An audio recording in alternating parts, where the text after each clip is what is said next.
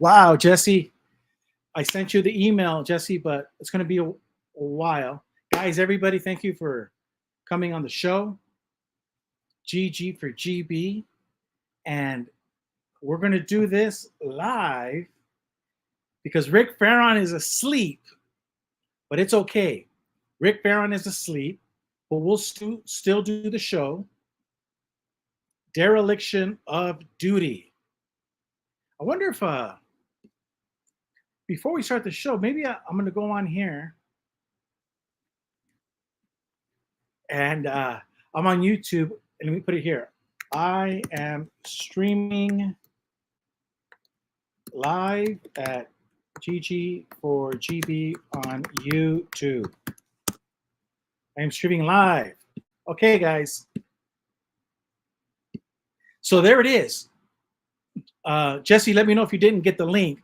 But basically, Watchtower is, and the governing body are derelict of duty, like you saw right there. What does it mean, derelict of duty? This is very important, guys, because I'm not want to go all preachy on anybody, but you know how the governing body always talks about the faithful and discreet slave. But in the one on the Luke version, it's very interesting of how they're derelict of duty. In the very end, right there on verse 48, the last words, Jesus says, "For everyone to whom much is given, from him much will be required. And to whom much has been committed of him, they will ask the more." Did you guys get that?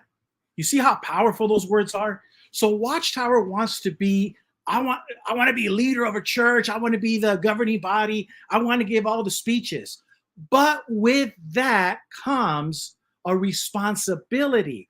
And when you are not responsible for the job that you have accepted, then you will be held accountable. It doesn't matter if you're a dog catcher, if you're the mayor, the president of the United States, or the Pope, or anybody in between.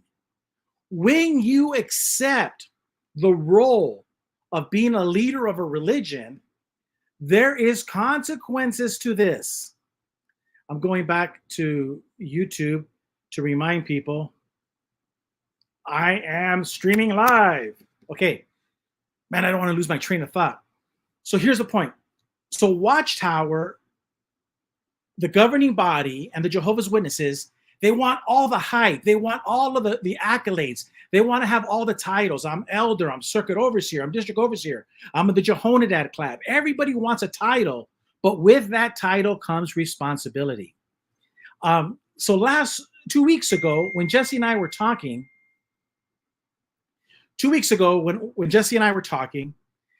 we mentioned how the governing body never, ever, my brother Jesse's taking notes right now as we speak, but the governing body never condemned the attack on President Trump. I want you guys to understand that Barack Obama and Biden both said there is no room for political violence in this country.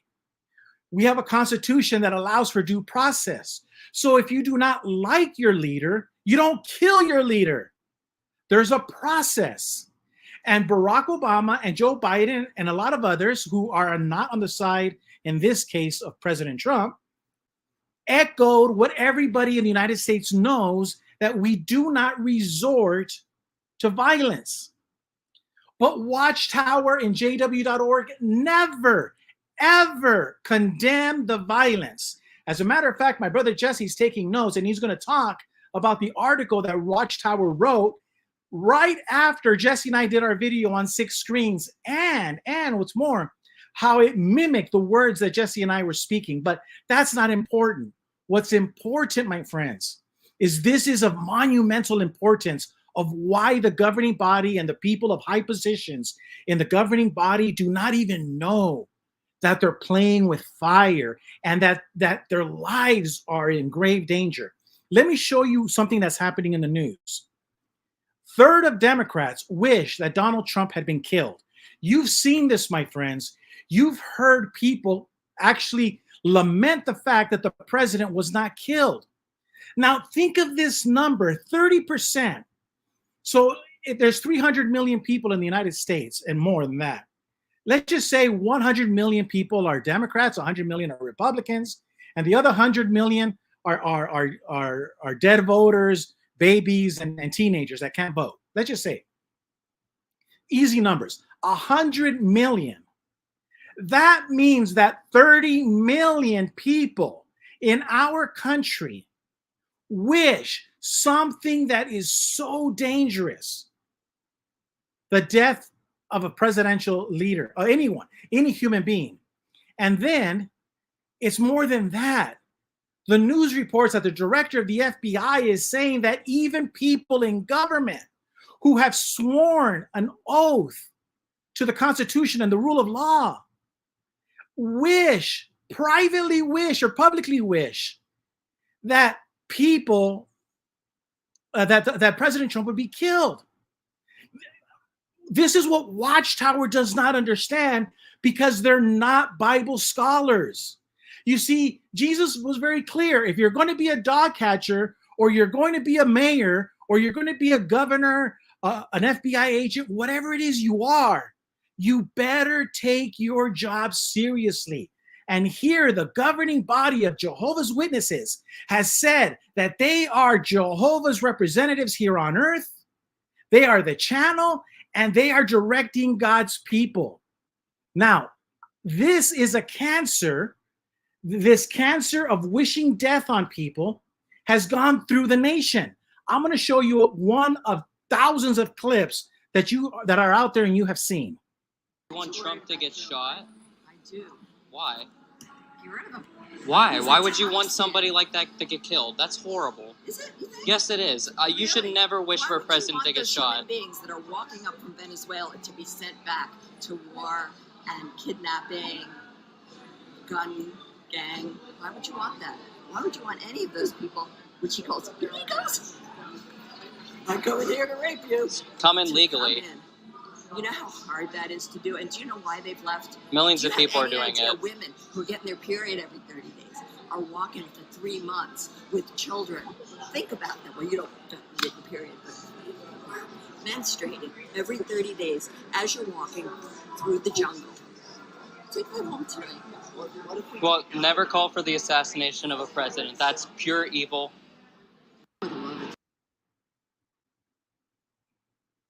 Wow. Guys, that was pure evil. And if you saw, this woman is saying that women crossing the Americas that are going through their period is reason to justify the execution of a human being. And why is this so important? And why is this so prevalent? And how does this connect with Watchtower? Guys, I'm telling you, help me out. The job of the governing body of Jehovah's Witness as a religion is to be telling people that Jesus said, "But I tell you, love your enemies and pray for those who persecute you." That's what Watchtower, a religion, should be saying. They're derelict of duty because they're not teaching what Jesus said, to pray for our enemies. Do not kill or assassinate our political enemies, but pray for them and love them. Jesus also went on to say why this is so important, because on the Sermon on the Mount, he said, "Blessed are the peacemakers, for they will be called children of God." How can you ever expect your future to be great? Not because of a 401k, not because of a retirement, because your future is that you're a child of God, because in this life, you were a peacemaker.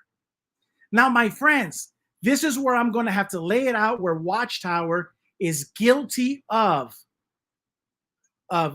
derelict of duty, and I'm doing two things at the same time, and why they're complete. I mean, I hate to use the word morons, but when it comes to the Bible, they are incompetent. In the Bible, there's well, hold on a second, because I have my notes here. Before I jump to that, I have to tell you about this phrase that I heard a long time ago. It's called, "Your silence is a killer." It was a long time ago. I asked my ex-girlfriend, I said, "Hey, so why'd you get a divorce?" And she said, well, my husband says your silence is a killer. And I asked her, I go, is that true? And she nodded her head. And I realized, and now when I think back, that phrase has never left me. Your silence is a killer. Because from the moment a baby is in an inception, in a woman's womb, up to the moment of a man's death, old man or woman in his deathbed, when people remain silent, the baby and the elderly and everybody in between can be killed by the silence of people who are indifferent to suffering, who are indifferent to the truth, who are indifferent to the warnings that the Bible and Jesus Christ has given. Why did Jesus say, love your enemies and pray for your enemies and blessed are the peacemakers? Because there's a one-hit wonder, my friends. No, not the one-hit wonder like in the Tom Hanks movie. No, not that. A one-hit wonder was a name, Obadiah. In the Bible, it's the only book that is only one page and one chapter.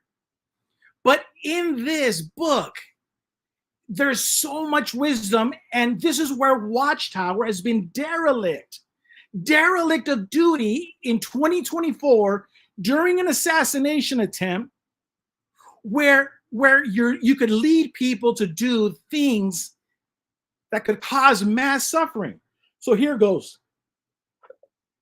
In Obadiah, he says, for violence against your brother Jacob, shame shall cover you, and you shall be cut off forever.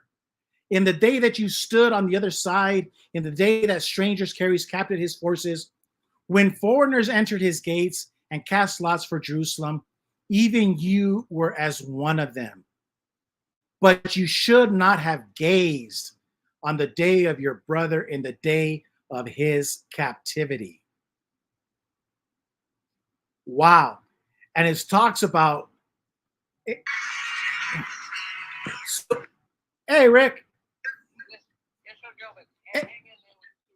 Hey, I'm doing live. I'm going live on my channel. Okay. So we're good. We're good. No, I don't know. No, I don't think I can. That's cool. That's good. I'm live on my channel. Just tell people to show up on my channel. Well, let's bring you over. I'm sorry, something technically done. Yeah, I know it happens. It happens, but I'm live. So You're live now? yeah, I'm live right now. Okay. All right. Talk to you soon. So sorry about that, guys. So here's the point. When you go and read a little further, it says, for the day of the Lord, check this out. I'm going to hit this. You can see. For the day of the Lord upon all the nations is near. And you have done, and as you have done, it shall be done to you. Your reprisal shall return upon your own head. And then it goes on to say in verse 18 that even though the house of Jacob was going to slavery, to Babylon, it says, and no survivor shall remain in the house of Esau, for the Lord has spoken. Guys, this is so important because we're not here to become Bible scholars. But my sister sent me a really beautiful document showing my great-grandfather walking into the city south of Tucson, Hermosillo, Mexico, and he presents my grandfather. The document is over 100 years old. And he presents my grandfather to the court and registers him as my grandfather. And so I now have records of my mom, my grandfather, and my great-grandfather. And my great-grandfather's name was Gilbert. And then my dad goes all the way past Mexico City, and there's a town called Morelia, where Morelos, a very famous Mexican liberator, has a museum. And my dad claims to be of his lineage through his mom, because my dad, through my mom, is Morelos. The point I'm trying to make is that me and my family, we can trace back our generations. I can go back 4, and my dad can go back even farther. But not one of you that is listening can say that you are from the tribe of Esau. You are from the tribe of Edom or the Moabites, because they ceased to exist as a nation. They were cut off. So when you hear that woman saying that, oh yeah, I wish Donald Trump was dead, this is of biblical proportions. The Bible's very clear that nations were wiped out. They ceased to exist. So as a religious leader, to not be derelict of duty, it is your job to warn the people. Do not go down this road. Never rejoice when karma or something, where God intervenes or a calamity falls upon your brother, for fear that much, much worse will happen upon you. And my friends, this right here goes to show how derelict of duty Watchtower is, and the governing body is not spiritually minded. They have no idea of the use of the Bible for practical everyday living.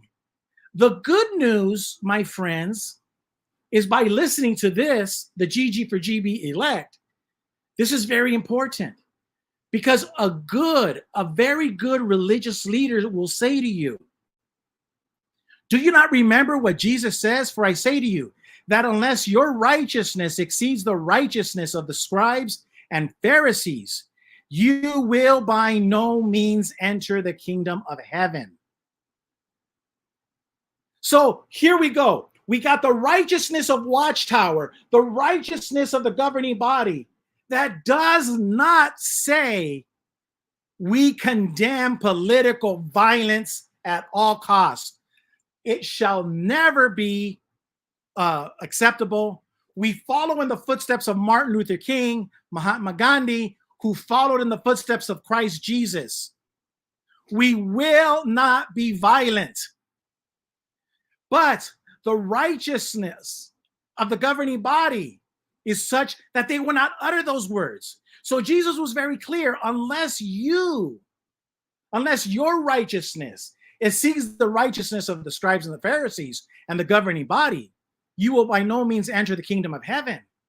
So I'm very proud of you, because those of you who join the bandwagon and say, hey, there is no room for this, you have exceeded your righteousness far above the governing body of Jehovah's Witness, who is derelict of duty.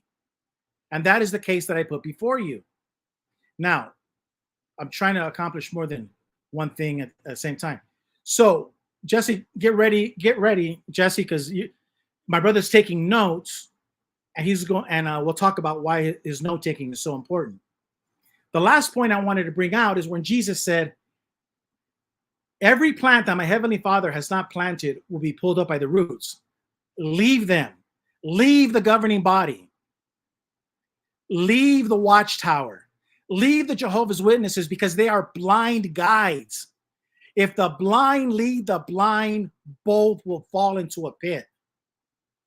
If 30% of the Democrats, a third of the United States of America that is voting and politically active, if a third of them wishes death upon a presidential candidate, and we know that Watchtower is left-leaning, how many of our Jehovah's Witness friends are of this same attitude?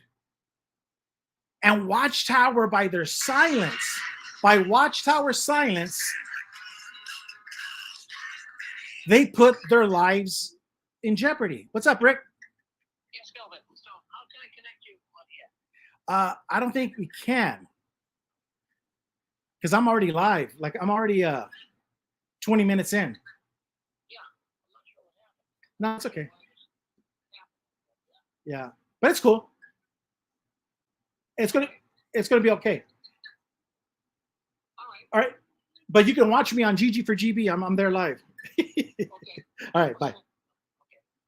So yeah, we feel sorry for Rick, but that's fine. So Quinn is trying to get in. This guy's trying to get in, but I'm gonna hold off. The last thing I'm gonna say is why Watchtower's derelict of duty, and I didn't want to put a picture of the 20-year-old boy that you saw that was killed. There was a 20-year-old boy that was executed. It is very important that the religious leaders tell their children, look, he was executed because he was used. This is what happens. Hate is homicide. And in this case, the hate of the 20-year-old kid led to his own destruction. And the religious leaders should be preaching from the mountaintops and protecting the young kids and say what you're watching on TikTok, what you're watching on YouTube, what you're watching on Facebook is poison.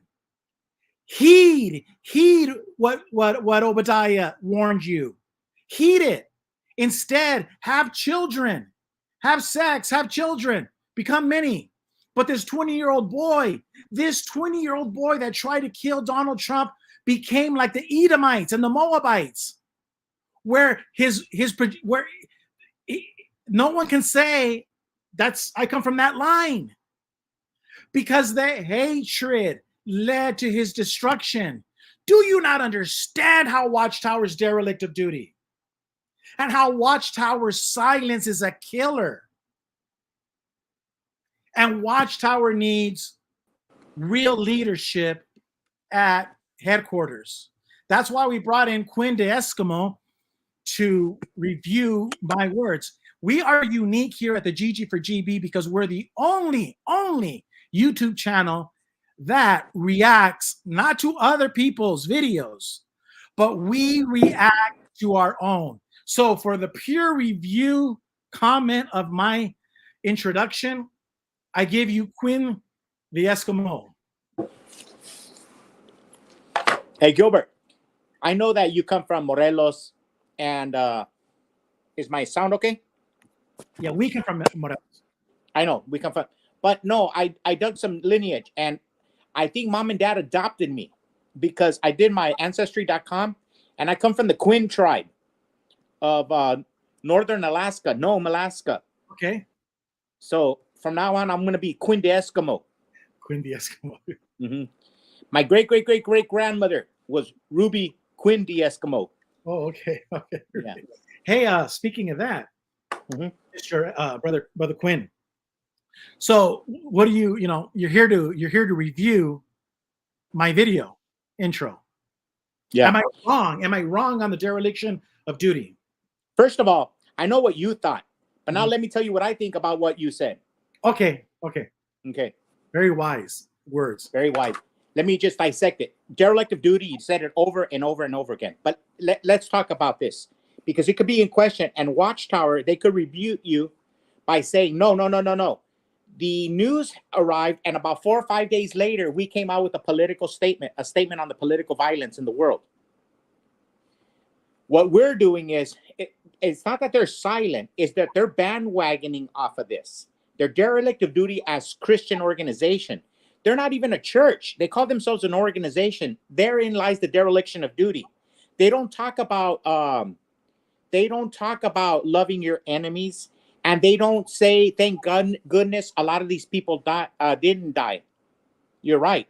They didn't condemn the violence. And then here's another thing. They don't bring up Jesus. They bring him up as a peacemaker. They think, and they said, if you read the article, go to jw.org. I invite everybody to go look at it. In the second or third paragraph down, it talks about how the Jehovah's Witnesses now, they're all studying to live in peace for the new world. But you know what? Just a little for FYI to the Jehovah's Witness. They don't live in the new world. We're still in hell on earth. And they're the ones who always preach, never go in front of the Christ. Christ said, don't think I came to bring peace, but a sword. They can't understand this concept. They can't understand the concept of Jesus Christ because they call themselves an organization. They're not a church. Therein lies the dereliction of duty. They have a First Amendment right as a freedom of religion, but they choose to always side politically with opponents of Christianity. And I think we sent you some pictures that'll show that. Mhm. But let me tell you something else about that. When they talked about peace, how millions are now living for the new system where God is gonna bring about peace. Mhm. Ronald Reagan talked about that in 1963 when he says, "There's only one sure way to have peace, and you can have it today, and that is to surrender." And that's what the Jehovah's Witnesses have done. You can have peace today on earth if you surrender. That's why when we go out in service with our elders and with the brothers, and they always say, "I'm a slave of Jehovah. I slave for Jehovah." Remember our brother-in-law? Soy un esclavo para Jehová. They're telling you they're slaves. So yeah, they can have peace. They surrender all their thought as a human being, all their consciousness, all their conscience. They say that they're conscientious objectors. No, they're not. They're conscientious slaves. They have no conscience. They just follow the leader. If the leader goes off a cliff, they'll go off a cliff. And here's the thing. They came out, and we said this last week, with that JW.org article with a 2-barrel shotgun, after we did our video saying that they had nothing on it, that they hadn't said anything about the most political, the biggest political story. About 4 or 5 days later, they changed JW.org. And since the assassination attempt, since the Watchtower changed their front cover on JW.org, they haven't changed it. They usually change it every week. They've had it for like 2 to 3 weeks now, with the double-barrel shotgun pointing at the viewer. That's a 2-barrel shotgun. They did it after that. Explain to people about the 3 points that Watchtower brought out in that article. Look, those are the 3 points that we brought up at the 6 screens. In the same way. In Rick's show. We talked about the political violence in Mexico. Watchtower started with that. And then if you go back to Rick Fearon's video, you talked about the Slovakian assassination attempt. Now, I don't know if you brought up, I think we brought up the Japanese prime minister. But that's a couple years old. I think that's the only one they didn't mention. But we did mention the Slovakian. We mentioned Abu, the Japanese prime minister. No, Colosio was the first one, the Mexico. Mexico. They brought up Mexico first. Then they brought the up Slovakian. They brought it up.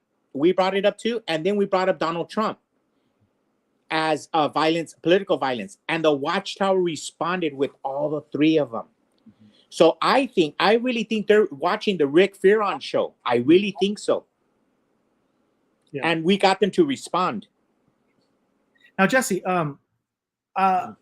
these are the ones that you sent me like in order. So I'm trying to figure out. Okay. So okay. Yeah. No, go back. Go. Okay, whichever one. It's okay. Hit me and we'll talk about it. Okay. You gave me this one about Matthew. And we were talking about that. They can't understand Jesus Christ. They can't understand this concept. It says, "Do not think that I came here to bring peace to the earth." They're trying to get ahead of Jesus Christ. Remember how I said there's only one way humans can have on earth, which is hell on earth, peace, and that is to surrender. The evildoers will do you in. You surrender. But until Jesus turns this into a paradise, until Jesus takes us to a paradise, we're in hell, man. And you have to stand up or else you're going to be held concept. And Jesus talked about that. He says, "Do not think that I came to bring peace on earth. I have not come to bring peace, but a sword. For I have come to set a man against his father, and a daughter against her mother, and a daughter-in-law against her mother-in-law. And a person's enemies will be those of his own household." Our sister Annabelle's our enemy. Make no mistake about that. Our brother-in-law, who we love dearly, our brother Joe died as our enemy. He was in hospice care. He didn't even call his little brothers. And my sister-in-law didn't even call us when her husband died. We don't even know nothing how he died. Was he vaccinated? We don't know nothing. Just get a call. Tell me that's not the enemy. And so for that, we stand up. We stand up against Jehovah's Witnesses and say, no, there is a line you will not cross. And see, Jesse, that's the point, because on verse 35, he says, "For I, Jesus, have come to set a man." So Jesus is saying that he's responsible for this division, because at the end of the day, when we die, we have to say, who did we love more? Did we love Watchtower more, or did we love the truth more? Jesus is the truth. And if you don't want to put a name Jesus to it, you have to love the truth and hate the lie more. And that's basically, when you break it all down and keep it simple, stupid, the message of the apostate that you see on YouTube is, we're tired of the lies. We're tired of the lies. And we want the truth. That's why they hate us, Jesse, because we've chosen a side, the side of truth. And they want to double down on their lies. The other one that you sent me was this. Wait, go back. I'm not finished with that. Okay, you're not finished. I'm sorry. No, you know what? We're not going to belong in that secret society. Remember when Kevin Bacon in that movie with John Belushi? What was that movie called? Remember when Kevin Bacon bends down and he's in the sorority house, Animal House, and he goes, assume the position, and they go and they bend over and they get spanked in that secret society, and they're in college, and then they go, yes, sir, may I have another? That's what the Jehovah's Witnesses are. And all we're saying is, no, we're not going to go to your sorority. We're not going to be a members of your secret society, and we're not going to bend over and get whacked. Where's the sin in that? Okay, so here's the thing. You sent me this Bible verse of Jesus to explain these two things. And the contrast of this picture versus the contrast of this picture. Well, we're talking about political violence. Jehovah's Witnesses are derelict of duty because they don't teach their followers anything about politics. So every once in a while, you'll find in politics, people say, oh, it's not about the Democrats and the Republicans. It's not about left and right. Yes, it is. Yes, it is. In the United States, it is. If you think, look at that. This is England, but this just happens in the United States. That's why I tell everybody I'm a Republican. I know the Republicans are retarded. I know there's rhinos, and I know that the Republicans aren't 100% straight. But that's where the fight for freedom is today. For example, in the time of Abraham Lincoln, where was the fight for freedom? In the Republican ticket. In the times of Teddy Roosevelt, in the times of, in World War II, in the time of Franklin Delano Roosevelt, where was the fight for freedom? It was in the Democrat Party. In the time of John F. Kennedy, where was the fight for freedom? In the Democrat ticket. In the times of Ronald Reagan, it changed. Today, the party is that. Look, here you have leftists. Over 100,000 people show up to this protest, change it, and they peacefully meet. That happens all the time. We were at Trump rallies in Phoenix. I got to work with the local GOP there and security in Phoenix in 2016 and 2020. It was peaceful. There was every walk of life. There was gays for Trump, Latinos for Trump, cholos for Trump, retarded people for Trump, poorly educated for Trump, everything. Peaceful. We were getting rocked and thrown at by the people outside the rally, there by the old Phoenix Suns Stadium. The violence is on the left, and there is the dereliction of duty that you're talking about. Your silence is a killer. Watchtower is not telling you where the violence is coming from. Okay, I'm going to give it back to you. So, Jesse, you said Jesus came not to bring peace, but a sword. And he talked about two divisions. But later on, Jesus talked about two different sides, but he also mentioned a third. So you have a group of people that love the lie, that love violence. They love to hate on their brother. They wish death upon their brother. And you have another group that doesn't, that can dialogue. But in Revelations, Jesus added, and he says there was a third kind. And they were the lukewarm people. And that's that he's going to vomit. Society. The ones he's going to vomit. So that's how they're derelict of duty. The governing body of Jehovah's Witness has made all of their members warm and has subjected themselves to the vomit of Jesus Christ. Yeah. Look, I'll give you a good example of the vomit of Watchtower. Do you have the pictures in there of Joe Biden going against the Supreme Court? Can you fast forward and see it? About the children? No, that he wants to stack the Supreme Court. You mean, I think that was at the end. No, I think that was the one that. No, I think that was. It's in the news, but and I contrasted it with the Watchtower. If you go up Jehovah's Witnesses and the Supreme Court, United States Supreme Court. Yeah, let me see. I have it. Let me. Yeah, go ahead and keep talking. I'll bring them up. And you'll see Brother Rutherford and Brother Russell, mainly Brother Rutherford, how he took the Jehovah's Witnesses to the Supreme Court, and they had a lot of victory. And the world recognized them as staunch heroes for the First Amendment in the United States. So back then, back in the early 20th century, yeah, this is the series of pictures I sent you. They say Jehovah is one God. And I say, no, he's not. There's many different Jehovahs, because the Jehovah of the time of Rutherford, he fought for freedom of religion. Now you have Joe Biden. See, he fought for it, and the world recognized it. But look at the next page. No, look at what it says. I'm pulling it up. Go ahead and read what it says. Perhaps no religious sect. I'm gonna pull up the other. Has had a greater impact relative to its size on expanding the First Amendment free exercise of religion than the Jehovah's Witnesses. Apart from their many legal battles, Jehovah's Witnesses avoid contact with the state. They do not lobby, vote, or otherwise try to influence public policy. But that, my friends, will lead to their death, because look at what's coming up. Where the Jehovah's Witnesses won their freedoms is what is it? Supreme Court. It's not going to fare too well. You think they're having it bad in Russia? Imagine if the left wing of the United States takes over and packs the court. What do you think is going to happen to all those victories that the Jehovah's Witnesses have gotten? So maybe it's time they do speak up. But you know what? This is what's happening. When you try to take their property or their money, they squeal like pigs. They're no longer neutral. You take away their money, they're not neutral. They squeal like pigs, like that George Harrison song in the Beatles. Have you seen the little piggies in their starch white shirts?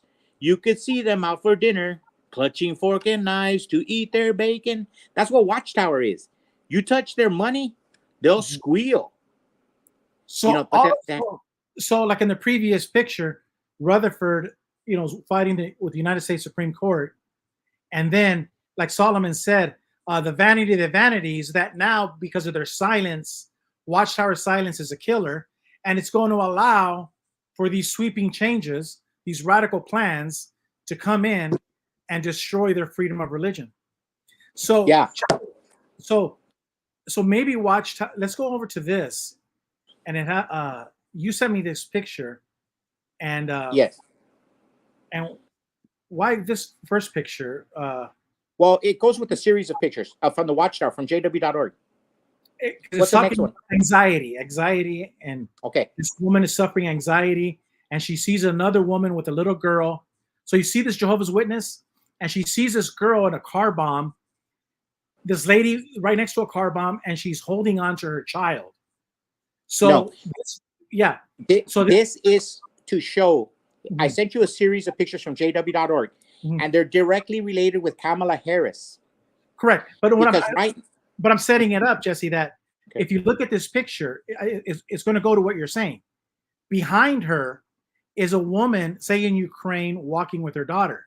So now the Jehovah's Witness lady in a beautiful dress has anxiety about whether or not she should have a baby. That's picture one. So the second picture was the anxiety about danger. And then how Watchtower wrote a book on children, and they were saying don't have kids. And then go ahead. Donald Trump Jr. Watch. This is today. Resurfaced video shows Kamala Harris suggesting that young people should not have children due to climate change. And she calls climate anxiety the fear of the future and the unknown of whether it makes sense for you to even think about having children. Where did you hear that? At the jw.org. At jw. Now, the Watchtower. You want to jump to that, or you want to go back? Stay back. Yeah, this is real important. This is real important. Going back to Bernie Sanders, this is real important because every once in a while you get comments in your show, and everybody has the right to be wrong. I don't know if that's enumerated in our Constitution in the Bill of Rights. We have a right to free expression and meeting, but is there a 37th Amendment, the right to be wrong? I don't know. But right here, a lot of Jehovah's Witnesses leave comments on your page, and since I do the research, I read a lot of them, and they think that the Jehovah's Witnesses, when they get angry at us, and they say that the Jehovah's Witnesses are not a left-wing group. So we get a lot of pushback from that. And we try to show these pictures. Yes, they are a left-wing group. For example, could Jehovah's Witnesses, do you think if you go to jw.org and punch in Fox News, will an article come up on Fox News? No.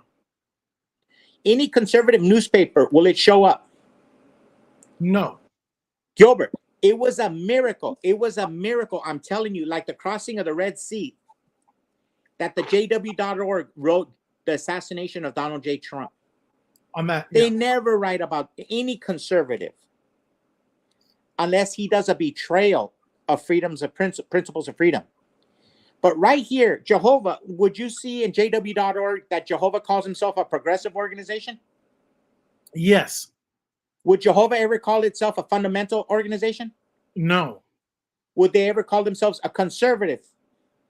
No. Would they ever use a communion? No. Would they ever use Christmas? No. Any term, Christian term under the sun. They bastardize the English language in their religion, but they adopt progressive. They say Jehovah has a progressive organization. Gilbert, these people are left-wing. They are telling you, just like in the Bible, we've said it for years, New World Translation, they're a progressive leftist organization. Bernie Sanders is saying they're the most progressive president in modern history. They say that Jehovah has a progressive chariot. These are people that can't even use the word rosary. They can't use the word Christmas. They can't use the word Holy Spirit. There's a whole bunch of Christian terminology they can't use, but they use the political term, progressive. Now, there's a lot of people that say, wait. Progressive political, not a societal. It doesn't matter. The Jehovah's Witness shun every word in Christianity, whether it's cultural, religious, or spiritual, or physical. They name everything new. They don't even say the end of the world, end of the era. They even change the world to a system of things. They change all the modern English. They change all the English in their language, but they keep progressive. I'm telling you, man, they're a progressive organization. They're a leftist organization. There's no doubt. Yeah. Now, hey. Yeah, no, go ahead. You were saying. No, you were on a roll. You're on a roll, man. Yeah. Yeah, they're a leftist organization. It's right here. It says so. Hold on. Somebody said I was rude. That's true. Did A. Ron Hubbard call me rude? Way back in the day? Back a few hours? Maybe I was rude. I was going through the... Hey, now, can you print up King of Dots comment? Oh, no. Not the girlfriend story. I was going back. That was funny. No, but right now, look at Gary's comment, King of Dots. Like lately? Yeah. Like the fifth one down. Let me see. The fifth one from the bottom. Oh, abortion at birth, vote Democrat, low taxes, vote Republican. It's just simple as that. Can it be even simpler, Jesse? Look, here's the thing. And I've said this a long time. Most men in America, I think, now I know Christian men are different. I'm not talking for Christian men, but I just think most beer drinking guys, like we're beer drinking guys, right? We never think about abortion. We try not to think about abortion. But our Democrat brothers and sisters are always shoving it down our throat. So I think some of us are saying, okay, let's talk about it. And a lot of us are saying, I would never have an abortion. But if I did, there would be a conscientious disconnect. Mm-hmm. And we're seeing it in society, like that woman who was talking about the murder of a president. Mm-hmm. I would bet you $20 she's had an abortion. To cross that line where you could just abort a human being, you have to have a serious conscientious disconnect. You seared your conscience. It's like the Jehovah's Witness mom who shuns her daughter. She seared her conscience. She's going against human nature. These people, when you've aborted a baby, do you think it matters about aborting your country? You've already done the unthinkable. You've killed your posterity. You started off your rant talking about your family. Mm-hmm. What if Gilbert, your great-grandfather, great-great-grandfather, aborted you, aborted him. There would be no you. We should all be grateful that there wasn't. Mhm. So a lot of these women are bringing us into the argument of abortion. Right. We didn't want to be there, but they're shoving it in our face. Right. And that's why, you know, it takes a lot of courage, and those women that go, I've seen them, because in my where I work at every day, I pass by an abortion clinic, and they're out there with signs, I regret my abortion, you know, and they're trying to make amends. Listen, when I was an elder here, Go ahead. there was a sister who had a fallopian tube pregnancy. She already had a lot of babies, but on one of the babies, she had a fallopian. She was going to die. It was an emergency. They couldn't get a hold of anybody in the hospital liaison committee, so they called me. I was their elder in their congregation. I go down to the hospital. Gilbert, I prayed with them. I cried with them. I held their hands, the husband and wife. She was almost hysterical. Now, I did a little bit of research because I was an elder, so I had no education on this. I had no education. So I didn't go to the elder's book. And I counseled the sister to listen to the advice of the doctor, that this pregnancy had to be terminated. There was nothing that the doctor could do. Now, I have no medical. I could be wrong. I had no medical. I was listening to the doctors at there. And I told her, you have to listen. Your life is in danger, and you still have one more fallopian tube. It's not the end. You have to worry about the 5 living babies or 6 babies, however many they had. And they can't live without their mother. So we prayed, and I remember how much she suffered. And so as a male, I try not to interject myself in the conversation of the abortion. But these women are leaving us no room, no quarter. We have to speak our minds, because we're looking at the earth and filled with hate and violence. Well, that brings me back to the main point of the whole idea of this video, is the dereliction of duty. It is the responsibility of religious leaders that are men to bring this up, and to also bring up the consequences that you talked about. That when a woman has an abortion and she doesn't, you know, like nonchalant, like if it's like practicing birth control, this has for every action there's an opposite and equal reaction. Even if you were to go full term with the baby, even if you were to adopt the baby, for every action that a woman and a man take, there's going to be an equal and opposite reaction. And that is the job of the religious leaders, not to tell you what to do, but to let you know that there's consequences for these actions and how you can navigate as you make your decision. And so one of the problems that we have in the United States, we're seeing people are prone to violence. That a third of the Democrats, according to national polls, are gleeful of the assassination without thinking of the ramifications. I mean, this goes to show how sick a country is. And is it Congress's fault? Is it the president? No, it's the religion's fault. Because it's the religions that are derelict of duty and are not teaching these people. They're teaching people like we say earlier in other videos, that Jesus died like this or he died like that.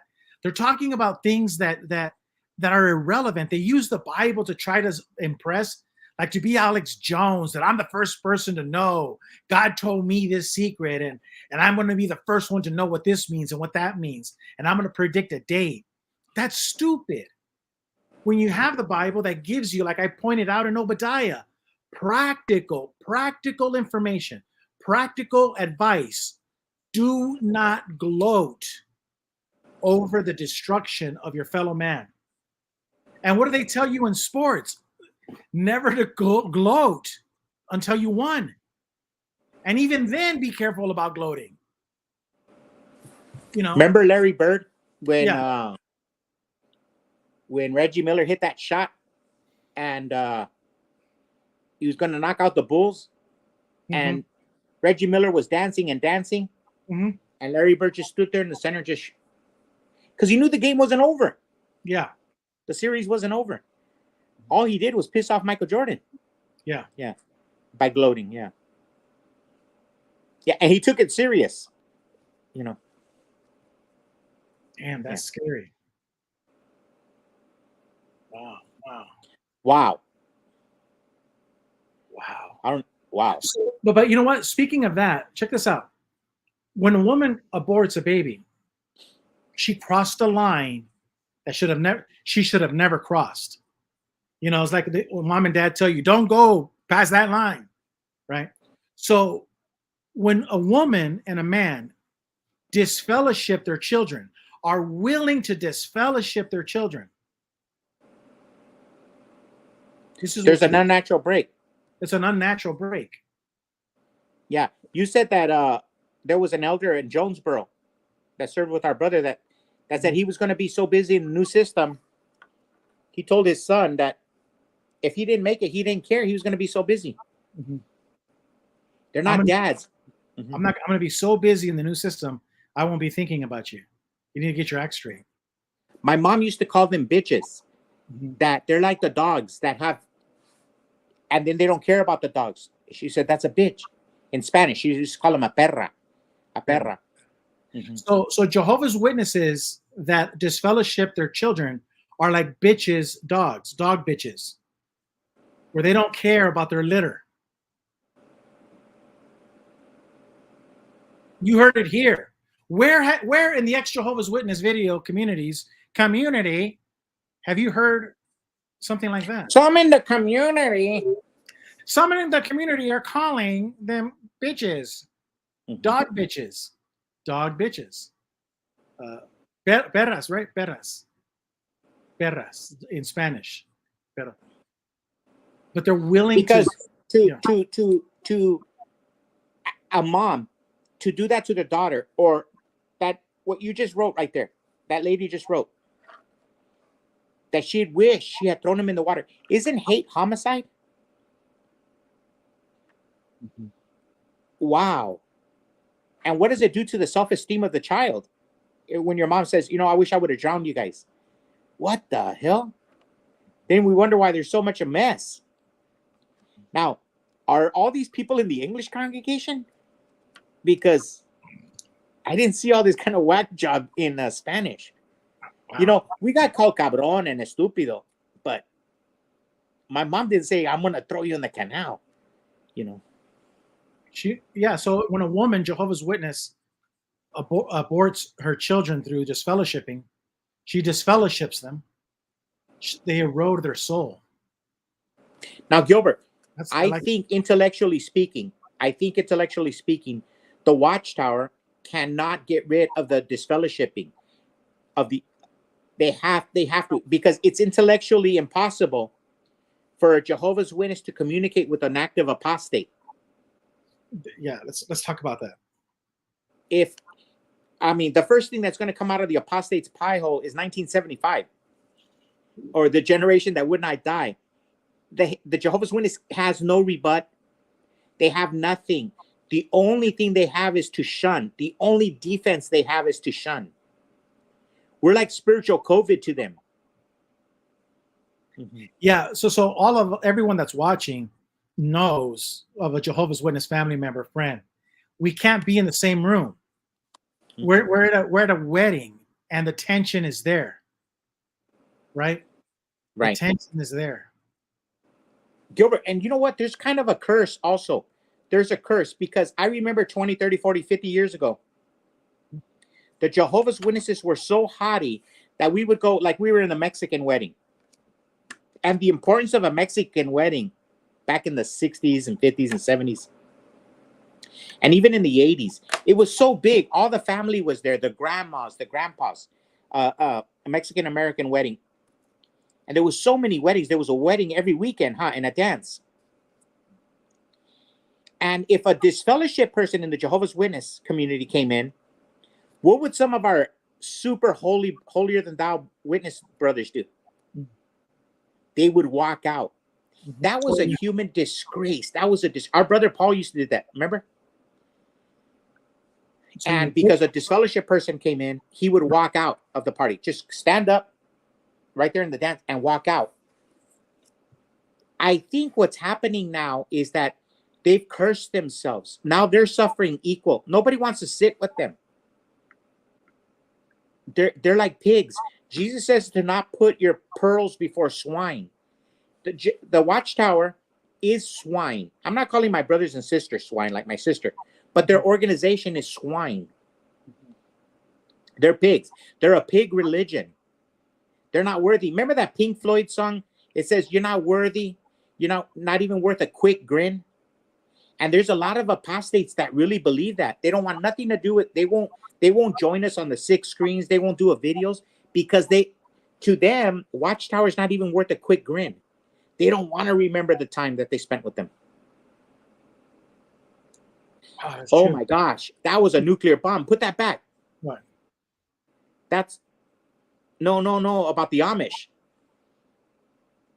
You know how bad we have to be to make the Amish look good? I mean, we have to. John Marciano hit a home run with that. Yeah, they're living in the new system already. You know what? Leave the Amish alone. Yeah, leave the Amish alone. Yeah. Hey, man, I'll take Amish any day over JWs. Mm-hmm.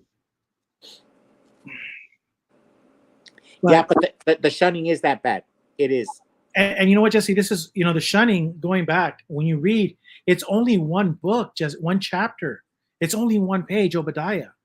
The warning is so profound that you laugh and you rejoice over the death of your brother. They're cousins, Esau and Jacob. And for that, they cease to exist as a human race. They cease to exist. They used to live in the mountains and the cliffs. They thought they were all secure. They thought they had everything. But they cease to exist. And a Jehovah's Witness is giddy about the fact that an apostate's going to die in Armageddon. And to think, that there's not going to be repercussion for that. This is what I'm saying about the governing body being totally derelict of duty. 9 people leading others into the pit of despair. Yeah, and you know what? Getting back to the abortion thing angle of it, you said there's not be repercussions. There's karma in the universe. I really think that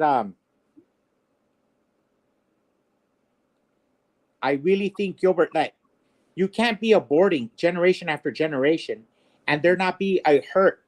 Do you remember Rush Limbaugh used to talk about it 30 years ago? He used to say that he would go to the country club meetings with the Republicans, and they go, "You're not really with them pro-lifers. They hate us.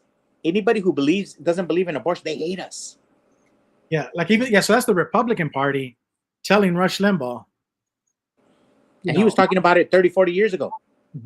He was being shunned. Yeah. They wanted his friendship because he was very powerful, but they hated the fact that the people that listened to him were people like you and me. Exactly. Hey, Gilbert, do you think I insulted Ruby Quinn? I haven't seen her. No. Because I went against her family lineage there? No, she's a big girl. She's a big girl. So, did we miss anything, guys? Was Jesse analysis right on the money? Was I wrong about them being derelict of duty? Or the governing body derelict? And I'm sorry I got mad and I'm yelling. But Jesse, when I saw, it was like when Osama bin Laden died and you see people in the street, that was just wrong. We don't rejoice over anybody's death. Now, if justice took place, that's fine. But still, the war, you're dealing with kryptonite. You're dealing with something radioactive. The Bible's very clear on this subject, that vengeance belongs to God. And Gilbert, but what I'm saying is, listen, your ideas. This is your ideas. When you're in a war, and we have a saying, all is fair in love and war. And you have to understand the left or the evil people on the planet. They really don't care about your godly morality. Correct. For example, there was this one guy, Martov, I think was his name, and Vladimir Lenin. Before the Russian Revolution, of 1917. And they were arguing over this guy who was a rapist. He was of low moral character, but he was a strong henchman in the Bolshevik party. And they were arguing, and it broke up their relationship into the top leaders of the dictatorship of the communists, of the Bolsheviks. And something Lenin told him, Martov told him, listen, he cheated on his wife, and he had this, and he raped this person, and he was a very low moral character. And he goes, what are you going to do, comrade? And he goes, I'm going to do nothing, because he is a political dynamite. Mm-hmm. He's the one I trust the most to get things done. And he goes, yes, but his morality, oh, we could worry about that later. We're trying to win a revolution here. So these are the people on the same side, and they're fighting. And what I'm saying is, when you're in a war, some people understand that it doesn't matter. Morality doesn't matter. Their objective is to kill you. Their objective is to kill you. And that's what happens in abortion. There's all of these legal matters and moral arguments. But at the end of the day, the question comes out, are you going to abort or not? And when you choose the side of life, your conscience is clear. When you choose the side of abortion, there is a searing of your conscience, where other things are not that important. Hold on one second. Can you hear this? Yeah. Was somebody trying to come in? What I was doing is, I'll show you what I was doing. Yeah. It's right here. When you said that, when I talk about my, godly, my godly what? Yeah. One second. Can you hear this? Shall I go? What shall I do? Frankly, my dear, I don't give a damn. Was somebody trying to come in? Yeah. So people, people don't give a damn about I understand people don't give a damn about, the Bible text that I bring out. But I was bringing out the Bible text not to be your spiritual leader or to come across as a pastor, nothing like that. But just to say, these people want all the high places. They want to be the religious leaders, but yet they're derelict of duty. This is what I'm saying. With abortion, it's unique. It's unique in all the political arguments. First of all, abortion is not enumerated in the Constitution. It's not even listed in the Constitution. If anything, in the Constitution, to secure the blessings of freedom and for ourselves and our posterity, life is mentioned in the pursuit of life is mentioned in the Constitution, but not abortion. But that said, do you think Nancy Pelosi, Chuck Schumer, do you think they even care anything about you? Do you really think they care anything about you? Any American? Mm-mm. And you have to get into their mind. They don't care about you. So a lot of times us on the Christian side, we say we have to love our enemies. So we carry this burden. Do you understand? And they're unburdened. Now, when you look at Kamala Harris, for example, what's her favorite word? I don't know. No. Unburdened. Unburdened. Okay, yeah. See, we carry a burden. Why are they unburdened? They're not burdened by morality because they are an immoral people, and they say it. They don't believe in God. But a godly person carries the burden. He knows that there is a line that he cannot cross. And you always say, well, we got to be nice to these people. They don't care about us. It's like that woman that you played the video. We cannot talk that way about Joe Biden. But look how freely she could talk that way about Donald Trump. Did you want to see that video again? Yeah, watch. This woman doesn't carry the burden. So you want Trump to get shot? I do. Why? Get rid of him. Why? Why would you want somebody like that to get killed? That's horrible. Is it? You think? Yes, it is. You should never wish for a president to get shot. Human beings that are walking up from Venezuela to be sent back to war and kidnapping, gun gang. Why would you want that? Why would you want any of those people, which he calls illegals? I'm coming here to rape you. Come in legally. You know how hard that is to do? And do you know why they've left? Millions of people are doing it. Women who are getting their period every 30 days are walking for 3 months with children.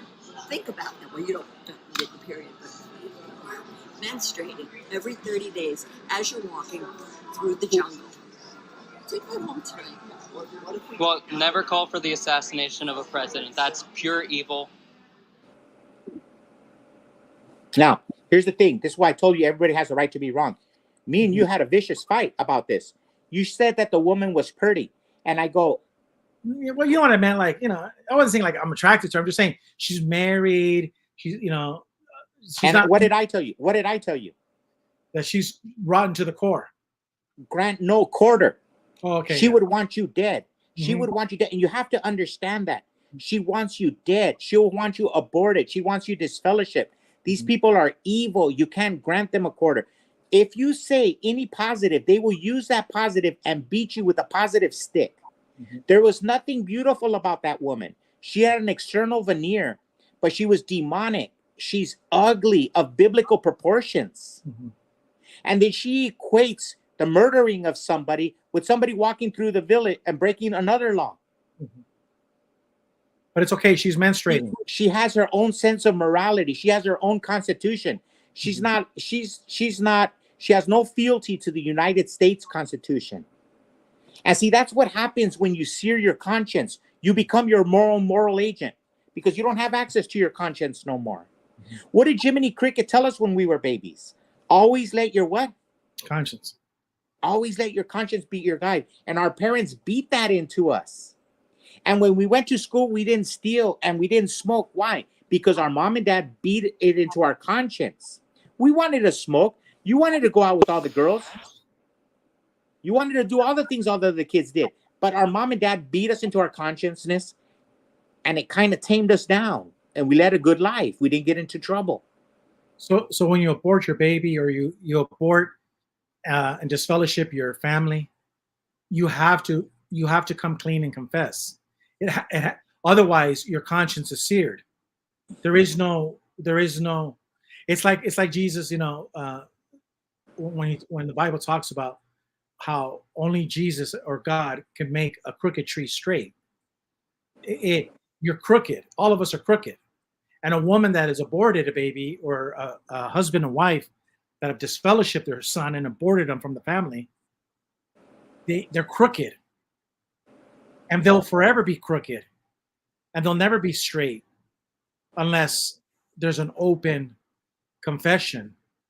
And now you understand when you go to these abortion clinics why these women are out there saying, I regret my abortion. That's why you see so many ex-Jehovah's Witnesses talking about the disfellowshipping issue. They're trying to atone. They're trying to get straight. And, God bless them for what they're doing. Yeah. Yeah. And see, I always told you about that song when we were kids, that Van Halen song. I always loved it, where it goes, I've been to the edge. I stood and looked back. I lost a lot of friends there, baby. There's no way to turn around. But if you want, you got to plead for it, baby. And I really love that lyric. I've been to the edge. I stood and looked back. When you do that, when you shun, you really been to the edge of human forgiveness, of human consciousness. It is a form of political violence, the shunning of the Jehovah's Witness. It's spiritual violence. I got in a big argument with Rick Barron. Not me with Rick, but I mentioned that shunning is an act of violence. So this guy calls in the Rick Barron show right after me, and he starts, spewing out his, letting everybody know what an intellectual midget he is, and saying that I was wrong, that it's not violent. And then Rick says, whoa, I don't know if it is or not. Hold on. Let me just look at this. And Rick started pulling up the definitions. And when Rick was reading the definitions of shunning, disfellowshipping, and he's like, holy crap, this is violent behavior. Now, look at this. A lot of people talk about research. Do your own research. What research did you do into the word violence? Yeah. We're American, and we learned the Queen's English, right? And you use your common sense. That's an act of violence. Why do you have to go to the dictionary to look it up? I know. Doesn't life, like Ronald Reagan used to say, all the lessons of history show, all the lessons of history should tell us, fuck research. Yeah, I know. You got a conscience and a memory. Yeah. I mean, if you don't know you're getting raped, you're getting raped. Are you going to do research on that? If you've been disfellowshipped and you don't know that that's an act of violence and you got to do research? or you saw somebody disfellowship and then they committed suicide, like our And friend that's not Juan yeah. Bejarano. Yeah. And I'm gonna go get a dictionary. And his mom tells him to sleep outside when he comes in to the house and he's on his lowest of low. There comes a time where you have to use some common sense and enough research. Mhm. It's dumbing you down. Mhm. It's like these smartphones. The phone is smart. You're dumb. Why do you need a smartphone? You know, To make I'll you show you dumb. mine. This is the phone you need. Yeah. The smartphone is designed to make you dumb. The smartphone is designed to make us dumb. Yeah. Mhm. Yeah. So that's a good point. But yeah, research. I know a lot of ex-Jehovah's Witnesses love that word research, but man, everything in its due time, everything in moderation. Yeah. Yeah. Really, man. I mean, Was anybody going to come in? Anybody want to? no, because usually, Jesse, when you and I talk on a subject, and There this is nothing subject left is to be dereliction said, duty, there's very little that anybody can call in and say. I mean, it's just they're like, man, you guys covered all the bases, And you know what? And especially when we talked about stuff that it goes to, because everybody knows that we are big proponents of the female movement. Mm-hmm. So really, when we speak about female subjects, it's about the right thing, Mm-hmm. and there's nothing left to be said. Why not? Yeah. Hey, Gilbert, listen. I love Sirius XM, and I was gonna tell you, my brain was exploding. And there's a song that when you listen to the lyrics, and I can't remember, but it goes, "She don't love you like I love you. If she did, she wouldn't break your heart." So I was listening to this song today in the 50s, and I was just daydreaming and listening to it. And I was thinking about any relationship with anybody you ever had. And he goes, so like the article with the Jehovah's Witnesses. And the song says, "She don't love you like I love you." People love the country and the politicians don't love you back. People love JW.org, but JW.org doesn't love you back. So if you could go listen to the words of that song and just pretend it's not a girl that it's talking about, it's JW.org. Mm-hmm. She don't love you like I love you. Like that guy that called into the Rick Fearon show. He goes, "I gave 50, 60, 70 years." And he was suicidal. And then he finds out he's got nothing. I got nothing. What were you saying? Usually when we speak, there's nothing else to be said, but somebody is going to try to knock us off our pedestal. And that's all right. Ruby Quinn. She's of the opinion, I guess, that we've missed something. No, just kidding. What's up? And you know what? We have to know how the other side lives. Yeah. Mm-hmm. No, just wanted to tell you that you're having an amazing stream, like really good points you've been bringing up. Just want to support you guys. Ruby, can I tell you one thing? And you always remember this. Mm-hmm. Have you ever heard the classic American saying, "The grass is greener on the other side"? Yeah. Mm-hmm. We are the other side. Never forget that. Mm-hmm. We are the other side. We, the people, are the other side. Yeah. If we fall, we can't go anywhere. So what do you think about? See, Ruby, in our channel, we're unique because we have reactions to not other people's videos, but to our own. So instead of us like reacting to something that Rick Barron did, or reacting to somebody, say Dan and Clark made a video, we don't react to them. We only react to me. So what did you think about our comments? That's enough. Gilbert, that's enough. Ruby, what do you think about Gilbert? About what we said about the dereliction of duty. Enough about what we said. What do you think about what we said? 100% on point. I was in the chat like, keep cooking, keep preaching. Like you're saying exactly what I'm thinking. You guys are actually saying the truth about everything. But now give us the female perspective, because we've been accused of being misogynistic by some ex-JWs in the community, and that we're not pro-LGBT and all kinds of stuff. But now what we said about abortion, for example, and disfellowshipping, that it is a equal form of violence. Are we wrong? I agree with you. I mean, I've had run-ins with the thought of abortion, and I even experienced it myself, and I haven't spoken about this publicly because I don't think I'm ready. Like I kind of vowed never to talk about it after I went through it, but now I realize how important it is to talk about it, because that, like you said before, they disassociate themselves by making it seem like, you can justify one thing to do another thing, even though both things are evil, even though both things is wrong. So what So you're it's saying, like, saying mhm, is you're proving what I'm saying is true. Watchtower is derelict of duty because when women in the Jehovah's Witness community world, a Jehovah's Witness in the Jehovah's Witness world, a woman does not find refuge. She doesn't find good advice when it comes to the issue of abortion. She's mhm, just told one thing, like a one-trick pony. These men are not helping you, and I mean you, I mean all women. It's because you just said it right now that you battled with these questions and stuff, and you didn't say, well, you know what, I found a lot of good help on jw.org. No, you didn't. You found nothing. mm-mm, And you know what? Here, on the subject of abortion, there's some when a woman when my last baby was born, we were golly, we were in the hospital, and I was surrounded by my family. I think Gilbert was there. His wife, she came out all sweaty, and the doctor kicked me out. Huh?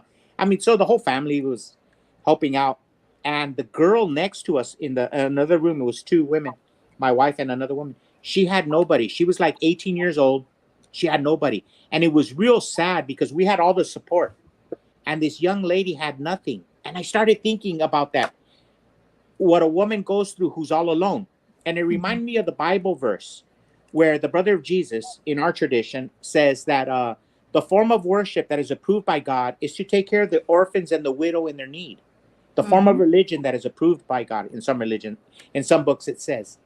And there's people out there in the Catholic Church and the Baptist Church and all the churches who are helping moms whose husbands have abandoned them, or whose boyfriends have abandoned them, or who've gotten, and they're getting good help.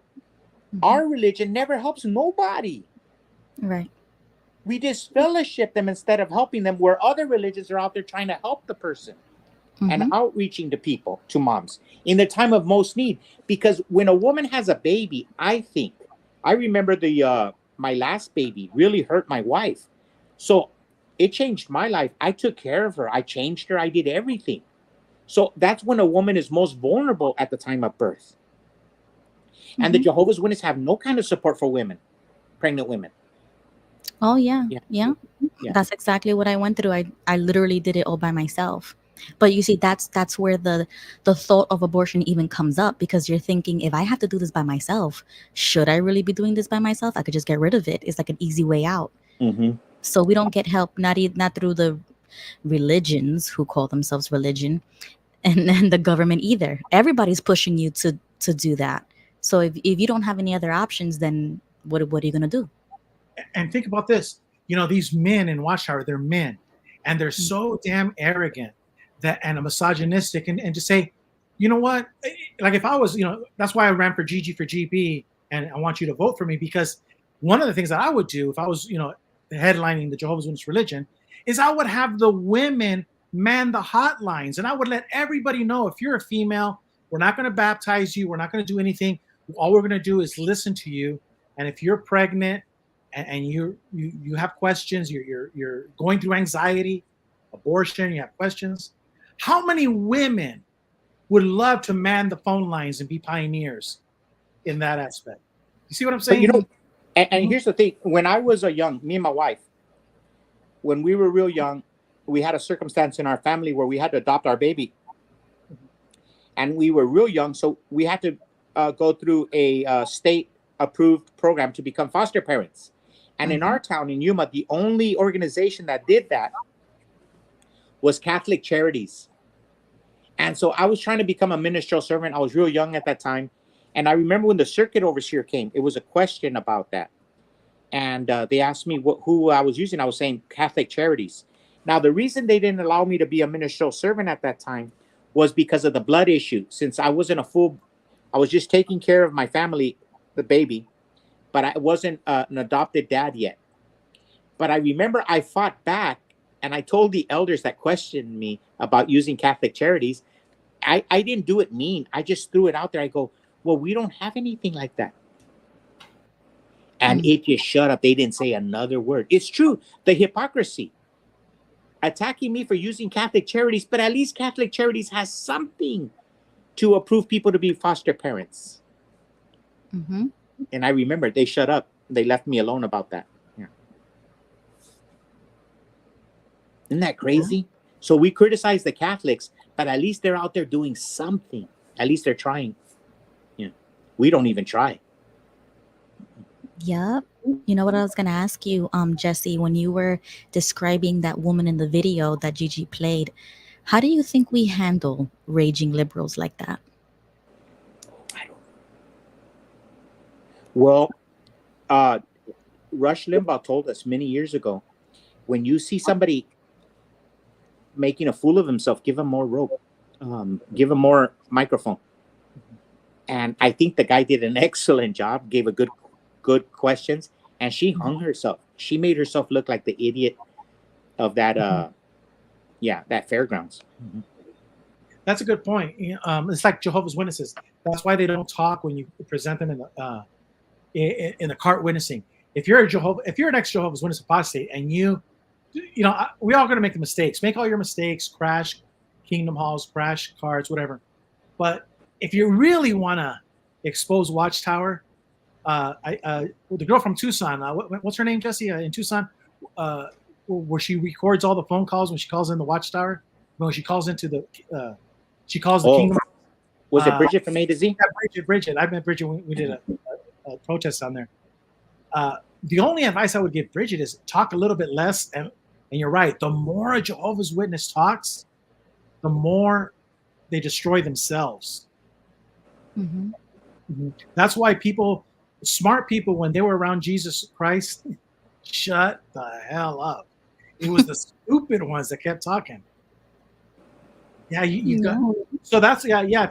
If you have a camera and you're with a liberal, record them. Let them talk.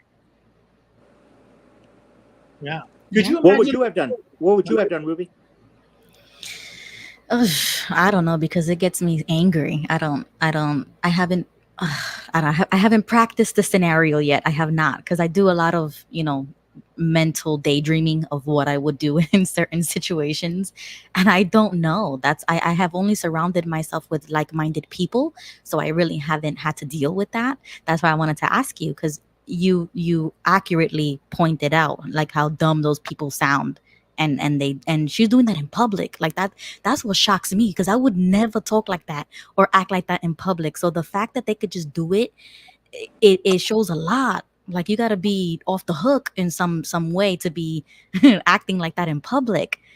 And I don't know. I think public shaming works. So that's why I do agree with the video and telling her that she's wrong. Like, you need to tell these people they're wrong right to their faces and use language first. You know what I'm saying? Because that could easily turn into a physical altercation, and I hope that never happens. But I've seen it happen. I've seen people throw hands for way less. You know what I mean?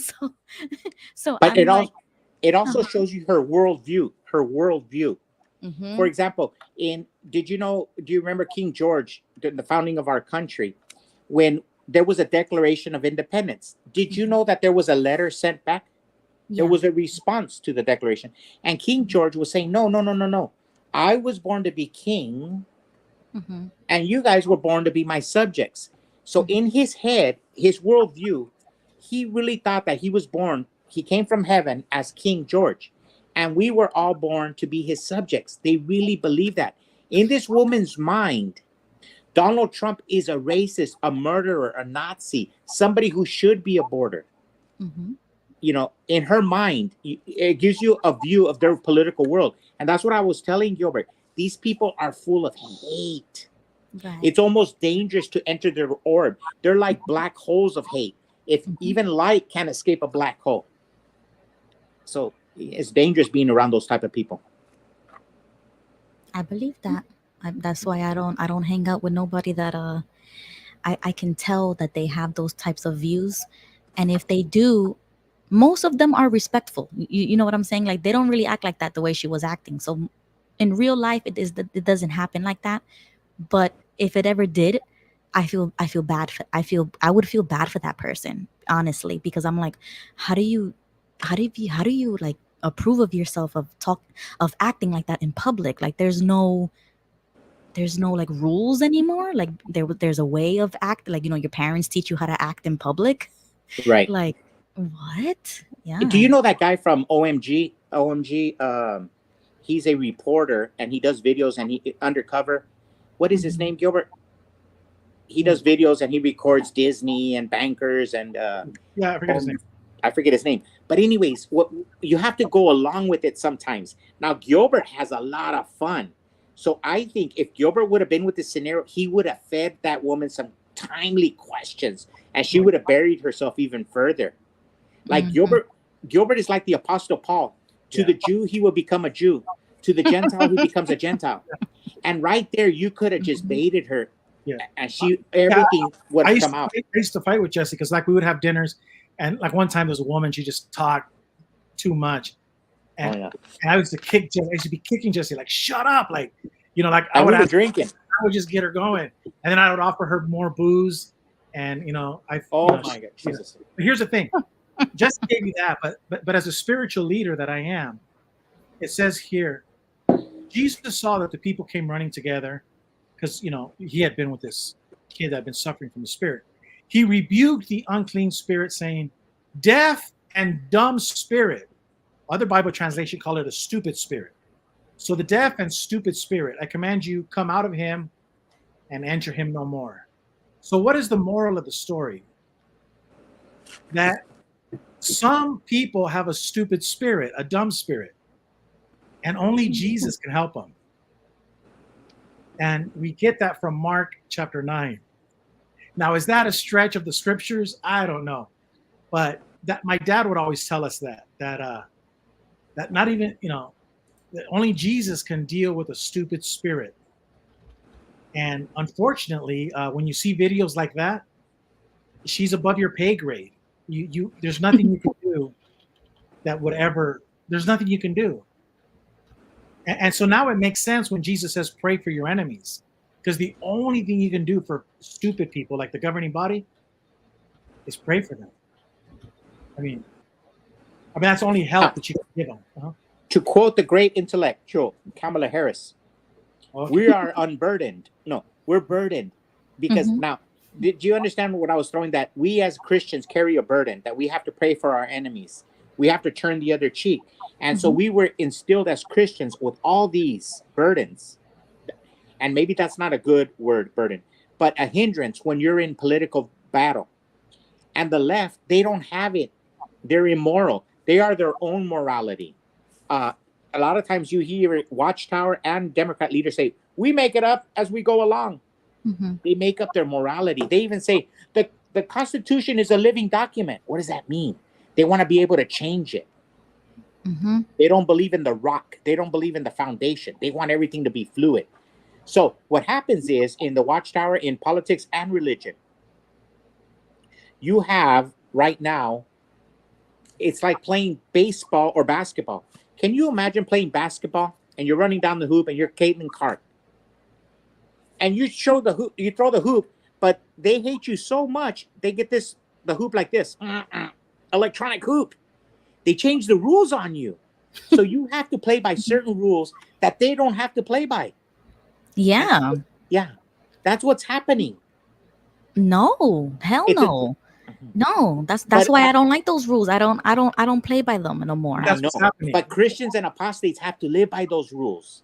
They don't. Watchtower can make up the rules as they go along. No, you see that's why I don't support that. That's No, you see this. What? Go ahead. You don't support it, but that's just the reality. It's like That's the reality. When Jesus says we're no part of the world. So we live in a world where we believe in truth and lie. Watchtower governing body members, they live in a different world. Now you're like, oh my God, Jesus is right. I live in a world where, like Ruby says, I want the truth, I want accountability, I want to know right, wrong, left, and right. And Watchtower, they're telling you the truth. We're not part of that world. And they're not saying that it's right or wrong. What they're telling you, yeah, we do live in a different world. For example, let me show you this. Yeah. Two young men commit fornication with a prostitute. The same congregation. They go to an elder meeting. One gets disfellowship and one doesn't. The congregation is in a little uproar and they question the elders privately. The elders tell everybody to shut up because they don't know the circumstances. Mm-hmm. See, they use that word circumstances. You're not allowed to question the circumstances. That means they could change the rules. That means when the elder goes into an elder room, they have a set of rules that the elders are going by, the circumstances. So they'll say, well, this guy, and this could be a circumstance. They say, this guy says he committed fornication with a girl one time. But in questioning, we found out he did it 3 times. He'll be disfellowshipped. That's the circumstances. So it's all stuff that you learn. It's not a constitution. It's not written in a book anywhere. They have a leeway to change the rules. I thought it was a joke because you said we have 2 brothers that had sex with a prostitute. Like if it was a joke, like. No, it was an example.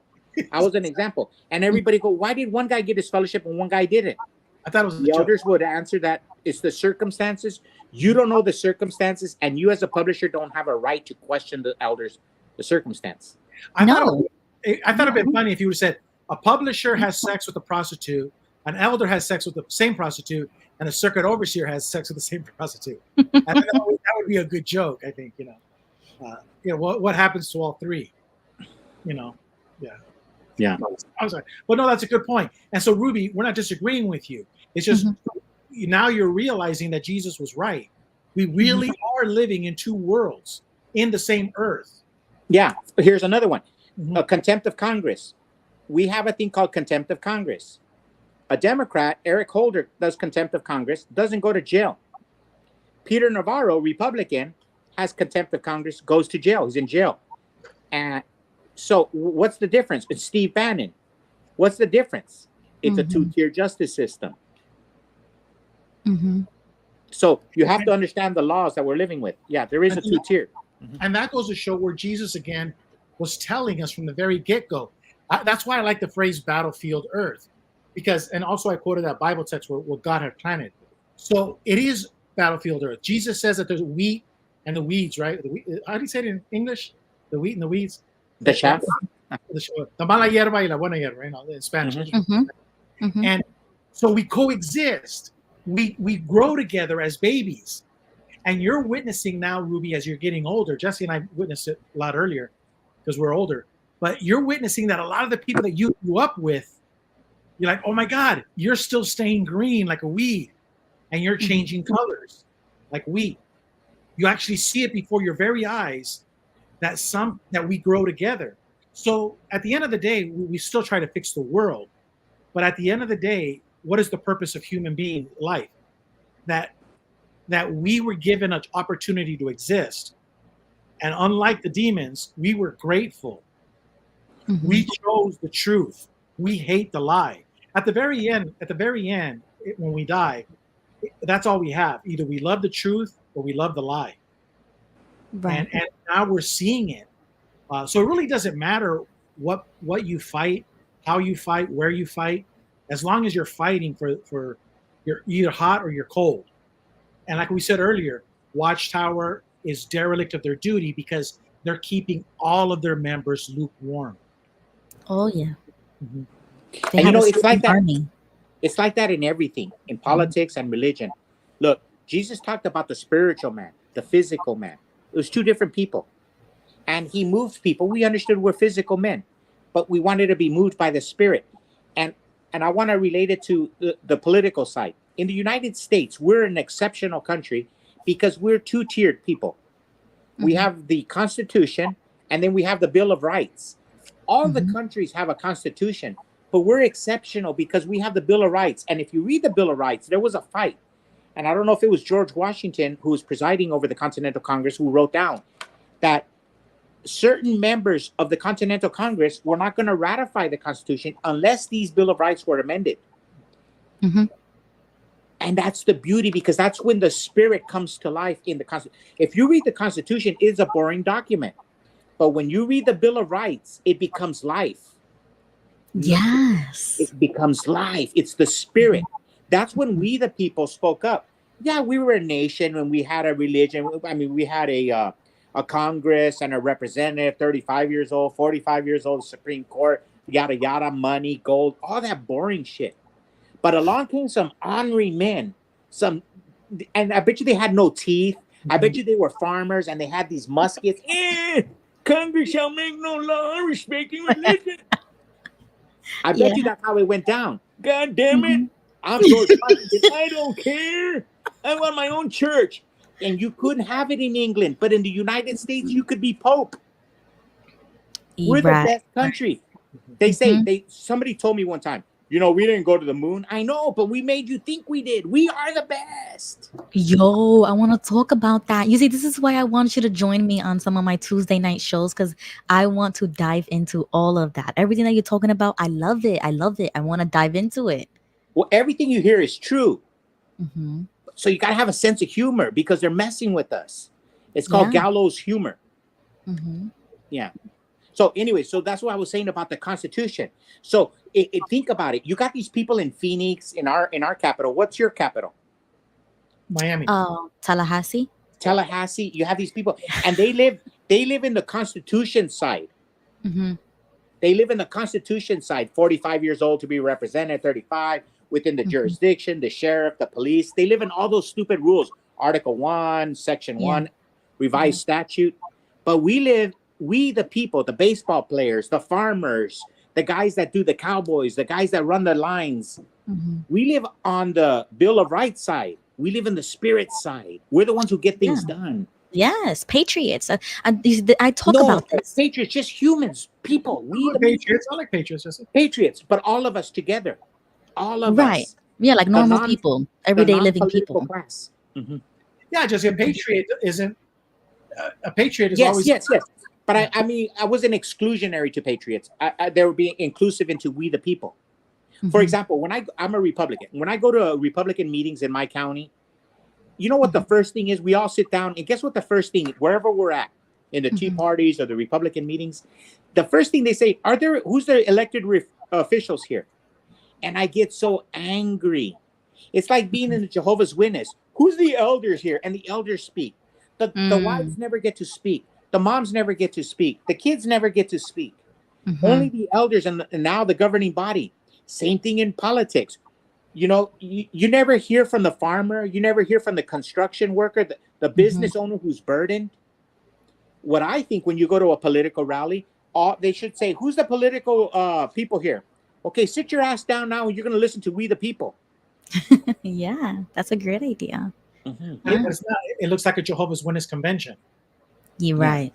Only the elites speak. We the people never. All we could do is just clap.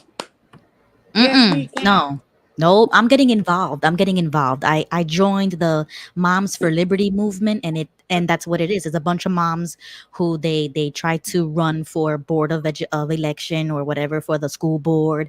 Like they're running for these places because a bunch of people are coming in making decisions for the Department of Education for children, and they don't even have children, or they're gay, or they're not even married. And I'm like, what the heck is going on here? If I have the time and the resources, like I'm a stay-at-home mother, I can run for a chair or a seat or whatever. I would do it, you know? So I joined the Moms for Liberty.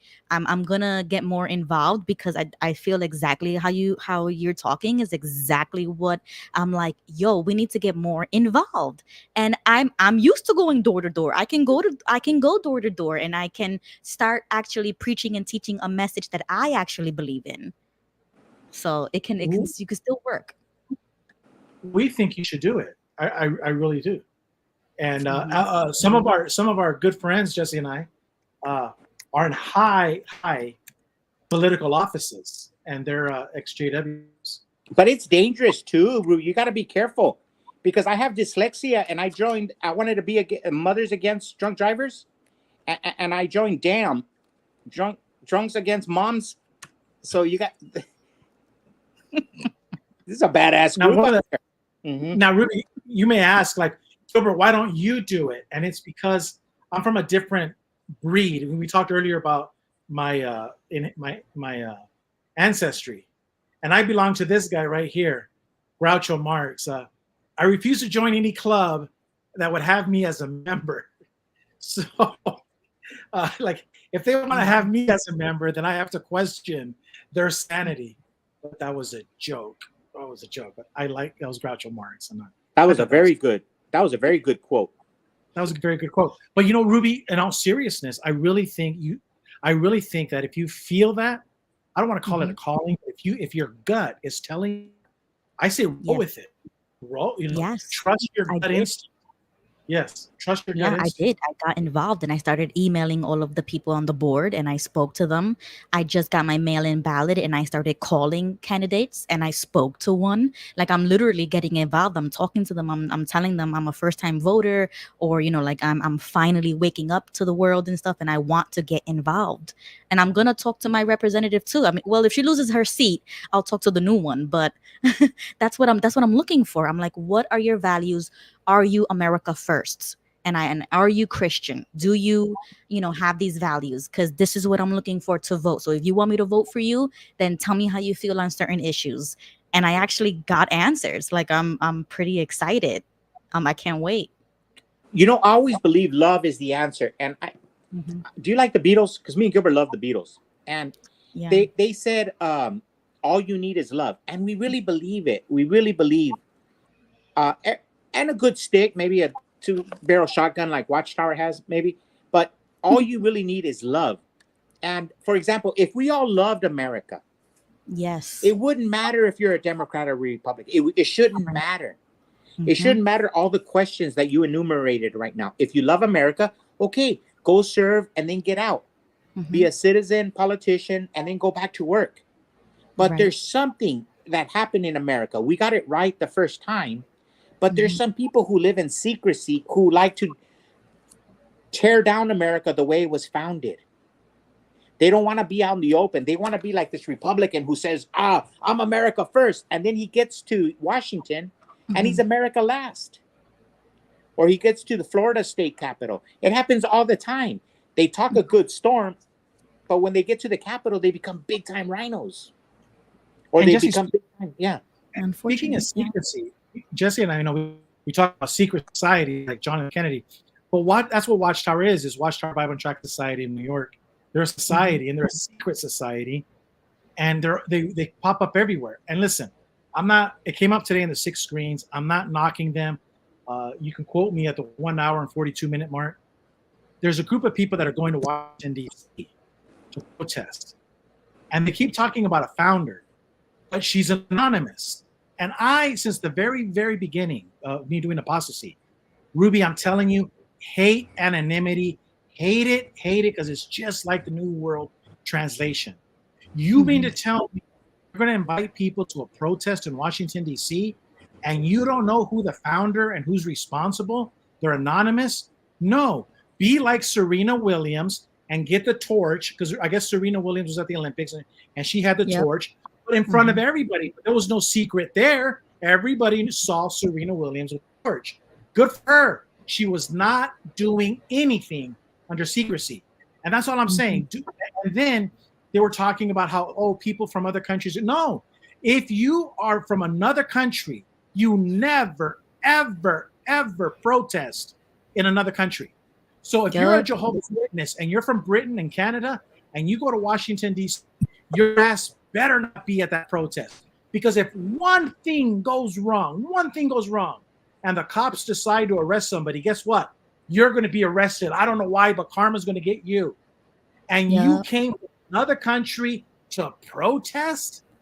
Talk about $5-10 lawyer expense that you don't really need to pay.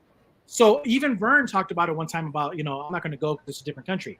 Don't go to Canada, but don't ever protest. Go to Mexico, but never protest. Don't ever, and this is why I say, who the hell's running the show? An anonymous person.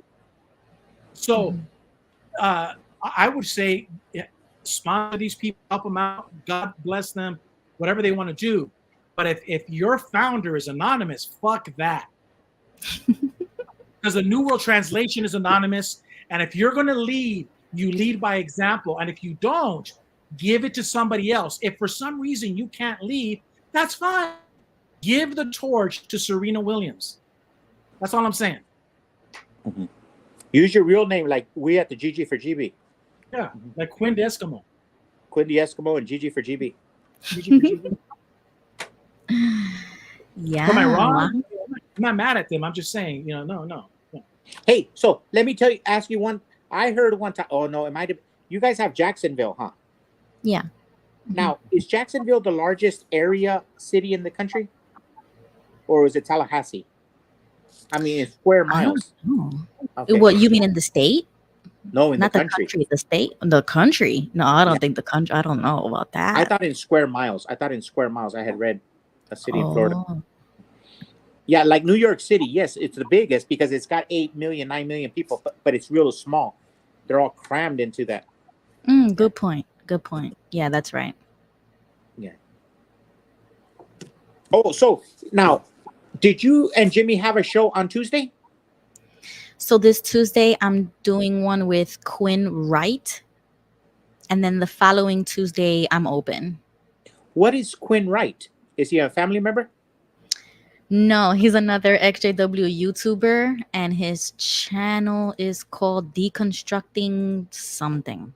But his name is Quinn? His name is Quinn? Yeah, his real name is Quinn. Okay, his channel is Deconstructing Jehovah's Witness Brainwashing. Wow, what are the odds that his name is Quinn? Does he spell it like That's this? what I said. Yeah. Oh. You guys take one of them ancestry.com things to see if maybe you guys relate? No.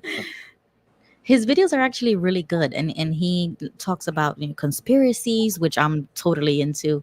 He wants to talk the connections of Watchtower and Freemasons, which it's as always brought up. So I'm just gonna cover it over again with him.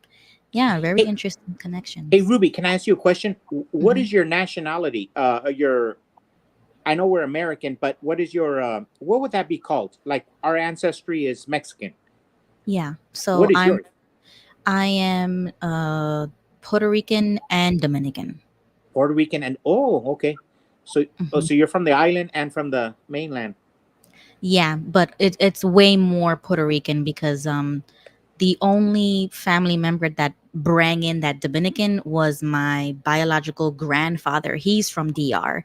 Okay. And so he had kids in Puerto Rico, even though he had a whole family in DR. So I'm from a separate family. Now, did they love baseball? I think so, yeah. Yeah, the did. Dominicans love baseball. Yeah. Yeah. Hey, one more question. Now, I'm kind of racist because but my ignorance. I love because see, in my head, we were raised Mexican, and I always loved Mexico and the Mexican culture. And I love it. And I always thought that we were like the superior race. We were kind of like right-wing Mexicans, And but I'm finding out that there's a lot of in the Spanish culture. It's not lockstep. Like Bukele over there in El Salvador. That guy's intelligent. Yeah. And there's just so much culture in the Spanish. Like people say, the Latinos are a voting bloc. No, they're not. They're not homogenous. Everybody thinks different, huh? Every age group, yeah. So when people talk about the Latinos, they try to block us into one thing, but we're not. We're a very like the people from Mexico have almost nothing in common with the Puerto Ricans, just our language. But our culture is distinct. Yeah. Yeah, I agree with you. Yeah, I mean, I don't really take that Puerto Rican stuff or Hispanic seriously because I don't really know the language. I grew up with the culture, like culturally Puerto Rican, but I'm from America, like I'm from here. So, you see, we learned to speak English watching Elvis Presley and John Wayne movies, and my dad taught us to speak Spanish watching Pedro Infante movies. So. The Spanish language is so beautiful. And the English language is so beautiful. I think that was the neat thing about growing up Mexican American. You had to appreciate both of them. You had to, and it was a constant fight. It was kind of like in that movie Selena. Did you ever watch Selena? Yes, I love Selena, yeah. Where when Edward James Olmos says, being a Mexican American is the hardest thing. You have to know John Wayne and Pedro Infante. And that was true. Growing up in the 70s and 80s, Now, you know, to the Mexican, yeah. in that movie, there's a scene in the bedroom where he's with his wife, and she has the red book, "You Could Live Forever in a Paradise on Earth," on the bedstand. I thought it was the book of Bible stories. No? Or I thought it was but it was one of those. It was one of those books. Yeah, it comes out in the movie. Really? Yeah, it comes out in the Wow. movie. But And you know what? I'm not a Jennifer Lopez lover, but she did a hell of a job, huh? mhm. Yeah, I used to love her. I used to love her when she was with Mark Anthony. That was the only reason I was like rooting for the Puerto Rican couple, and I felt So- like the most proud. We liked her in Living Color. What was the problem with her boyfriend? Was it with her dad or her mom? The problem wasn't her having a boyfriend with dad. It was the Jehovah's Witness mother. Oh, Mm, you think so? Yeah, because the That dad makes was a sense. hard ass worker. The dad was just a go getter. Yeah. And the kid was a genius. The brother. Yeah. So Well, the advantage not of genius. But yeah. the advantage of being a Mexican American, for those of you that are not, in growing up in the Jehovah's Witness religion, we did not suffer as a group as much as you guys did. When you look at I don't know about you, Ruby, but when I looked at the white people, white boys in the English congregation, they suffered. And they wanted to hang out with us. They needed an excuse to hang out with us because if they had parties on their own, it's just, no, they wanted to be in the Spanish congregation and they wanted to party, go to the weddings and so forth. But when looking back in retrospect, it could have been a lot worse for Jesse and I had we been raised in the English congregation. And we were given so much liberty that a lot of you Jehovah's Witnesses, when I hear your story, I know they're true, but I marvel. I'm like, damn, we escaped a bullet. Did you notice? Did you notice that, Ruby? With your white people, contemporary Jehovah's Witnesses?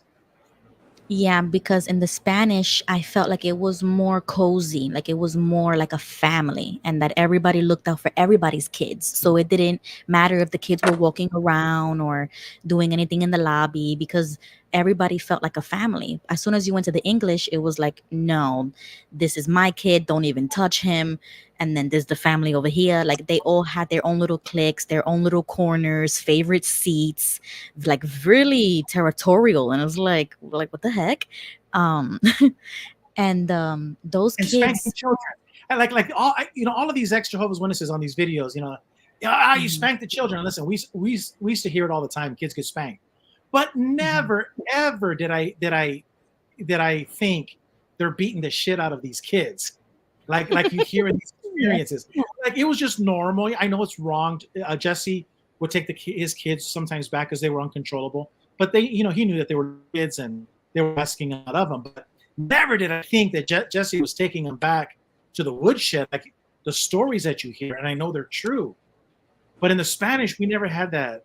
Every time I went outside as an elder, I was always, the men were always nice to their kids outside. The mom, Right. Yeah, that was nice. kids. But you know what? It's generation. For example, my kid was in high school wrestling when I was an elder, and that's what they got me out. That's what they removed me as an elder. They wanted to get me out because I was a Jesus lover and a Republican, but they got me on. My son was in high school wrestling, and it was easier to prove that. And I used to spank my son. Now my son is 27 years old, and he's got his own babies, and he doesn't spank, And sometimes I wish that he would spank them. But you know what? The few times I spanked my son with my hand, like we're talking about it right now, I still hurt. Like that song with Johnny Cash, I cut myself today. You know how it hurts? Like when a father spanks his son, 20, 30, 40 years later, he could still feel the hurt. Like if I close my eyes and I have a memory that I spanked my son, I hurt and I want to cry. Not if you're in the English. Yeah, because I love my son so much. Like they told me that I remember there was when they removed me, and my daughter, my oldest daughter, married a Marine, and we let her go out of the house, and I kept my elder position. and they have what is called a qualification committee when they're going to remove you.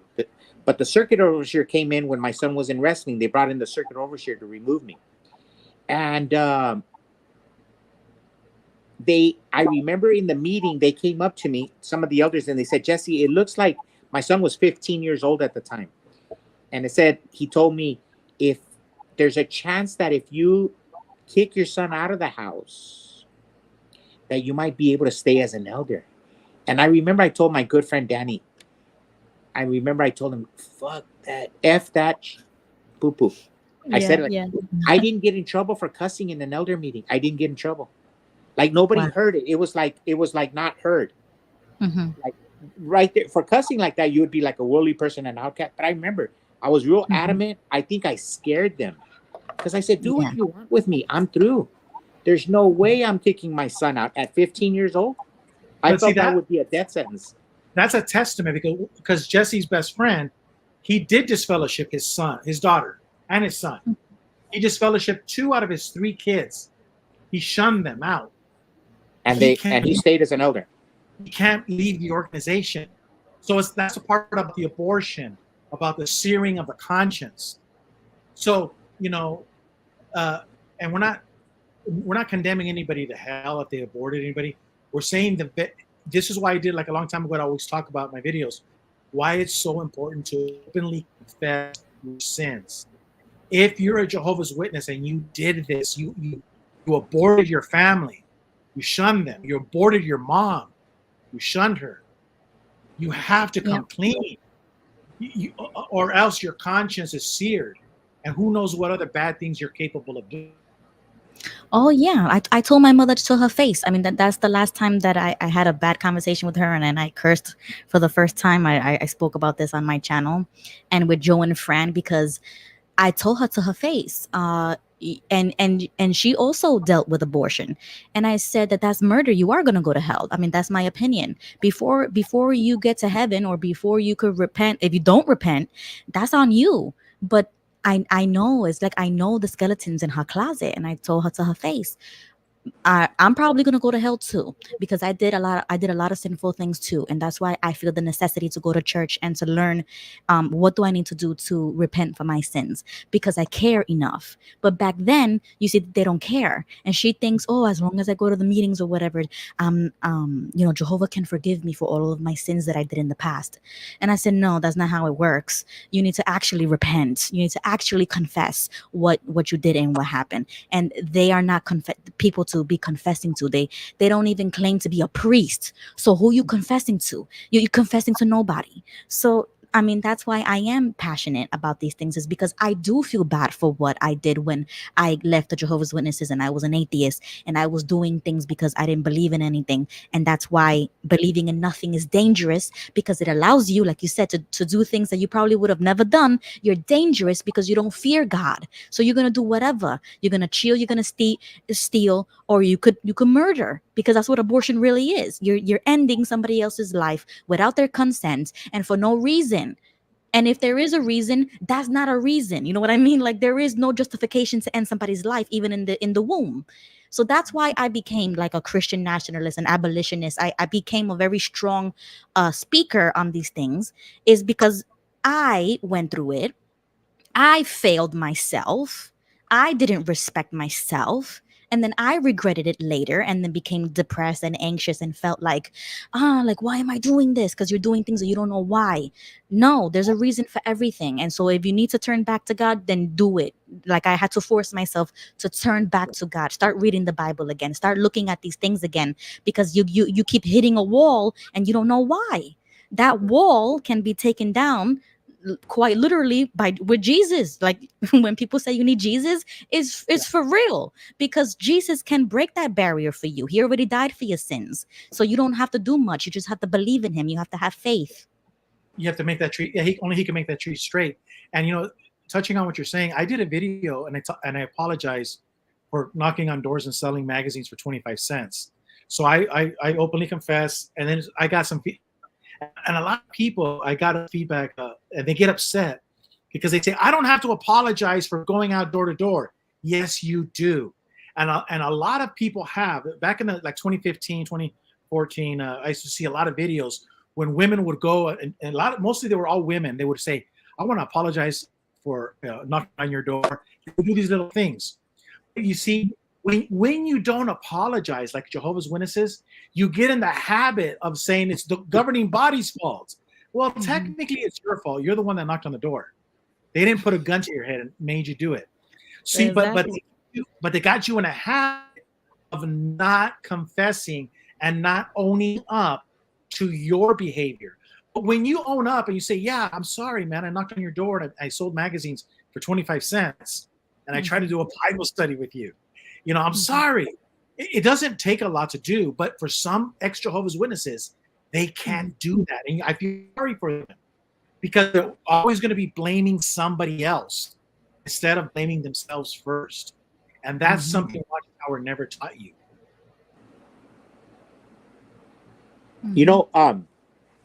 When you were talking about the things you speak up for, I remember something that I've seen lately in the social media, YouTube, on the news, and there's these young girls, and I think they're all working with different organizations in the Democrat Party, and Kamala Harris, and different organizations, but they're beautiful women, let's say 20 years old, 21, beautiful, and eloquent speakers. Maybe they're reading a teleprompter, but the things that they're talking about are all abortion related and reproductive freedom. So they're preaching to the women of America, but they use terms that you would think that they were George Washington's descendants or Abraham Lincoln. The passion that Abraham Lincoln and Martin Luther King talked about freedom is equal in the speeches of these apostate women when they talk about reproductive freedom. You have to see it. You would think that reproductive freedom is enumerated in the Constitution, the way they bring it and they equate it to the American experience. It's beautiful, man. These people are beautiful in their selling of reproductive freedom, which is an oxymoron. Reproductive abortion is a subtraction, not a reproduction. Just if you just go to the dictionary, an abortion is a negative. It's an elimination of life. Reproduction is the adding of life. But you gotta see some of these women. The way they talk about reproductive freedom, it's like if Abraham Lincoln and Martin Luther King were rolled into one. It's beautiful the way they do it. Yeah, they're selling you a lie. They're selling it. Yeah, they're selling it hard. Yeah, because they try to mix that in with women's rights as if this is a feminist issue. And if you were a real feminist, you would be bringing women up, taking care of those centers that they donate diapers, they donate to mothers in need or to teen moms. Because I was a teen mom, I could have made use of those resources, but that wasn't even advertised. That's not the first choice. The first choice is go to Planned Parenthood. Why is that the first thing on Google, and it's not the first thing for shelters for women's to come bring your baby? We'll give you free milk, free free things. So that's why I was like, I fell for that lie. I fell for it. So I'm gonna be honest, and I fell for that. But that's what woke me up, because once I fell for it and I realized that I made the biggest mistake of my life and I couldn't take that back. That's when I realized I needed to make radical change in my life and to stop being silent on these things. So when that comes up, I'm the first one right there. Like, I'm the first one trying to advocate for the opposite, because these women are thinking it's gonna free you. You're gonna be free. You could have a career. You can do this. If you get an abortion, your life is gonna be better. But they don't think about the emotional part of it, the mental deterioration, the emotional thing that your own mind and body is going through, because you're not listening to your body anymore. You did something unnatural to yourself and you don't even know it until it happens. But then you already bought the lie, so you're done. So what do you think about that phrase on the stream? When I talked earlier, your silence is a killer. Yep. Yeah, it is. It is. Silence is a killer. I that's why I vowed to never be silent again. I started my channel. I talk about literally everything that is important to me because I'm done with that. I'm done with that. I'm done. I mean, I'm already alone as it is, right? We're already alone. We're already shunned as it is. Why am I not going to use technology and the resources? Like if I know how to do it and I'm good at it, why not do it? So I'm like, then I'm gonna go ahead and do it. And it's been working out so far, and then I feel better at the end of the day. I watch it back, I look at the comments, I look at my emails, all the messages that I'm getting from people that are motivated or inspired by me, and that also helps you, the person, because you're putting good vibes and energy out there, and it is received and reciprocated. It is a circle. It's like the circle of life. It's energy. It's going forward. It's coming back. And I would have, if I would have never done this, I would have been laying in bed doing nothing, what, playing games on a tablet or just homeschooling all day and just like having a somewhat boring but happy life. I'd rather be happy and doing all of this plus this. You know what I mean? If I could fit it into my lifestyle, I would do it. You know, So and let me just mention about abortion. A lot of men, Christian men, for example, they never get involved in the abortion debate or conversation because maybe they have Christian principles that guide their life. So they never put themselves in a compromising position where they have to question abortion. Okay, which is good. So they're not out having premarital sex, or they're not having, uh, they're not engaged in a place where that question abortion will show up, which is good. That's good. They never get a woman pregnant with out of marriage, but then they don't enter into the debate of abortion. And your silence is a killer, Gilbert says. So they never get involved in it. They think, well, I'm not there, so I'm not going to say another word about it. And that was the great thinking about Abraham Lincoln. They used to call him the great rail splitter because it could have been easy. The nation was divided into the free states and slave states. And it was easy for the people in the slave states, like Abraham Lincoln in Illinois, to say, you know what, when in Rome, do as the Romans do. But he wasn't satisfied with that. He said we could do better. They called him the great rail splitter because he wasn't just satisfied with Illinois or his state not being a slave state. He said, no, this was our original sin and we have to do right. And look at the greatness that he became. And that's what happens to a lot of men. Your silence is a killer. They never enter into the debate or the conversation. They just say, well, they leave it up to the women. They leave it up to the women. And think about yourself. You're an 18-year-old girl. You're pregnant and you're not married. How are you going to feed them? How are you going to rent? How are you going to pay for the heat? All those things. I was It's a there. I was I it's was a I was 17. Yeah. yeah. But a lot of us men are sheltered from that hurt. Mm-hmm. Mhm. Yep. Yeah. I totally agree with you. That's exactly how I felt. Especially from a Jehovah's Witness family that you're thinking, oh, they're gonna help me out with this. This child doesn't have any sin or blame, No. like but then it doesn't happen and you're shocked. Yeah. yeah, Yeah. and I know people, a lot of people have these strong opinions. All I'm saying is going back to the topic, the dereliction of duty. So your silence is a killer, and that's what I think I made in the very beginning of the show. Is that all of these topics, because they're Watchtower silent on these topics of abortion, of aborting your family member through disfellowshipping, Yeah. kills relationships. And this is so, like, for example, here he says, it's a woman's choice, or another. We're not arguing these things. We're saying that the way Watchtower is handling these things by keeping silent, not letting women spearhead this movement of talking to women about these subjects. The men don't need to get as involved as much as the women on these subjects. Also using the Bible in a way that's instructive versus terrorizing Jehovah's Witness women that they're going to go to hell, because they have an abortion. Watchtower goes into the fear. So this is why I say the dereliction of duty in so many ways. They have the great opportunity to use the Bible to help women in these situations, help families in these situations, but they don't. That was a point I was trying to make in the whole thing. But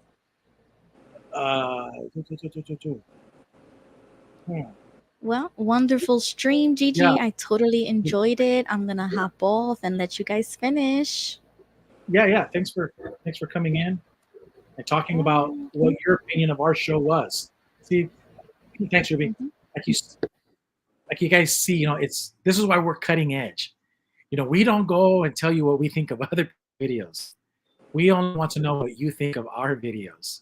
We're singular from all of the others. We're no part of the world. And also remember, I always tell you, if everyone is thinking alike, no one is thinking. Everyone is thinking alike. Let's do reviews on this video. Let's do reviews on that one. We think differently. We just want you to view our video. So Keith Silver says, don't go. And he tells you to go. But she's in the chat. So guys, I hope you guys like the show. I hope I made my point. I think there's okay, I see a private message here. Okay. So guys, if there's any subject, check this out. I want to ask you guys this question. And tell me in the chat if you think this is a good subject. So I want to do a video, and my quote, this is my quote. If you speak like Shakespeare, you're a moron. But if you write like Shakespeare, you're a genius. So if you speak like the Apostle Paul, you're a moron. But if you write like the Apostle Paul, you're a genius. So just think about that. What I'm trying to say is, a lot of our Christian brothers and sisters, God love them, I love them, but they sound like morons because they're always quoting, they're always using these quotes, and they always want to sound like the Apostle Paul.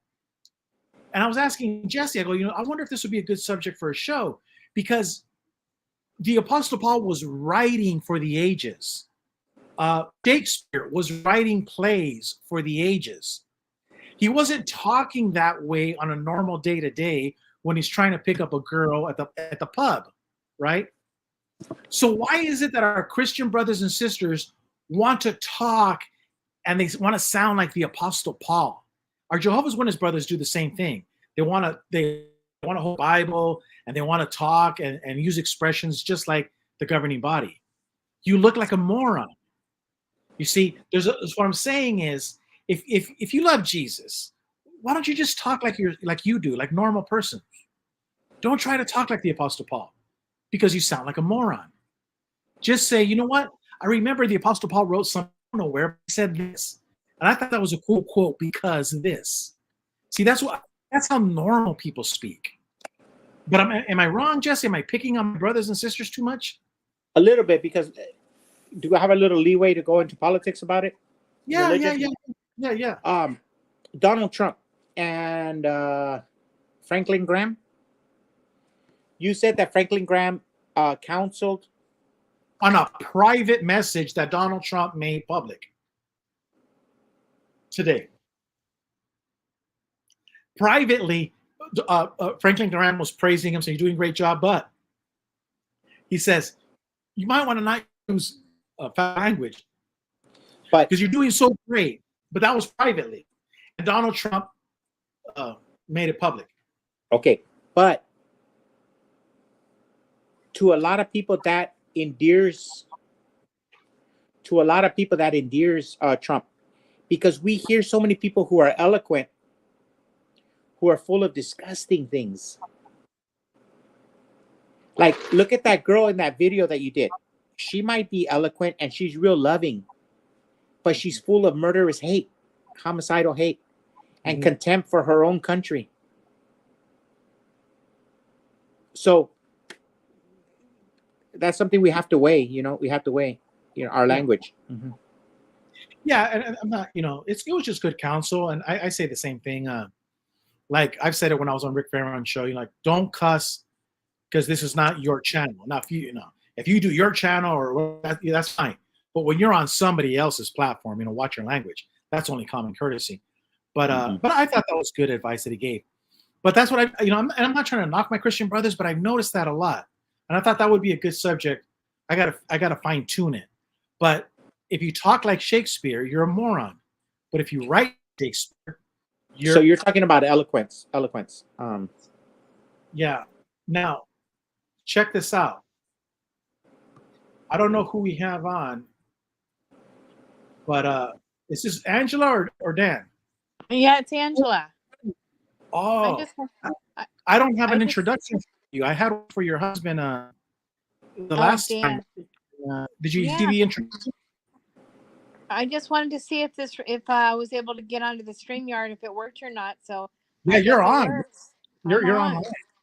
Yeah. Did you hear Dan's introduction last week or 2 weeks ago? Introduction on which show? Well, he came on our program on the Rick Farron show, but before he came on, I introduced him as a guest. Ah, I didn't hear that. Is he Was there that with too- you? Yeah, he is right now. Okay, so let me do this. I'll give an introduction. Roll it. Who is this? Dan? No, this is Angela. He's over here next to me. Okay, so let me give the introduction to Dan. You go, all right, guys. A man that needs no introduction. The man who wrote the New York Times bestseller, Everything You Wanted to Know About Watchtower Sex But Were Too Afraid to Ask. Veteran of the hotline, providing spiritual and emotional support to broken JWs. He humbly hides his true identity. He calls himself Dan Clark, but we know him as Dan Clark Kent.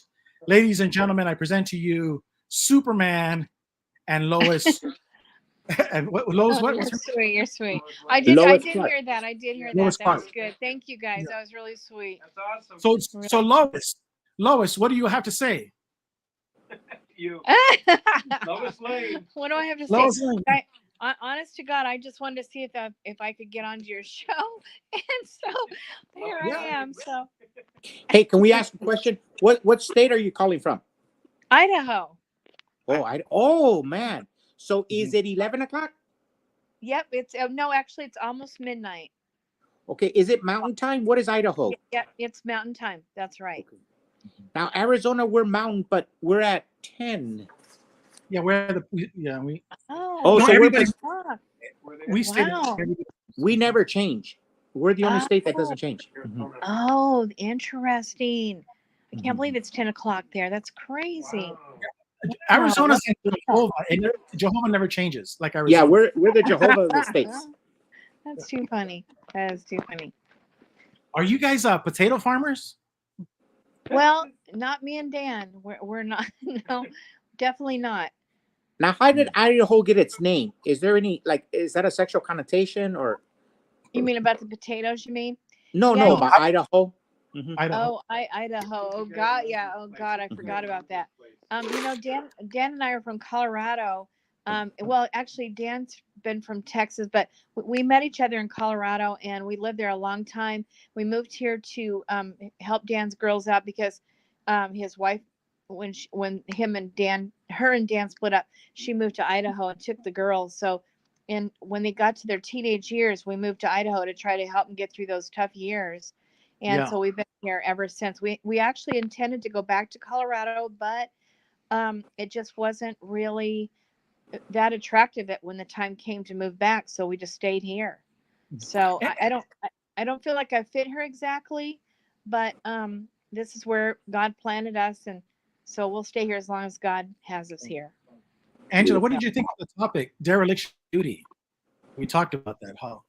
How Tonight, yeah. I tuned in kind of late tonight.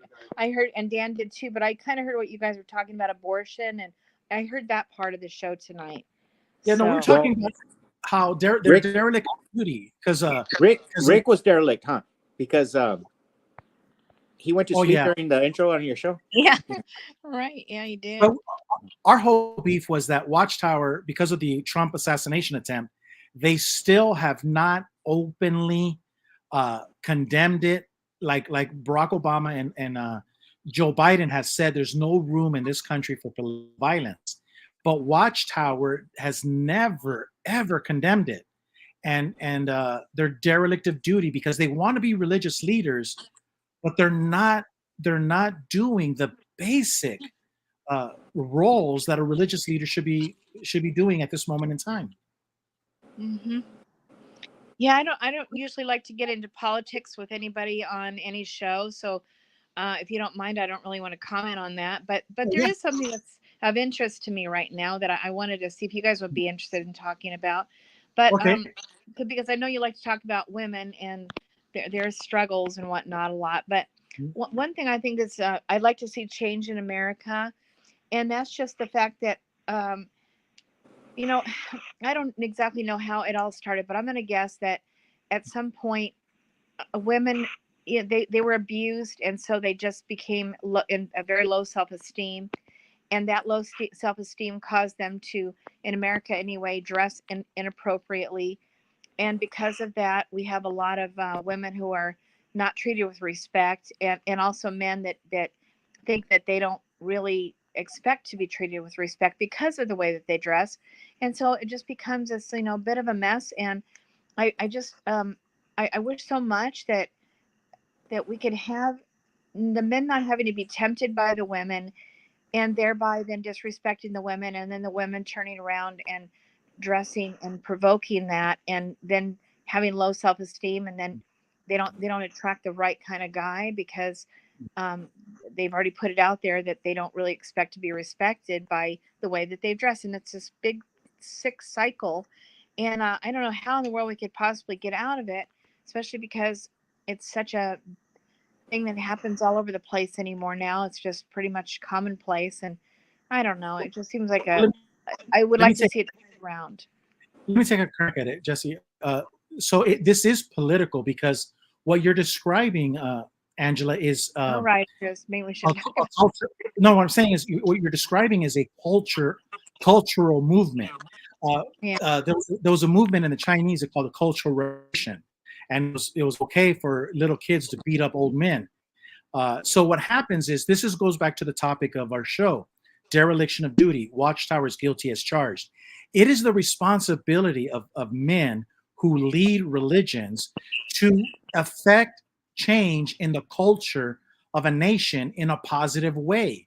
So because Watchtower silences a killer, they have allowed that culture to degrade, to devolve instead of evolve better. So strong men make great times. So what you're seeing is we have weak men in the governing body and other churches, and we have bad times. So the governing body doesn't call a spade a spade. So instead of telling a woman that she's dressed bad, because that's what Watchtower does, they're always demeaning women. They should explain the virtues of dressing well.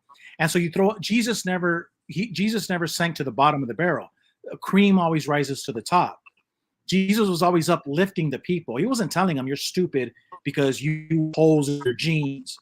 Jesus was saying, hey, you have beautiful pair of jeans. You made money. It costs money to have a pair of jeans. Why would you want to put holes in them? But what I'm trying to say is Jesus was uplifting the human experience, whereas Watchtower is bringing the woman down and making her feel bad. No, we don't. Yeah, go ahead. Let me just build on that too. Just sometimes we always say, because me and Gilbert grew up in a family half Jehovah's Witnesses and half Catholic, and we had family members who would tell us never talk about religion and politics, and we found that is a disaster later on in life, a disaster, an unmitigated disaster. It's good to talk about everything. The elephant in the room has to be addressed. You're right. And Karl Marx, this is political. You could say, I don't like talking about politics. It doesn't matter. They're going to get to your wife's daughter, to your daughter. They're going to get to your family. They're going to get to your women. Karl Marx got to your women. In 1848, they called for the abolition of family. They promoted it in the Soviet Union. Vladimir Lenin, abortion, women in the military, in the front lines. You should have seen what the Germans did to these women. So there's always been the destruction of women in the 20th century, in the late 19th century. And it has been a political movement, and we're suffering the fruits of it. So a lot of times we don't want to address the fact that this is a political movement, the destruction of the family. We're living the consequences. A lot of us get away from it because we happen to marry a good wife and we have good daughters. We just I got a question for you, Jesse. I remember this time in history that I remember hearing about, where the government separated the children from the parents during the day so that they didn't get their kids back until evening time, and they raised them and taught them, and then the parents would go to work. So pretty much the parents were really not raising the children. They only had them in like the sleep hours. Do you remember that? No, I don't. You got to forgive me. But I should look into that because I Okay. never heard of that. Never. Yeah, I did, and I wonder what period of time that happened in, but that's pretty sick. They were trying to just you know, be the raising of be the ones raising the children, and parents were not allowed to be with their children until nighttime. And anyways, that's pretty nasty. I just wish I could remember when that happened. Anyway, Well, never mind the, about it. But there's been. my whole take was really about women empowerment. I want to empower women to be more, do more, have more, having what they want, which is they want to feel respected, they want to feel loved, they want to feel empowered, they want to, be the Proverbs 31 woman. They want to be strong and not weak. And women dressing inappropriately has caused them to be disrespected, which has caused them to be further weakened. And I just wish that there could be, leadership to, even if just, I don't know. I mean, godly men who could help put it back together, because I'm not really big into presidency type things, because I'll tell you why. Back in the Bible times, the people wanted to be like all the other nations, and they insisted on having themselves a king. And Mhm. so God told the prophet, just go ahead and anoint King Saul, anoint a man that I will show you. And so it was King Saul, so that they could have their king like everybody else. But he warned the people but just please, I want you to be sure and tell the people that this will not be well for them, because they're going to turn their children into slaves and make them work for them. And they're going to take taxes. They're going to be hard on them. It's not going to be good. But just tell them, but let them have their king. So they insisted, they wanted it. And it's just been one of these things where men have always wanted to rely on some one man who's going to lead everybody, who's big and strong and valiant like a god. And it never goes well for us. So I don't think that's the way. I think that, I've always been like, God is our king, and so I don't know. And then he has godly men who, speak for him and help keep people in alignment. So I don't know. I don't believe in worldly government. I just don't. It was never God's idea, never God's plan. And I, so I, I, so I what leader? disagree with that, but I mean, I respect it, but That's I okay. disagree with it. Paul was the apostle to the nations. So God turned his attention to the nations. So there's always been room for a state. And even if we don't like it, it doesn't mean that you're right. It is what it is, and you have to live within the confines. It's like if you're playing poker and it's 5 card stud, you've got to play with the rules. And the rules are there's a nation state, and I don't like it either, but it is what it is, and we have to make the best out of it. Mhm. And when you say a nation state, what do you mean, a nation state? United States of America, the Republic of Oh, Mexico, the okay. Republic of Canada, the Yes, nation yes, states. Mhm. yes. Uh-huh. But there's It just people who don't believe in the nation state, and that's the elephant in the room. That's the, what? There was great men. The greatest patriot in the United States in the 20th and 21st century did not get the greatest patriot, in my opinion, did not get to see the globalist, anti-globalist struggle. He was taken like Enoch. Rush Limbaugh, according to a lot of people, was probably the greatest American patriot in the last half of the 20th century, the last portion of it. He lived in the Republican Democrat battle. He didn't know about this globalist struggle that is out. He never talked about it. And we're seeing it play out right now. For some reason, he was taken out. A lot of us are not privy to the great fights that are happening right now. Are we going to be allowed to be a nation to govern ourselves in the freedoms that God has allowed us to have until Jesus comes? And you got to admit, even if we don't like the nation state or we don't like government, this is what we have. This is the best. This is the last best hope for man on earth till Jesus Christ comes. Otherwise, we'd have anarchy and we'll have raping in the streets. You know what? It's like I tell people who hate white people. Sometimes I see black people, Mexican people that hate white people, and I go, wait till the Chinese take over and see what they do to you. Yeah. Well, I do understand that God has allowed us to have these nations. I mean, there were always the nations that had their gods that were not the Father God. And, God wanted to show what he could do. He chose Israel. He raised Israel. He showed the nations what he could do. But they wanted to be like the world. God doesn't want us to be like the world. So I do respect that God has allowed us to have leadership. He chooses the leadership. I believe that. But in the end, it's going to be back to God being the leader in the kingdom of heaven. And it talks about that in the Bible. So Well, you witnessed it. I tell everybody, have you ever heard of the American saying, the grass is greener on the other side? Yeah. We are the other side. Everybody's always looking for nirvana. Everybody's looking for paradise earth. Everybody's looking for Jesus. Everybody's looking for God and the kingdom of God. What I'm telling you, we are the kingdom of God. We are the kingdom of Allah. Let me tell you why that's true, Jesse. Because we all understand that the mainstream media is our enemy.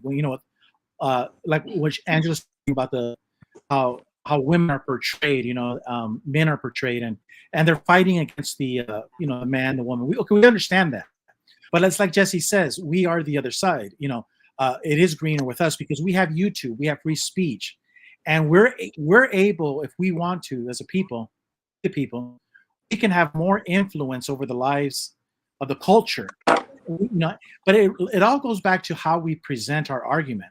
A lot of times where I feel the religion has been derelict of duty is they're always bringing the people down versus bringing the people up. Because I kept that comment up about spark slag, which says, "Hey Angela, I've been married for 30 plus years. I often see pretty scantily clad women. It's my decision in my heart to turn away and be a faithful man and honor my wife." Okay, that's true. But what I would say as a religious leader, I would be reminding the young people that Job says, "I have made a covenant with my eyes. Why then should I look upon a young woman?" And then I would openly talk about this, that it's totally normal for men to look at scantily clad women. But why did Job say he made a covenant with his eyes? And I would have a dialogue, and that's how you change the culture. I'll give you an example. There was a president, his name was Jimmy Carter, and they asked him about adultery. And he had committed adultery many times, but in his heart, and he referenced Jesus Christ. So he never committed adultery physically with his wife, but he recognized that he was a sinner. And that's how, what I'm saying is that you don't hear people talk a lot like that in churches. It's always in a condemning manner. But that kind of Jimmy Carter, he was elevating the human. And that's where I'm saying about the dereliction. And he received a big beating for that. I remember in our family, we're all Mexican immigrants, and they all voted for Reagan in the 80s. People forget about that. The Mexican, because remember the Simpson-Mazzoli, the amnesty? All the immigrants voted for Reagan. But Jimmy Carter took a beating for that. He took a beating in the press. They called him a wimp because he said that he had committed adultery in his heart. But all of those people are dead, Jesse, and Jimmy Carter's still alive. Yeah. I'm just saying he suffered. He dies old, and he was old and satisfied. And so the point is that as the religions, in my opinion, are derelict of duty, not elevating the conversation. And I think like in your channel with Dan, when I listen in, I always feel that you guys are elevating the individual. And Jesus wasn't bringing the individual down. He was mad at the Pharisees because they were bringing the people down. He wasn't I agree. Like in John chapter, like when John chapter 8 tell people, in John chapter 8, the woman is on her four. She's on her two hands and her 2 feet like a dog in a corner. She's on all fours on the ground. And she's shaking like a dog because you're going to kill her. But then Jesus at the very end says, she goes, "You don't judge me." He goes, "No, I don't judge you." At the very end, she's not on her 4 limbs. She's walking straight with a straight back, and she's walking with 2 feet. And now she's shaking, but she's shaking with excitement and love. So Jesus didn't have to tell her all the reasons why she shouldn't commit adultery. He didn't have to explain that she's going to go to hell and yada, yada, yada. You see, Jesus won her over, and she fell so much in love with Jesus that the concept, the idea of being an unfaithful wife, an unfaithful mother, was now foreign to her. He won her over with love. And see, that's what I'm saying about elevating the human being. Jesus elevated a woman on all fours, shaking like a dog, And in 10, 15 minutes, she was erect and overjoyed with emotion in a matter of and, 15 minutes. and Mhm. elevated the human race, the And human elevated. experience. You You know know, what? I really do wonder. I so have wondered how come it is that no one ever talked about the fact that that man would equally should have been there before Jesus because he Yeah. committed adultery with her. So it's funny how it is that the only the woman gets punished and he gets away with it. That just really blows my mind. You know, just same with Adam and Eve and what happened in the garden where Adam was right there. It's clear when you're reading it, standing right beside her when she's eating, and then he hands it to him and he eats. I mean, he didn't stop her. He was right there, like in agreement. You know, You know, don't need that. He didn't say that. He just, yeah, okay. She hands it to him, and he does. And eats it too. And yet, she's the one who's at fault, and he's not. It's the craziest thing. I Well, know, it was but that's like playing. That's like going back. You at least we should be happy that we have the written historical record of how it happened. We understand that there was a wrong, yes, but we can't change history. Those are the facts that were before us. But Jesse, And you know what you can learn yeah, from history. yes, Because yes. she I agree. she I was agree. wrong because she listened to somebody other than her husband. And the Yes, more but we see, this can't is go the point. back. We can't go back and slap Moses for writing it wrong.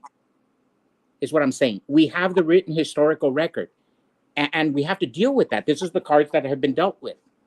We can't go back and change history. We can learn from history, and we're not going to be like that. Let me give you an example. I've never told my wife how to dress. Never, ever. We've been married 36 years. And 36 years. When I was an elder, we were real young. We were like 32, 33.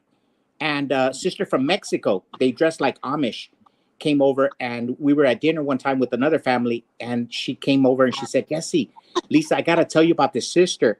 She goes, of all the elders' wives, she goes, you're the one she respects the least. And she asked her, why? And she was in our study group, and she goes, because she doesn't wear pantyhose sometimes when they're dressed, her legs were. And I was an elder, but I wasn't looking at anybody's pantyhose or legs. So I never told a woman how to dress. I lost family over that. I would throw down with my brother when he would say, you have to follow the Watchtower directives. I go, hell no. I am not going to tell a woman how to dress. Hell no. And I threw down, Gilbert remembers, with my big brother over that. But anyways, and the sister told her, hey, of all the other 8 elders' wives, who gives their house up for the parties, for dinners? And she goes, Lisa. And who's there when somebody's in need? Lisa. Who's there? And she went over everything. Who opens the house for field service report, has a kid for field service? And it was Lisa. And it goes, and you're judging her because sometimes she doesn't wear pantyhose? Yeah. It's crazy. I know. And she was giving of herself financially, spiritually, morally. Sometimes we got a home video when my kid was 1 year old and my daughter was filming us. I got home at 7:00 and I had to get the Kingdom Hall. My wife had everything ready. I wouldn't have been nothing without my wife. Nothing. I was a school overseer for 11 years. She had all my books lined up. I got home at 7. I hit the shower and we ran out. This day I'm taking off my boots and stuff from work at 7:00. Going to run in the shower, and my 1-year-old baby, 1.5-year-old, is saying, "Papi, ba ba ba ba ba ba," and my daughter, about 6 years old, is filming with the VCR with a camcorder, and she's saying, "Dad, he's telling you to fix his Pinocchio VCR," and I get him by the head and I push him and I run in the shower. Now I'm going through hell because of what I put my family through. I put Jehovah before my children, and now I'm tormented, and I got it on video. So, yeah, we could learn from history, but I can't change it. I did it. I pushed my son out of the way. Yeah.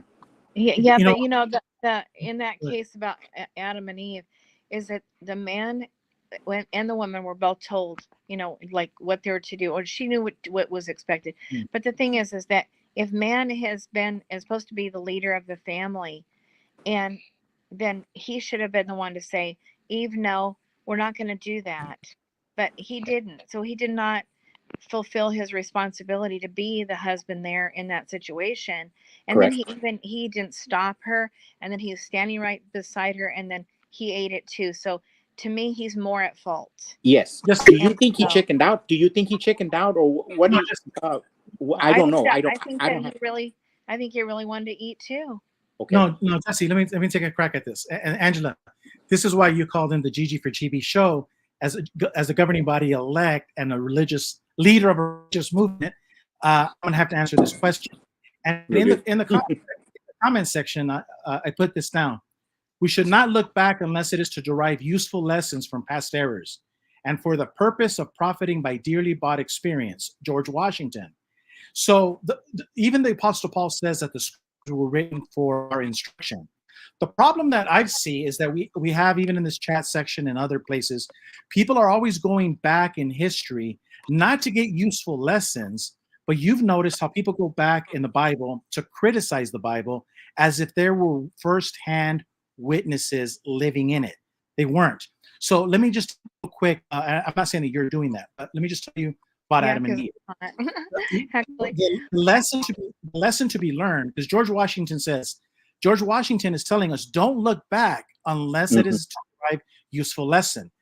Whenever a woman listens to strangers and not her husband and makes decisions as a family, good things do not result out of this. Eve's error was making a decision without consulting her husband, because the two become one. Now, Jesus told Peter, do you love me more than these fishes? Adam loved his wife more than he loved God. And that was idolatry. You're not supposed to love God. It's like I always show on that clip. Never, ever leave your wingman. You always have to love God more. And so Adam did a disservice to his wife by not loving God more. Now, you would say, well, then Eve would have died. Absolutely. And Adam now had an opportunity to do what Jesus did. Jesus had to come to earth to do what Adam forfeited. Adam had an opportunity to give his life for Eve and say, yes, Father, I agree with you. But if Eve goes, I go. And he had every right to fight God and say, I'm going to sacrifice myself for my wife.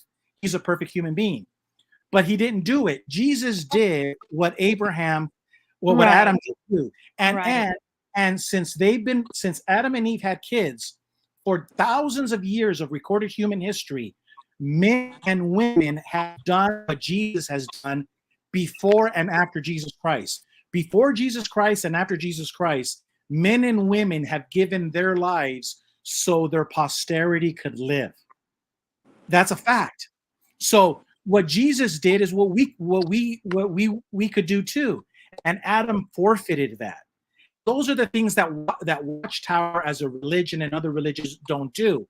Is they always look back and they criticize. We let people criticize the past as if they were first-hand eyewitness of the account. They're not. I didn't look back. I think but we derive useful lessons. Mm-hmm.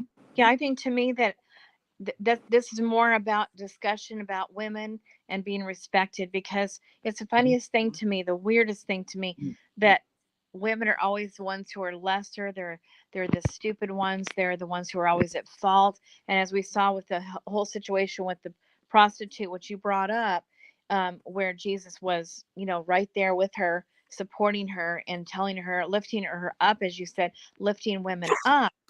There should have been the man there too to be lifted up, because he was equally at fault, 100%. So it's the same lesson all over again, right here in this situation with Jesus and the prostitute. Same story, only it was in the garden that I brought up. And it's the same problem again, where the man is getting away with it and she is the one who's at fault. If they're one and he's standing right beside her in the garden, then he has a responsibility as being the head of the household to say, honey, you know what? We don't want to listen to the devil. Let's not do that. Please do not do that. Let's go pray. Let's go talk to God about this. And no, he wanted to eat it as much as she did, but see, the blame had to go on her. The blame with Jesus there with the prostitute again went to the woman. That is what's got to change. So there is a lesson to be learned. No, right actually, there. I think I heard that. I do remember reading Genesis somewhere. I think it's the beginning of the Bible. No, just kidding. But yeah, in that the woman was deceived, but Adam was not. So the point is that No. that Adam, You know what? I've Adam, read no, that story a million times over, no, and but listen, it clearly shows that he was standing right beside her while she was eating it. It wasn't a Your matter Honor, of that she was deceived and went and disobeyed and ate it, and then he goes and she goes finds him and gets him to and no, he was right there. And then he ate too right after because he wanted to eat just like she did. As much as she wanted to eat it, he wanted to you eat see, it too. and no, Angela, in a court of law, a lawyer would say, Your Honor, that circumstantial evidence. That's not. Then There's guess nothing. what? Then guess what? Wait. Then guess what? The prostitute then, when Jesus was there with her, what do you say about the judge there in that situation? No, I'm sticking with Genesis, and I'm It's not going in. different. It's the same difference. Yeah, I know, but you know what? You're judging a patriarchal society that existed 2,000 years ago. We have no control over it, and you can't. You're hurt. You're hurt. No. Cannot be thrown on us. It's We're not not like that, responsible you for guys. that. It's not I'm like not that going to at all. accept. It's I'm not the going to same old accept you come in problem. here and throw the blame on Jesus Christ and the patriarchal society on us. We're not like that. It is what happened. Yeah. What do you mean? What happened? It is how it happened. That's how history is. You can't change history, Angela. No. I'm not trying to. You're change angry at Oh history. my God, no. You're No. angry at history. Listen, No. go to the No. news today. Go to the news today and look at the transgender men in sport. I am going to hang up now Okay. because you guys No. are not reasonable. You're Okay. No, absolutely yes, not we are. reasonable. Yes, we No, are. you guys are just you know what? You're just like the man who was with We're like Moses. Jesus in the garden, in the place where I will she stay was on found Genesis. alone with Jesus. Okay, goodbye. No, I just want to stay on Genesis. I don't want to go from back and forth from Genesis to. No, Okay, I'm goodbye. done. He You said guys, bye. you know, Don't there's fight. no coming together on this. You guys have already I made just a want to stay on mistake. one subject. Women are the wrong ones, and they're stupid, and they're to blame. They're always to No. blame. Yes, We that's love how women. you see it. Goodbye. Okay, Jesse, let's just stay with Genesis. The court of law, there's nothing there saying that Adam was standing right next to her. Now, it could be said, but in a court of law, we can't make that argument because the judge is going to go by the, that's why when we watch these videos of and the judge is always saying no, sustained or whatever. So now there's maybe very good arguments to be made that he was standing right by, but it's very clear when God, where it talks about there's Adam and Eve fell for two distinct reasons. That's all. That was the only point I'm trying to make.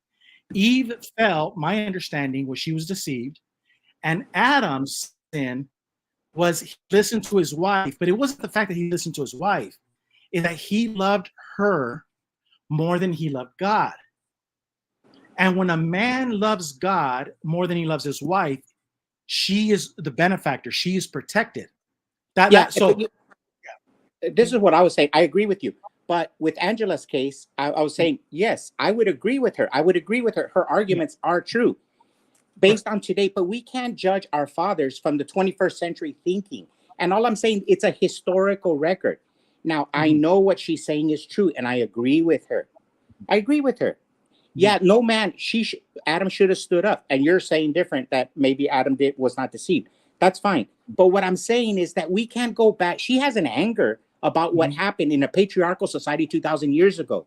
But you don't throw out the baby with the bathwater. It is what it is. And we don't want to be in a patriarchal society. But they did. So any historian would say, he would preface his account saying, yes, what Angela Clark is saying is correct. We will not treat women this way. But it did happen in Jesus's time. This is the patriarchal society it was 2,000 years ago. Was it wrong? Yes. That guy that was having sex with that prostitute should have been judged too. Yes, she's right. I'm with her 100%. All I'm saying is it is what it is. It's all it is. And that set her off. And I guess that's the price we have to pay. Yeah. That's the price we pay. And also, when I go about George Washington, when you go back in history to judge, you're not doing what George Washington says, because very intelligent words. Because and I would think that the words of George Washington that I quoted come from the Apostle Paul. The history, is not there for us to judge. The history is there so we can benefit from, Correct. like the Apostle Paul says, what are the scripture there for our instruction? So we don't, a lot of us go back and read scripture, and now we're upset about point A, B, C, D, and we're trying to fill all the blanks as if we were eyewitness accounts. What I'm saying is that no, the Apostle Paul, George Washington, whose words have proven to outlive our words. They're a lot smarter than we were. We should pay attention to people who are smarter than us. They have told us, don't go back in history and try to micromanage and change history as if you were an eyewitness to it. Go back in history to see what happened here that I could benefit today. So when I personally look back at Adam and Eve, what I learned is don't listen to people who are not your family. Like when a Jehovah's Witness woman listens to Watchtower and doesn't listen to her husband, it's called spiritual adultery. Happened with Eve. Or vice versa. Or vice versa. And when a husband loves his wife more, he's putting her in danger when he loves his wife more than God.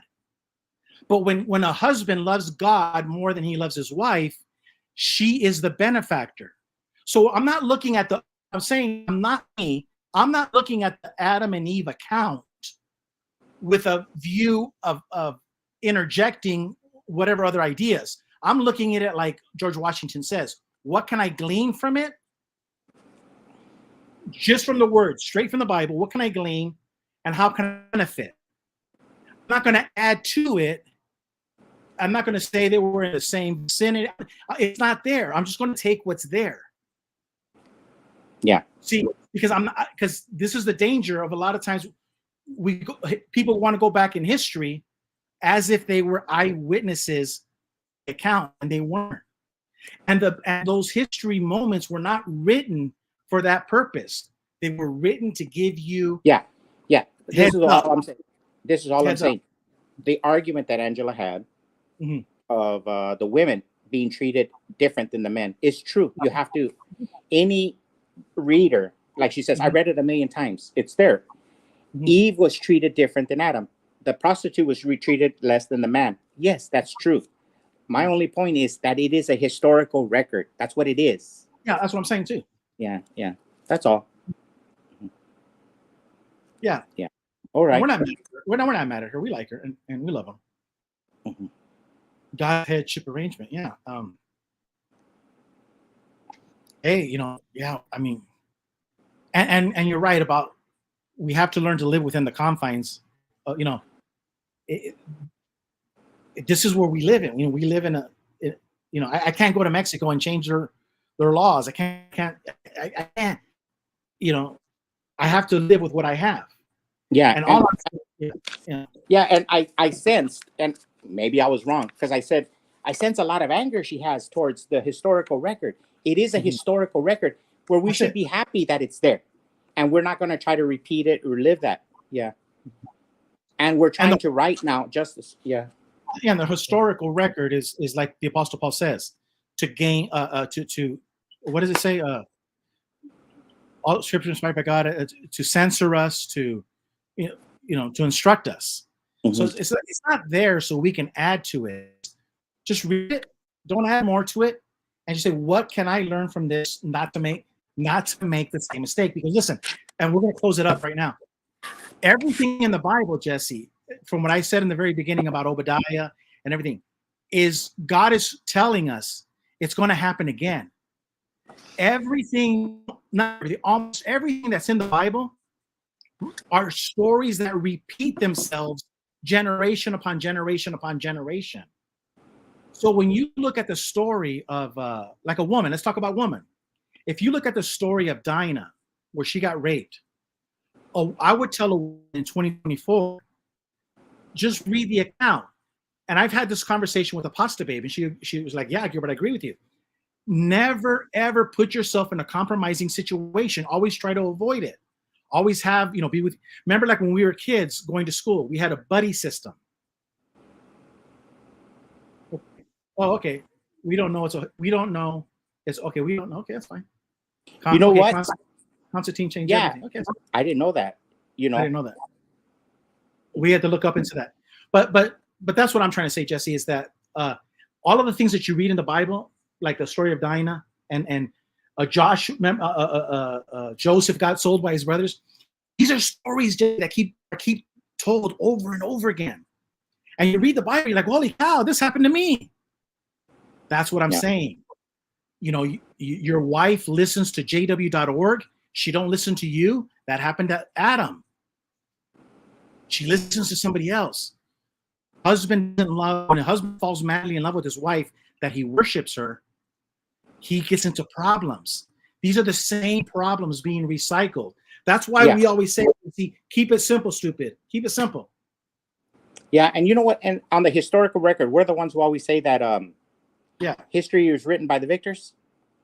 By the victors. And that implies that it's changed, or it could be a lie, because it is written by a victor of a war, of a conflict or a disagreement. Yeah. So I agree with that. Yeah. But when I said the historical record, I meant the biblical record, and I could be wrong. You know, so if Constantine changed it, that's why I'm single, Keith Silver. Wow. So Keith Silver is saying that he read the Genesis account, and that's why he's single. Come on, Keith, man, that's cool. Okay, we'll give them the last word. Everything written in Bible 2,200 years after it happened. Then Catholic finally released the Bible that has been written so many times, just over like the Watchtower. Hey, that's fine. Yeah.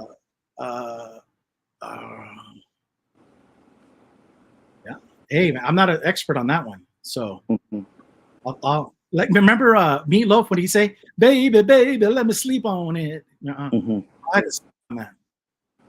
So that's powerful. That's powerful. Yeah. You know what? A lot of times when we read about the founding fathers of the Christian church or the Catholic church, whatever, like Saint Valentine, you read the story of Saint Valentine. And it's a beautiful story, but you wonder how much is true and how much is not. Correct. Yeah. Hey, Jesse. We don't know. In 3 minutes, it'll be 3 hours, so we better cut it quick. Okay. All right. Real good, Gilbert. I'll talk to you later. Yeah, go home. So, guys, I hope you enjoyed the show, and it's good to get a little rough and a little jab left and right. It's awesome. It's awesome. Why? Because iron sharpens iron. If this were to happen at Kingdom Hall, people would be disfellowshipped. I want to come on. Well, you guys got the link. It's on the top. Jesse had to go home. That was his shot. But see, this is a teachable moment, because one, we shouldn't jump from subject to subject. We're going to talk Genesis 3. Let's talk Genesis 3, and then we can talk Genesis John 8. Let's stick to one subject. But the other subject is the thing that we learned is you can't do this at the Kingdom Hall. You can't do this at the Kingdom Hall. You would be disfellowshipped. You would be disfellowshipped if Angela. No, Angela would be disfellowshipped because she's a female. If she were to question me the way she did, and I'll give that to her. I would be, hey, Gilbert's the Gilbert, Gilbert's the Gigi. She would be, and you know what? When a woman has been beaten like that in an oppressive religion, think about it. Women have been treated like that since their early memories as little girls. Tell me that doesn't have an effect on a woman. Oh yeah, that affects a woman. And I can. Yeah, the link is right there. Let me see. Let me put it again. Invite, copy. I'll post it again on the bottom. It should be on the top and the bottom. It's right there. I just posted it. So as a man, I never ever have gone through what Jehovah's Witness women or from other religions, Mormons and so forth. No. As a matter of fact, it's the other way around. Angela brings up these points, and men are like, she's a woman. What does she know? But when I've been with elder meetings and other men, they're okay, they're listening to what Gilbert says, and we're having a conversation.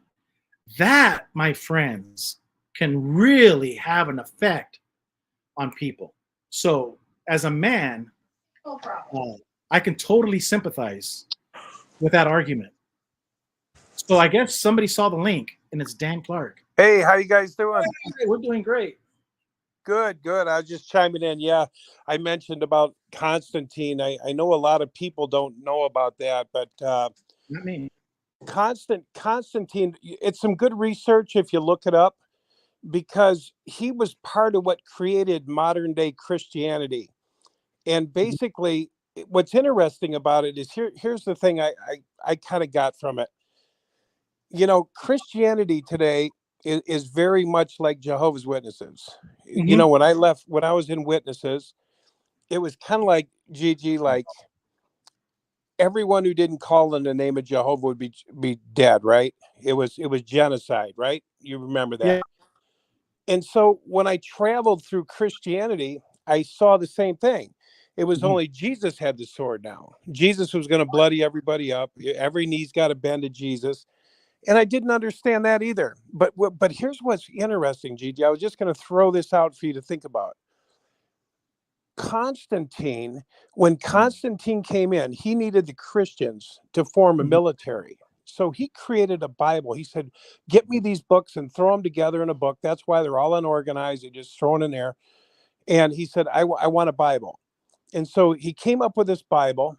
Now, here's what he said. Here's the new religion. And here's why everybody pushes Jesus as God.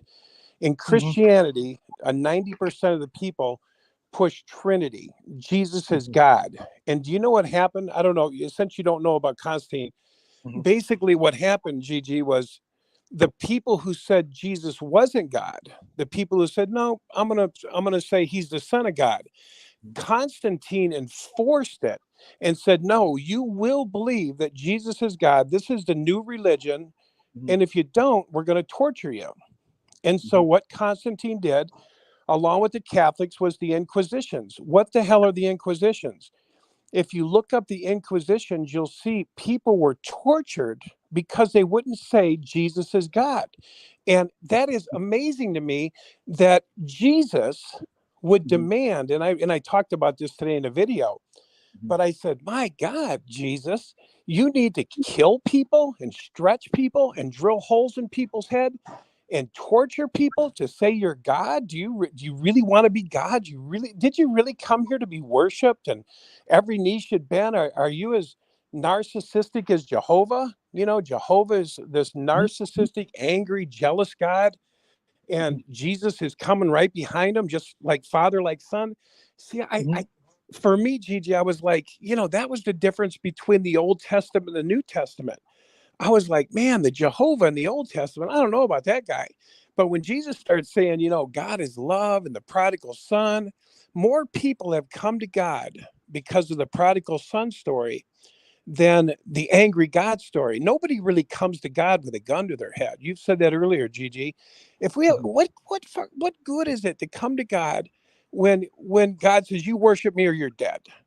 Kill me. Take me out of here. I don't want to worship you. I don't want any part of your people that think everyone else has got to be genocided. And I said that in a thing today too.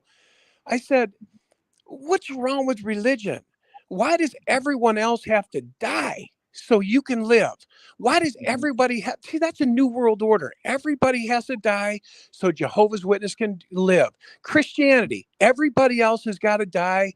God's a dumbass. God makes Buddhists. God makes Muslims. God pulls them out of the ethers, knits them together in the womb, brings them here. They're immaculately conceived here. He puts his spirit in them. He puts his breath in them.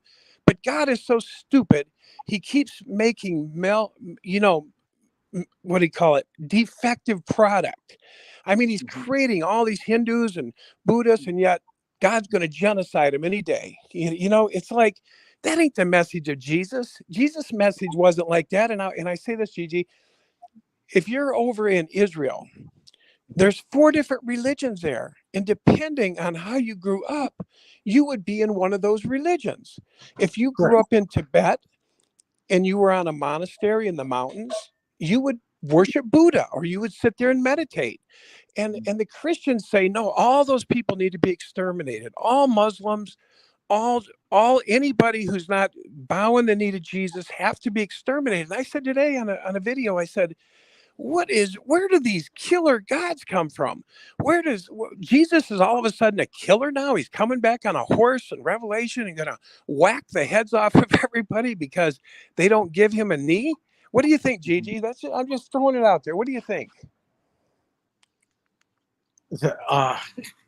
I know it's a lot to think about, but look up Constantine, look up the Inquisitions. Well, I'll tell you kind of a little bit. Like, I'll give you an example.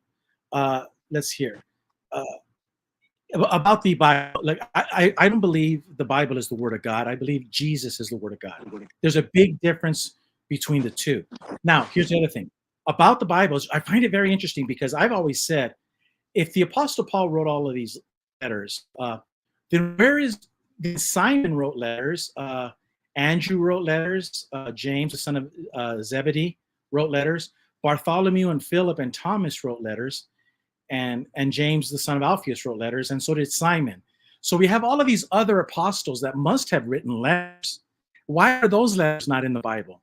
I just find that very interesting. So I'm sure those letters are in the Vatican and they're hidden. I do believe that. I do believe those letters are there. But I also believe in this fundamental truth that Mahatma Gandhi said, and he said, if then I had to face only the Sermon on the Mount and my own interpretation of it, I should not hesitate to say, oh yes, I'm a Christian.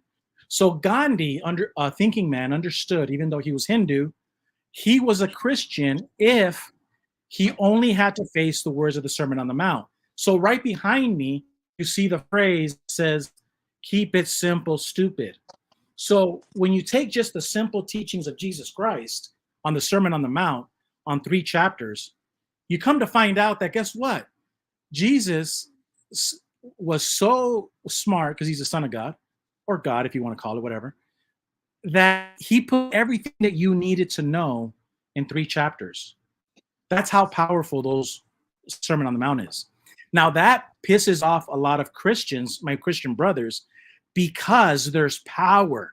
There's power in the other books of the Bible. But I look at the other books of the Bible, Paul says, as instruction. I don't look at the Bible. When I read the Bible, I don't read the Bible to say that you're wrong. I read the Bible to say, hey, everything that's here is going to happen over again. It's just a matter of time when you're going to feel like Samson, or you're going to feel like Moses when I'm in New York protesting and I say, let people go. Like, I have a Moses moment. So the whole Bible is filled with experiences that you're going to face as a human being. But yes, the religions don't view the Bible that way. They use it as a tool to control you. I do agree with you on that. Right. You know what else, Gilbert, or Gigi? I'm sorry, Gigi. What they don't teach either is, what I found so interesting, and I found this in more of your pagan religions. A lot of them really went on and on about Jesus saying, the kingdom of God is within you and the kingdom of God is at hand. In Christianity, it's all about, we got to get out of here, right? We got to get out of here. We got to get into heaven. And Jehovah's Witnesses are all about, we got to get into paradise. And Jesus said, you would be the light of the world.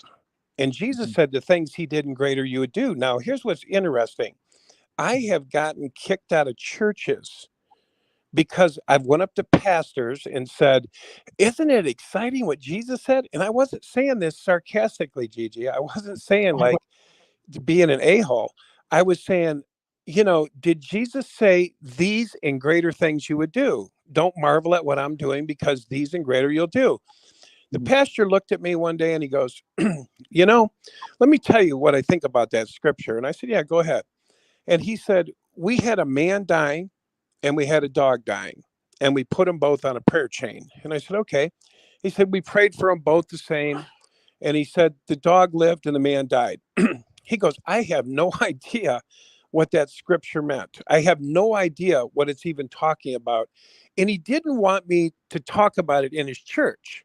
And I said, well, I didn't say it. Jesus said it. What was the scripture again? It was the scripture. You could look it up. I don't know exactly the scripture, but Jesus said, don't marvel at what I'm doing. He was healing the sick and, doing all these miracles. And Jesus said, do not marvel at what I'm doing, because the things that I'm doing, these and greater you'll do. And then Jesus said this. he told them the kingdom of God is not up there or it's not down there. He said, if the kingdom of God was up in the air, the birds would precede you. If the kingdom of God was in the sea, the fish would precede you. I tell you, the kingdom of God is within you, and the kingdom of God is at hand. The Dead Sea Scrolls that popped out of the ground said the same thing. Where you cut a stump, there I am. The kingdom of God is within you. The kingdom of God is at hand. I don't dwell in temples. It was this, this beautiful saying that made you cry. But the kingdom of God is within us. And what most pastors don't know, because pastors want to rule, pastors want to shepherd sheep. They go to academia school so they can shepherd sheep. In fact, they've trained the sheep to pray for a pastor. So when you go into a lot of your fundamentalist Christian churches, they say, oh, pastor's retiring. We got to pray for a new pastor. We got to get a new leader in here. What the hell happened to worshiping in spirit and truth? What happened to divine union? Nobody even talks about divine union. I and the Father are one. As I am in union with the Father and the Father is in union with me, that you would come into union with the Godhead. So if we wonder why Christians are powerless, and Jesus said, you wouldn't know me by word. He said, you would know me by power. By power. You would have power. The anointing would come upon you. Oh, what the hell's the anointing? What's power? What's divine union? What's this? I and the Father are one. I get kicked out of churches all the time because I quote Jesus's words right out of Jesus's mouth. And I said, you don't teach Jesus's words. You teach sheeple. You teach wait for the end to come. You don't teach about being a light of the world. You don't teach about becoming powerful, anointed. Anointed with the spirit of truth. You don't teach about becoming a vessel for divinity to flow through. And so it's amazing to me, Gilbert, when I go around to these fundamentalist Christian churches, all they want you to do is sit there and praise and worship. They got 20 minutes, 30 minutes of praise and worship. Nothing about you. This pastor that told me he didn't know what the hell I was talking about, he loved to shepherd sheep. He'd tell the people like Watchtower, you guys are sheep, and we move you around with our staff, and when you turn over in a ditch, we flip you over and get you back on your feet, just like Watchtower, good for nothing slaves. It's amazing. I don't see any difference between Christianity since I've been out, and I've been in about 200 different churches. Every one of them believe different for the most part. I mean, they all agree, say Jesus is God, but that's the Constantinian version of modern day New Age Christianity, that Jesus is God. And, I just think it's funny, the Father's greater than I, so it's the right hand of God. I do nothing of my own initiative, only by my Father. And, all of a sudden he becomes God. That is Constantinianism. And if you look it up, you'll see how he formed the religion. It was brought about. Here's what's sick about it, about a lot of fundamentalist Christianity.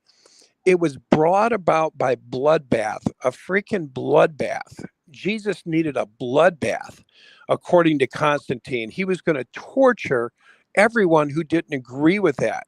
And so, man, all academia, everyone who pops out of the academia is saying the same language. This is the new group.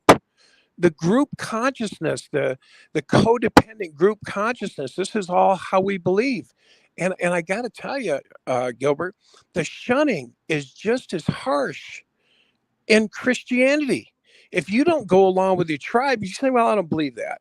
Here's another one that got me kicked out, Gilbert. Mm-hmm. Did God lie? Did Satan lie? That's another one. I was sitting in the back of the church one day, and they were reading Genesis. And they got down to Genesis, I think it was 3:21. And they were talking about Satan says, well, I'll tell you today, you'll be like God, knowing good and evil. The day you're eating of it, you're positive, die. And, and you'll become like God, knowing good and evil. And so I'm sitting there half asleep in the back of this church. And he reads, like, I think it's verse 21. And it says, it's like God and Jesus, or God and the angels are talking. And they said, hey, man has become like us, knowing good and evil. What should we do? And then God or Jesus, one of them said, well, don't let him get to the tree of life. because if they get to the tree of life, they'll live forever. Well, what do? Let's put some flaming swords out and keep them out of the garden. Now, here's the mystery, Gilbert. If we think with a mind of our own, not governed by Christianity, not governed by religious ideology, but if you're a thinking man, and I know you are, you would say, wait a minute here, wait a minute. What the hell do you mean they can get to the tree of life? Hold on a minute. Whoa. The day you're eating of it, you're dead. The day you're eating of it, you're done. There's no getting to the tree of life. So there's one mystery. The second mystery is it said they became like us. So I was in a church one day, Gilbert, check this out. I was in a church one day and I said, I got a question. And they said, what? I said, did Satan lie? I said, here they could get to the tree of life. They didn't die. And then, of course, everyone says, oh, he died spiritually. But they didn't die on that day. They lived 900 and some years. God allowed them to go on. And then it said they became like God, knowing good and evil. So I said, Satan said that's what would happen. They become like God, knowing good and evil. Then it says in verse 321, they became like us, knowing good and evil. So several things came through my head. Well, anyway, I got kicked out of a church because we said that in a Bible study. We're in a Bible study. And I said, I just want to ask, and I wasn't being, obstinate. I'm listening with a brain that is not conditioned by religiosity, that is not conditioned by pastors, that is not conditioned a man that wants truth at all costs, who don't give a shit about what anybody thinks. Says, I want truth. Get this other bull. So I said, I said, did Satan lie? Man, the lady grabbed the mic. She got on there. She goes, how dare you accuse my Lord? And I said, hey, I'm not accusing your Lord. It's here written.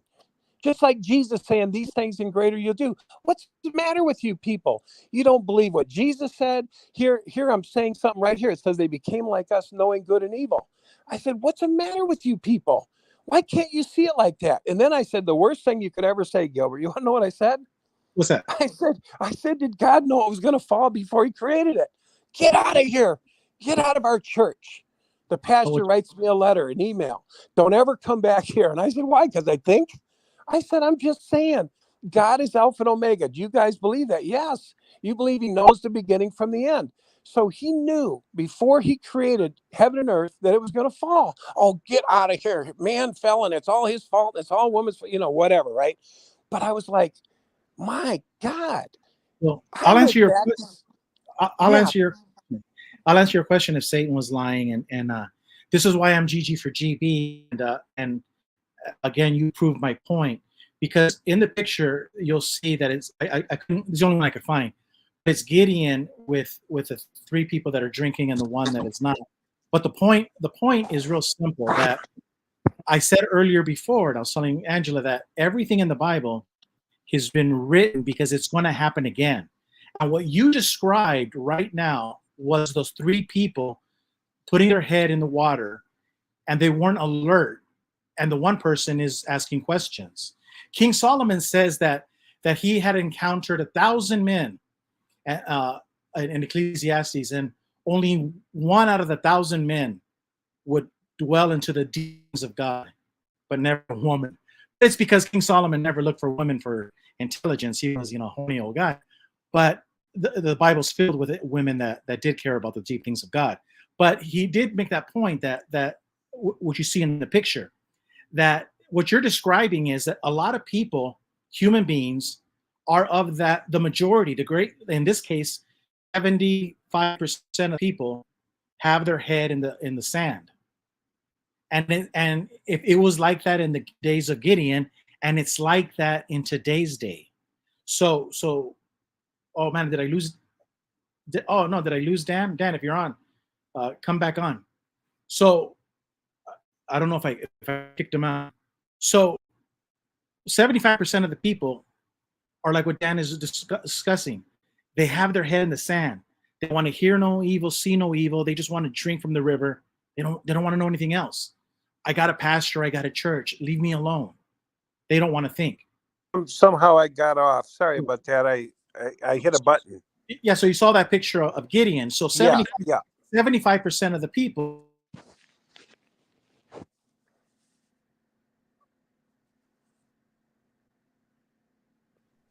have always been like that. They always want to put their head in the sand. Now, was Satan lying? The answer is yes. However, what you need to know is that everything you say can and will be used against you in a court of law. Isn't it interesting that in Genesis chapter 3, you've never heard this from anybody? Not one pastor ever told you that the one person that did not say a word in Genesis chapter 3 was Satan the devil. But Eve spoke, Adam spoke, and everything they used was used against them, right? Now, here's the thing. In a court case, we understand that words like Your Honor, he's leading, or they're using language and they're manipulating language. So Satan was lying, but he was manipulating the language, the limited language that Adam and Eve understood. Adam and Eve did not understand the great things that were in store for them, but Satan had lived, according to Ezekiel 28, was here on planet Earth since its founding, kind of like a general contractor. Satan was here and he was in charge of the gold, the rubies, the sapphires. He was a main person of interest because all of God's children, believe it or not, have full-time jobs. God's children have jobs. They go to work. And Satan had an assignment. According to Ezekiel 28, Satan worked here on earth.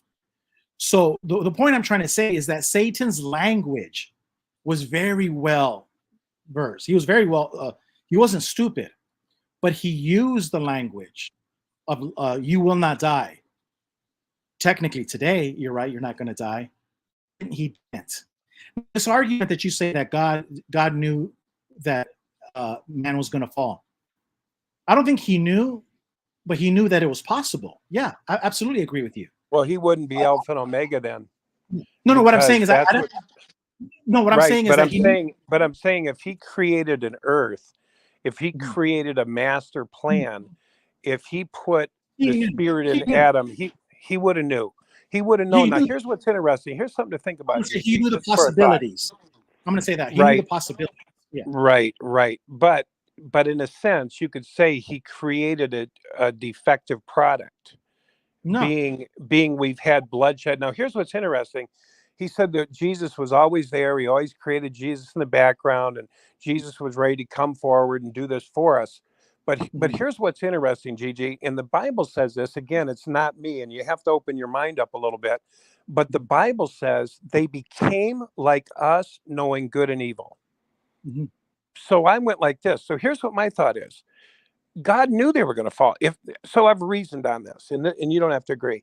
But I believe if I'm going to believe the story in the first place, then I believe God knew it was going to fall. I do believe he knows the beginning from the end, but it was free will. Because here's the thing today, right? You mentioned this earlier, Gigi.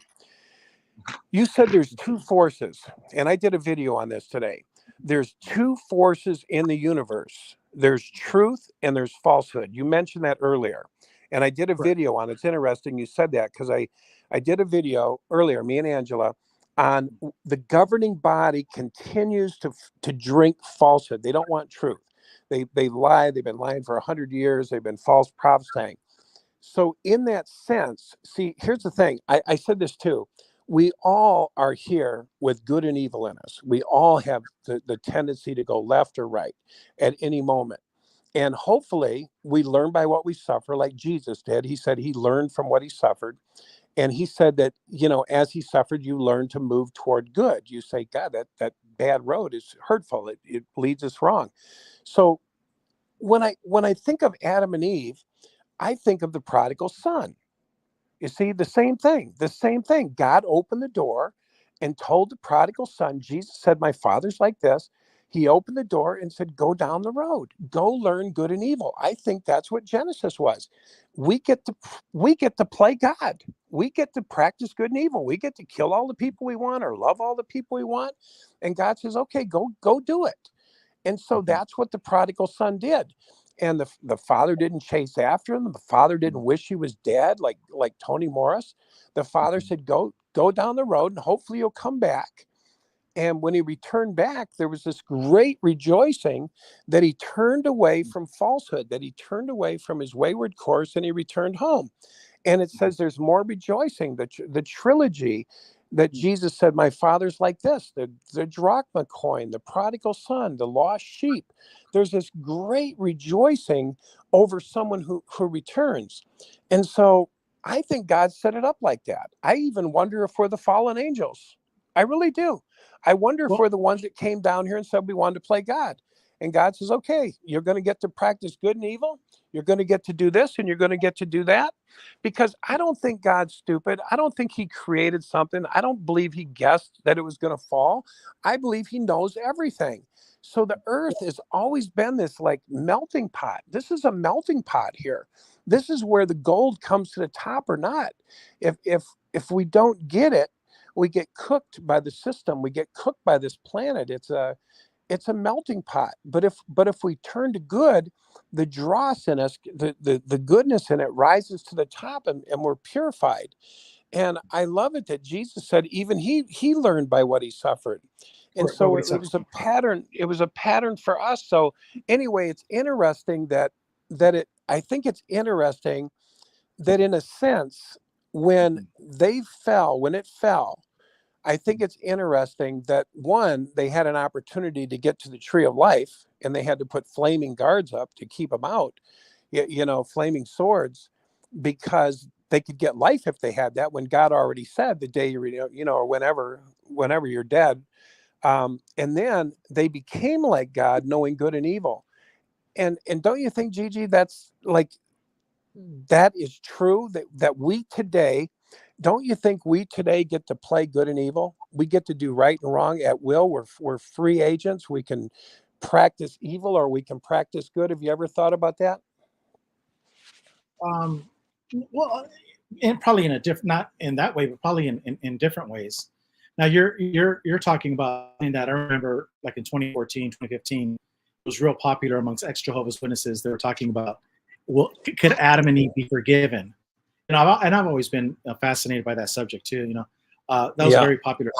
But you see, this is how I look at things. Because right behind me, I got the famous saying says, "Keep it simple, stupid," and it's real simple. Everything that God made in creation mimics the universe.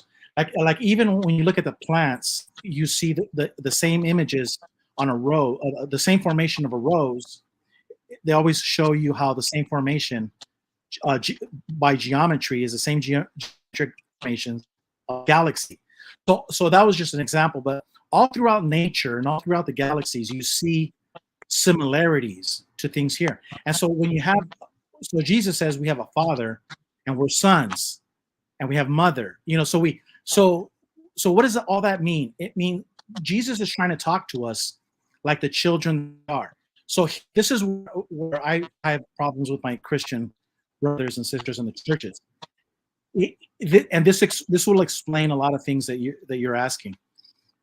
On planet Earth, we've only been here for 50, 60 years, and in the course of our life, we went kindergarten, first grade, second, third, fourth, fifth, sixth, and most of us went to 12th grade. Some of us went to 16 or 18 years of school. This is the point I'm trying to make. Our Christian brothers graduate kindergarten and they presumptuously say, I'm going to Harvard and MIT come September. They want to go from kindergarten and jump all the way to MIT. What I'm trying to tell you is that the things that Jesus told us were things that we understand in our 50 years of existence. And when we try to complicate things, and we're going above the Christ, and also there's things that we're never going to know in this life. So our main focus should be in getting this life right and staying in kindergarten, because when we die, what's going to happen is we're going to find out that we're going to go to first grade. We're going to go to second grade. It's a progression. That's how God has made everything. Everything is a stage, and we are in the beginning stage. But the difference is this. When you look at the cosmos and you look at your imagination, the difference is that you and I, in our 50 years of mere existence, have shown more gratefulness than angels that have lived thousands of years. That's a shame. That's a crying shame, and it can be done.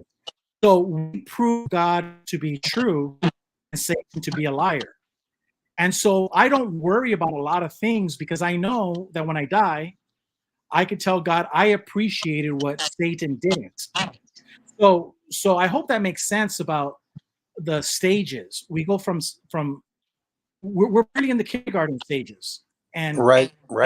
that's why I like to keep it very simple. That's Because why Jesus said, unless you become like children, like children, because if we move into know-it-all, I think we don't know anything. I really do. So I think just think about that, Gilbert. yeah. Here we're, like you said, we're 50 or 60 years old. We don't know nothing. We don't know anything. Truthfully, we know that we want to do right. We know that we want to do good, but to say we know anything absolutely would be a kind of narcissistic. I think it's like, I don't know. I've studied so much stuff, and it all comes back to, will you do good, or will you do bad? You know what I mean? It's like you always say, keep it simple. I went way out into spirituality. I went way out into all these other religions and looking at them, and they all come up with the same thing. Will you do good, or will you continue to miss the mark, if you will? You know what I'm saying? Well, this is where I've had a lot of Christian people get pissed off at me, ex-Jehovah's Witnesses. But I'll say it again, and this is where I disagree with you. But you're on the right track. No, all you need is 15 minutes, and that's the Sermon on the Mount. It takes 15 minutes to read the Sermon on the Mount, and then you will be just like Gandhi, and you'll be like, you know what? This is fundamentally true. Treat others the way you'd like to be treated. Don't look at the straw in your brother's eye when there's a raptor in yours. These things are so fundamental. And the problem is our Christian brothers and sisters are so hell-bent on going to MIT, but they're still in diapers. And that's why they make fools of themselves. Well, and that's why I never, yeah. Yep, and that's why I never joined up for it, Gigi, because I never signed up for Christianity, because when I went into the Christian church, various ones, they had a certain creed and dogma. And like I said, the one here didn't agree with the next one. The one here believed in the gifts. This one here didn't believe in the gifts. They were done away with. This one believed in the gift. This one believed in the Sabbath and the new moons and the holy days. This one don't believe in that. And it was like all over the place. And so one day I asked him, I said, could I be baptized in this church? And the pastor said, no. I said, no, I just want to be baptized into Jesus, God. I just want a regular baptism. Absolutely not. And I said, why? Well, you don't believe in Adventism. You don't believe in Protestantism. And a guy told me one day, he said, if it's an ism, it ain't God. Catholicism, catechism, and it's true. And I was like, I don't want to be a part of a religious ideology. I don't have to agree with your creeds and doctrines. I don't. I'm free to think. Gigi, I talked to this Catholic guy the other day.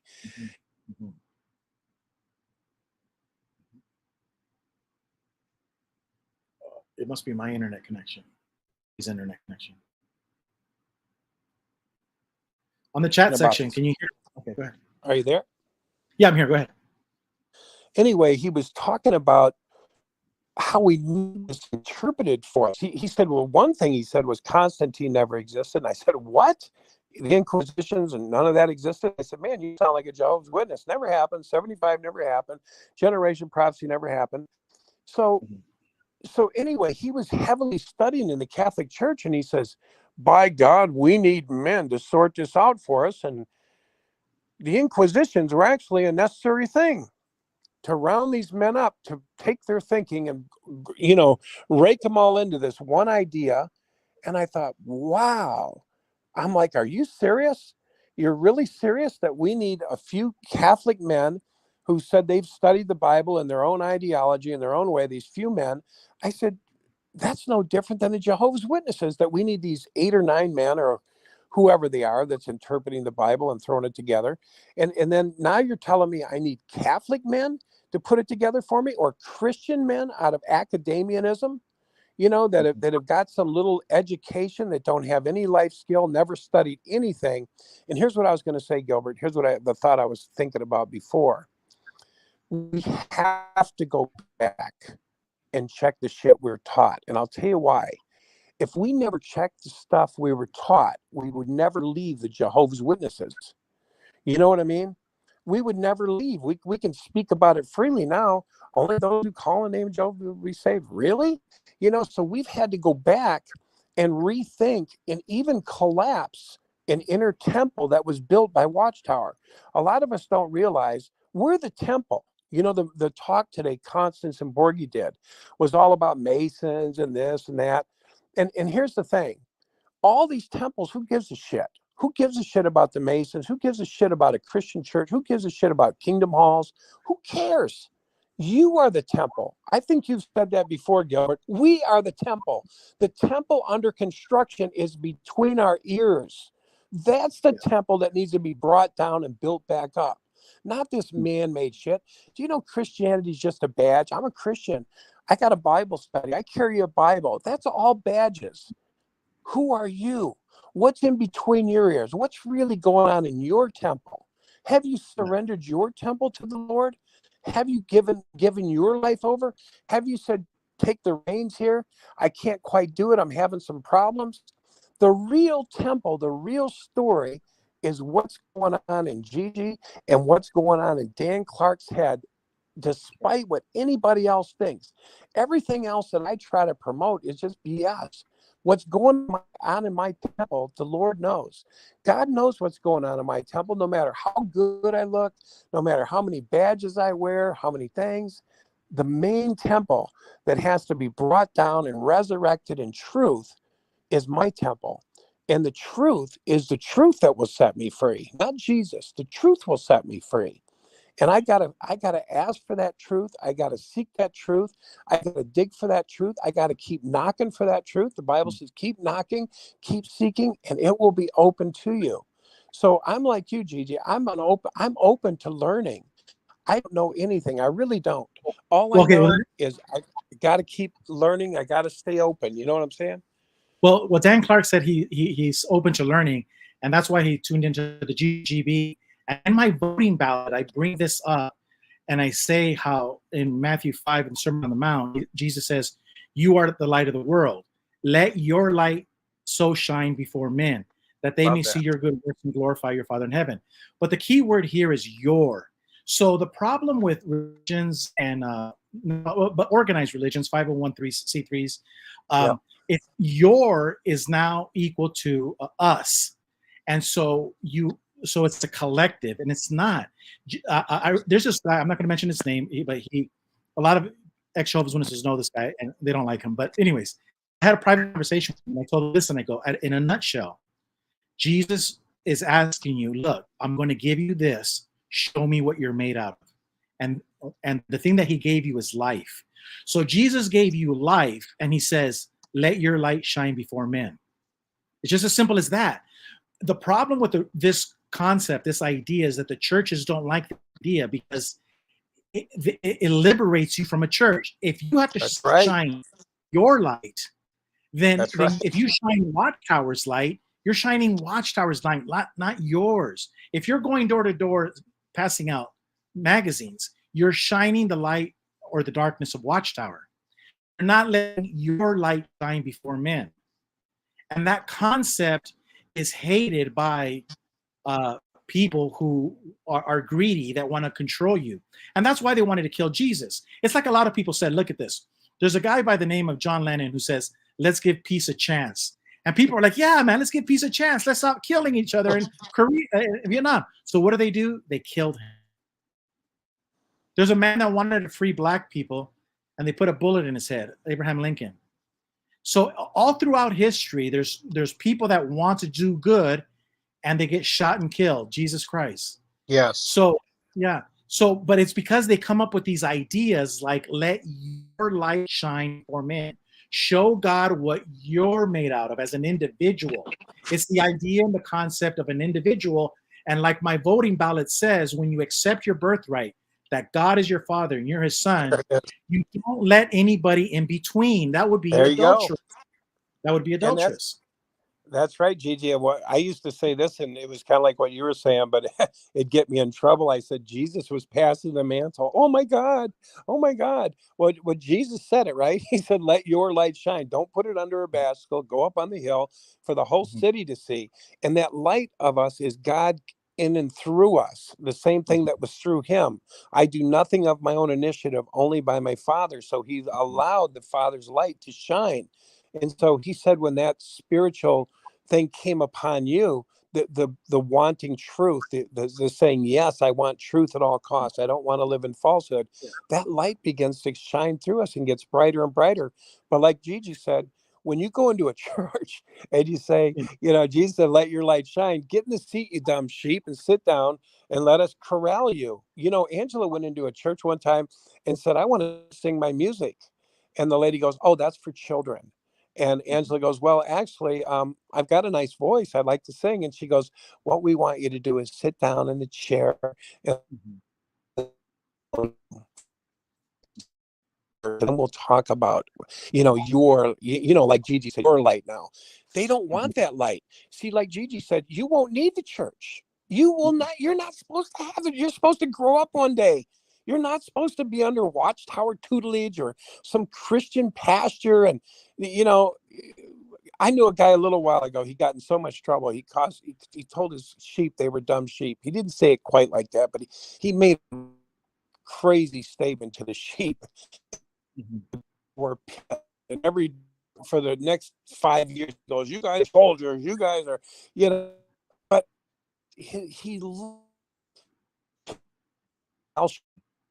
we are not supposed to remain lost sheep. That's why Jesus said, the things that is in greater you'll do. We are to become powerful beyond measure, beyond ever known, because the spirit of truth on our tongue. That's why their tongues became a fire. They're thinking. Your mind will be anointed. Your tongue will be anointed. Your throat will be anointed. Your whole heart will be anointed.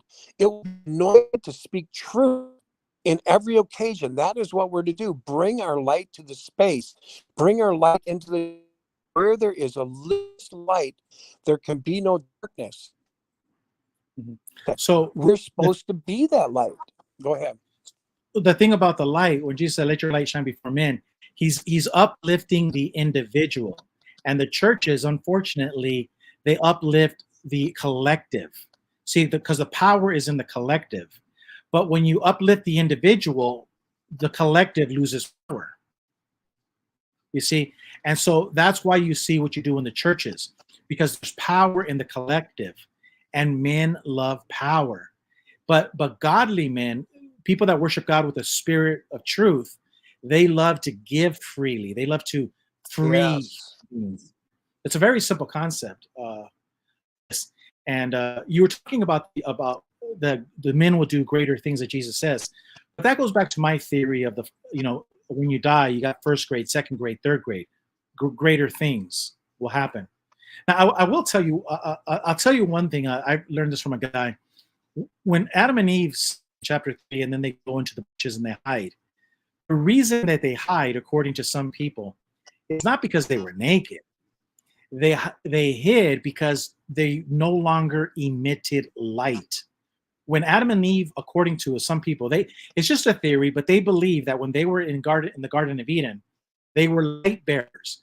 And have you noticed how all animals, even lions or any other predatory animal, if you were to put a fire in front of them, they get scared. So all of the animals, when they see you with a light, that a man was emitting light, they were drawn to the human. So when Adam was naming the animals were coming to him. He was a light bearer. But when he sinned, he stopped shining light. So the idea out there is that when a man becomes a spirit or a fleshly spirit, they literally emit light from their body.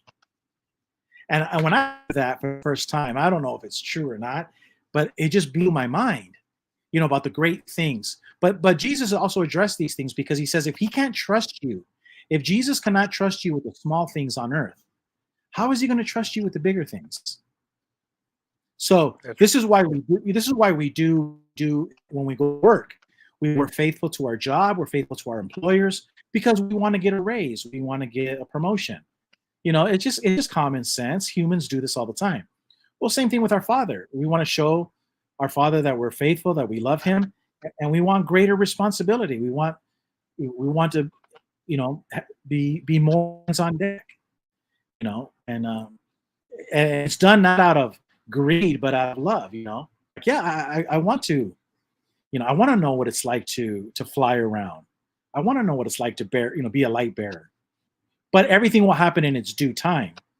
Unfortunately, the Christians, they want to go from kindergarten to MIT. It just doesn't happen that way. No, and a lot of them really don't want to grow up. It's like Watchtower. There's a saying starting to get more relevant, and it says that ignorance is a choice now. I mean, I think, wow, when I first heard that, ignorance is a choice. I heard that too. There's so much information out there, Gilbert. You just have to close your eyes and put a headband on now, because I know you're up a little late too there, Gilbert. It's 3 hours and 44 minutes. You're probably getting tired. No. Well, see, that to answer that, it's real simple. At the very end of the book of John, Jesus is cooking. And Jesus is always cooking. He's always cooking fish, bread. He's doing something. And then he tells Peter, do you love me more than these? And he asked him a second time, do you love me? But the reason Peter got sad that he asked him for the third time is because he asked, in the Greek language, Jesus asked him, philia for me. Do you have philia for me? And the last time he asked him, do you have agape for me? So the problem is that a lot of people say, scholars, they say that Peter was saddened because on the third time, he knew that he didn't love Jesus the way he should. He had a problem with love. He understood it. But Jesus didn't reprimand him. He just let him know that, yeah, you know what? You need to grow in love. And so that's the problem that we have about ignorance. You said ignorance is a choice. I learned this very young as a Jehovah's Witness about Lovers of Truth convention. You have to love the truth more than the lie. There you go. There you go. And I said this earlier today in the show, that at the end of the day, it doesn't matter if you're Republican, Democrat, Communist, Chinese. It doesn't matter where you landed on earth. When you die, you have to be able to say that you love the truth more than you love the lie. That's how you die in peace. That was my whole talk today. The governing body chooses falsehood, and they do. They choose separation from family. They chose fear-mongering, and they know what they're doing. That's what makes them an instrument of darkness. Because see, Gigi, like I said, there's two powers. There's truth and falsehood, or light and dark, or God and the devil, the spirit of falsehood. And so governing body participates with falsehood. Now, here's what's interesting. I got to tell you, you mentioned it earlier. The people with the carts are now lying for Watchtower. We've talked to them on the trails, and we're like, I've just asked them all the questions. What about 75? Never happened. Never happened. What are you talking about? Well, 75, when they said 75 was going to happen, they never said it was going to happen. There were just 200,000 people that decided to leave because they couldn't wait on Jehovah. Oh, how about the generation? That's when I left. And, what are you talking about? Same thing. They're all now, it's like somebody wrote to me tonight and said, are they under a spell?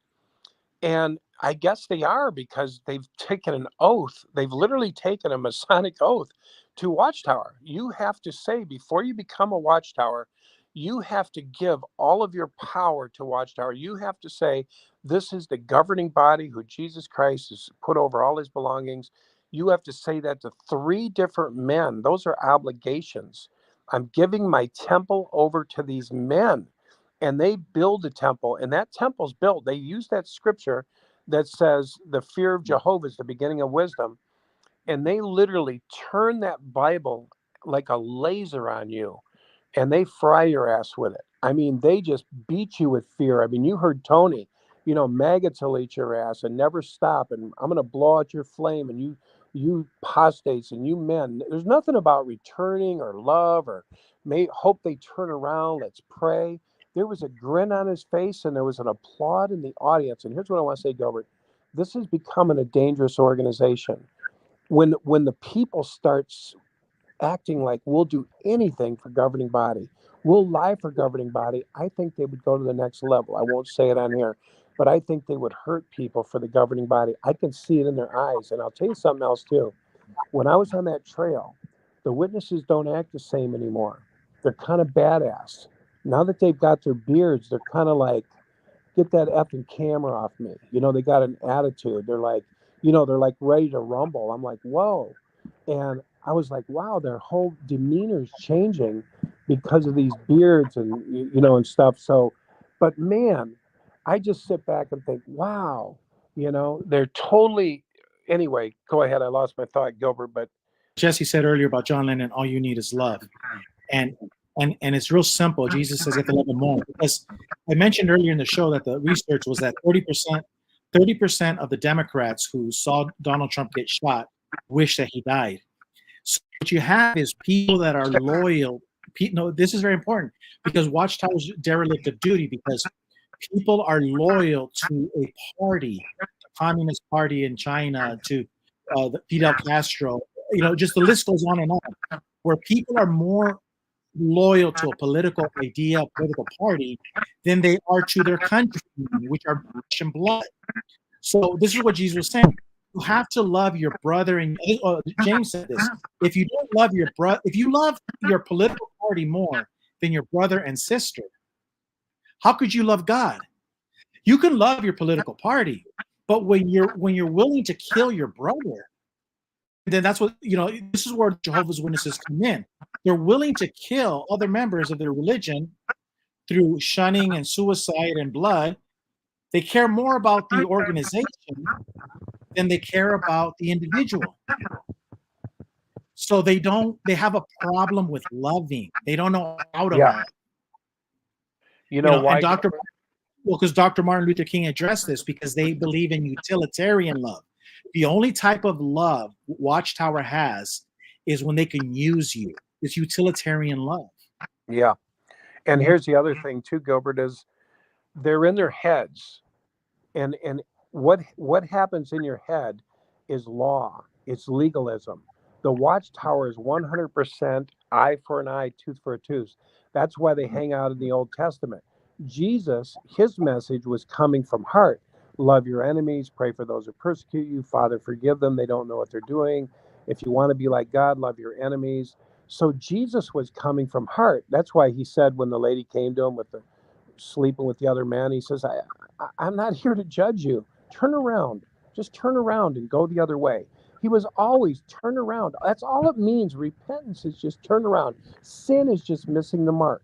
So Jesus, like, it ain't about this. The sin is its own reward.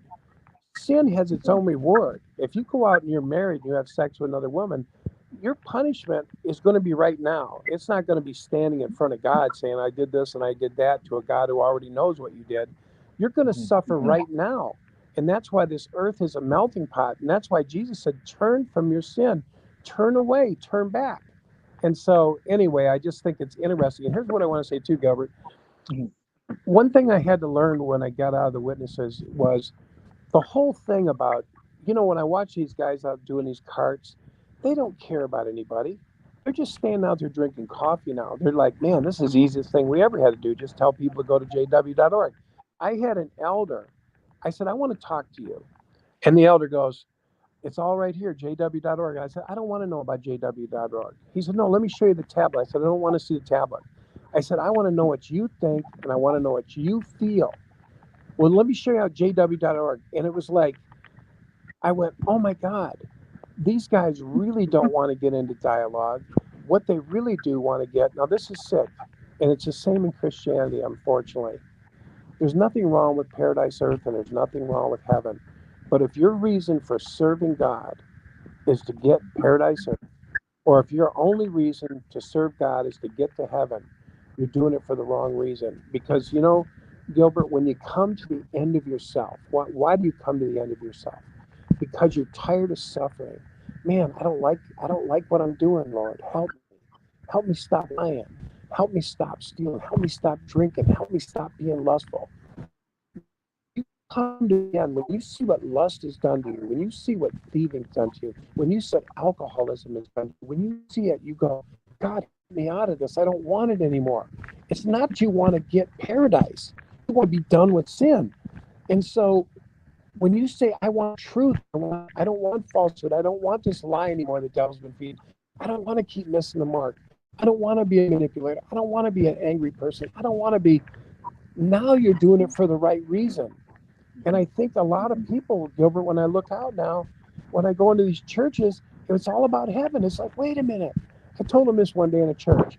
I said, don't you think the greatest privilege you could have right now on earth, if you guys say you love Jesus, don't you think the greatest privilege on the earth right now is to work alongside Jesus, to work alongside the Spirit of truth, to embody the Spirit of truth, to bring truth into the world through your mouth? Isn't that wonderful? The truth that comes through you could set somebody free. Isn't that the greatest joy? Or is it sitting in your ass up on a cloud, on a cloud somewhere, walking down glassy golden roads? I don't know what you think about heaven, but that's what I heard it was. But or getting into a paradise so you can watch elephants go by and pet snakes. I mean, really, this is where it's at. Let your light shine. This is where it's at right now. What the hell do you want to get out of here for? If you're really anointed, you're really connected to God. Jesus said, wash my feet. Get out there and serve. Serve your brother man. Give him some truth that can set him free. Give the man a hand up. Don't try to get out of here and get to your resting place. That'll come soon enough. What do you think, Gigi? No, I couldn't agree more. But I scare the hell out of you because let me scare the hell out of you because this topic that we talked about today about the dereliction of duty of Watchtower. Now, they 30% of the Democrats are okay with killing a president. Yeah. So we now go this with Watchtower. At what point Watchtower has these Jehovah's Witnesses so mind controlled that they actually used a 20-year-old kid to try to take out a president? Think about that. And Watchtower, you don't think can use Jehovah's Witnesses and say, you hurt these apostates and Jehovah will forgive you? I mean, this is the kind of this is what dictators and evil men do. That's my fear of Watchtower is that I know they could. that's the same thing I feel about religion, Gigi. Is like when we were in Jehovah's Witness, whether we liked it or not, we preached genocide. We said, you're dead when we were at the door, and they didn't listen to what Christianity to me was the same. It was like, why does Jesus need every knee to bend, or he's going to kill everybody? It was like, and really, if God creates, think about this, Gigi, just think about it. Where did the Muslim man come? The Muslim man, the man who, who's bad, right? According to Christianity. Where did that man come from? Who put his spirit into the seed? Who birthed him in the womb? The Bible says God knitted him from the together in womb. the womb. Mm-hmm. And knew every hair in his head, knew his eyebrows, knew his thinking. Who birthed that man? Who did? And Christianity said God's wasting his time. All of them are going to be dead. Muslims, Jews, this, I know I bring this up often, but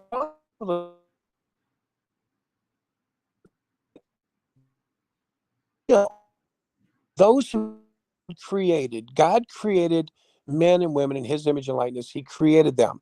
And here's what I think, Gilbert. He's given everybody the choice to choose. Whether you're a Muslim, I don't care. You're given the same choice as me. You transcend your lower nature, your sin nature. And I believe that's where we're all. I don't believe God looks at him like he's a Muslim. I believe what Jesus said. Father, forgive them. They don't know what they're doing. They don't know your name. Or we're all big about the name. Isn't that funny how we were in the Witnesses? It was all about Jehovah. Then in Christianity, it's all about Jesus. And it's all about this. But Jesus said to that day, all they ever was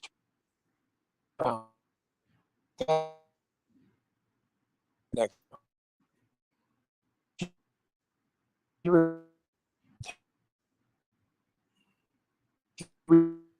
Gosh, we're losing him. Are you still there, Gigi? Yeah, I'm here.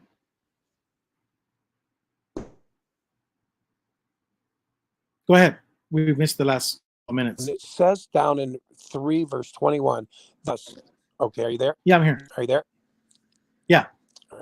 Okay, but when he said they became like us, knowing good and evil, I believe that was implanted in us, that we could choose good or evil, that we could do whatever the hell we want. We could play God. But it even says in Deuteronomy, I made you gods, get up, lead the nations, but you don't. You lay down, get up, lead the nations. I made you gods.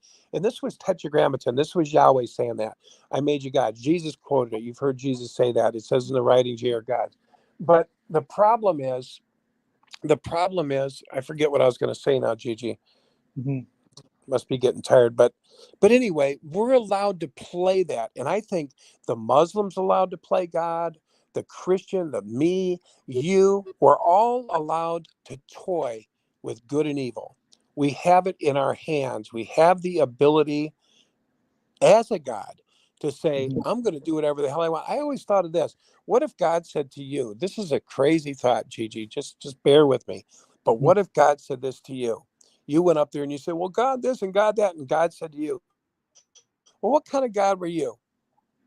I made you in my image and likeness. What the hell did you do with it? Were you greedy? Were you selfish? Were you sex addicted? What kind of God were you anyway? Did you call on me for transformation? What kind of, where did you end up on the scale? What did you turn out? What would your legacy be?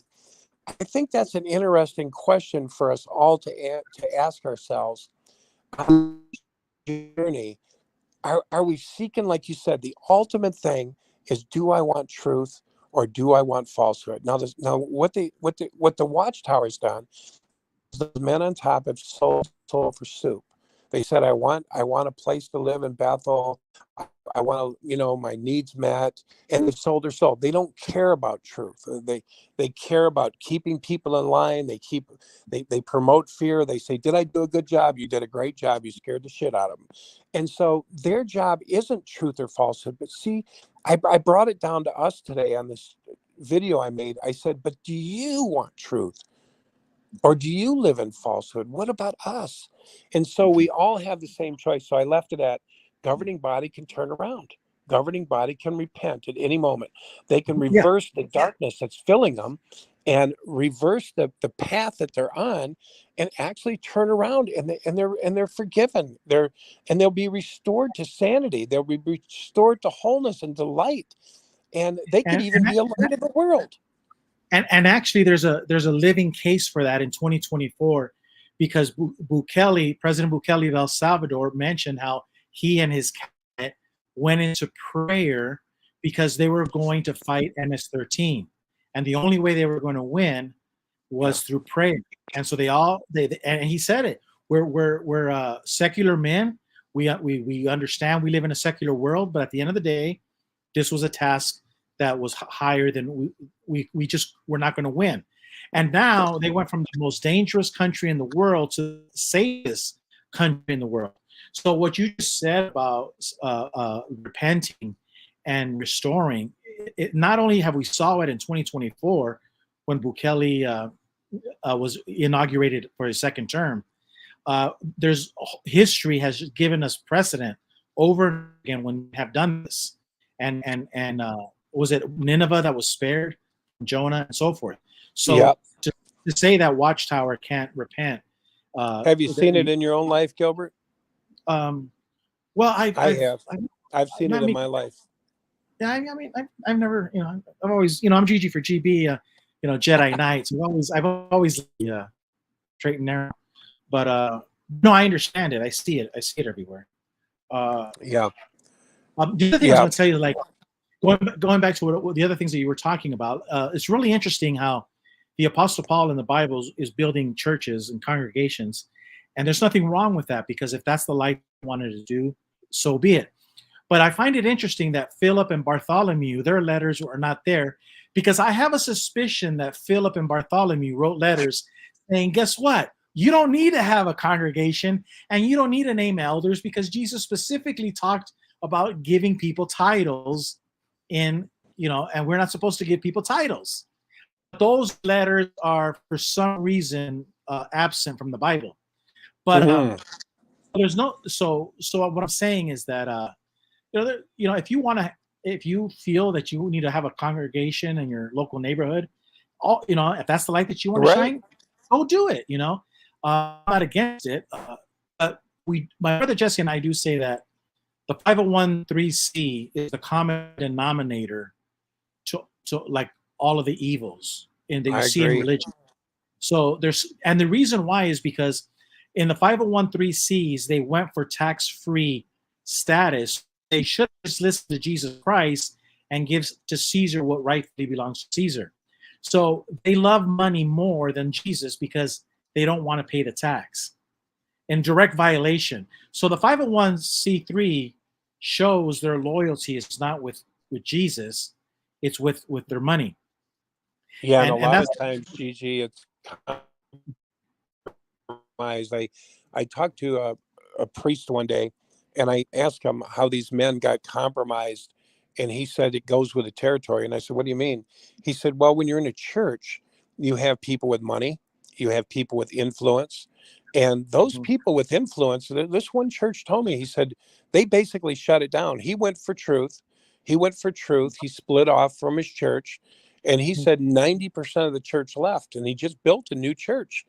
And I Yeah. was like, wow. And he said, yeah. He said, unfortunately, a lot of the authenticness that you would have in just walking with God without the umbrella of a church, he said, can be much more powerful than a church that's dependent on all its members to give them money. And he's right. And I was told that in Kingdom Hall. An elder told me one day, he said, if you want a voice in here, write a check, write a bigger check. If you want to have some say, an elder told me that in East Texas. He goes, if you want to say, he said, Dan, if you want to have say so in here, I'll tell you how it works. Write a bigger check. Don't give $20, give a couple $100, and you'll have a voice here. I'm like, wow.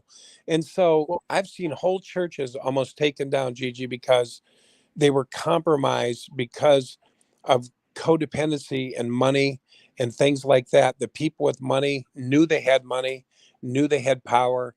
And unfortunately, you can fall into, now I'm not saying all churches, but unfortunately, you can fall into a compromised position because of the building and the money and the maintenance, as opposed to a man who just worships in spirit and truth, Correct. That's why in a lot of buildings they'll have the wing, the Dan Clark wing, and the rich are like Jehovah's Witnesses. They want to live forever. They want to live forever, and they want their name on that wing of whatever, just put your name, and so, and they also want to buy their way into heaven. So you give that's why, like, for example, Phoenix, Arizona, wherever you're in Phoenix, Arizona, the most lucrative property is all on Central Avenue that cuts the city in half, and you see acres upon acres of land, and there's a big church everywhere, church, and what happened? Well, an old man, he wants to go to heaven. So what does he do? He gives the church the land. And like the caller said today in the 6 screens, she's not going to give the money to the son. She's going to give the money to the church, because at the end of the day, skin in the interest of skin, they're trying to buy their way into heaven. Yeah. Do you remember that Mel Gibson movie, The Passion? Yeah, I didn't watch Boy, it. I'll tell you what, they built the hell out of the mega church in Denver after that movie. It was like the people were like, oh shit, something's happened. Jesus is coming back. Who cares if Jesus comes back? If you're doing the work, if you're serving, if you've already given yourself over, there's no worrying about anybody coming back. But man, I'll tell you, mega church I'm talking 3,000 people per church. $3,000-$4,000 mega churches started coming up on every corner after that movie, The Passion. It was insane. I was like, wow, look at this. Mega churches, probably $20 million a piece. And they're going up here in Boise for some reason.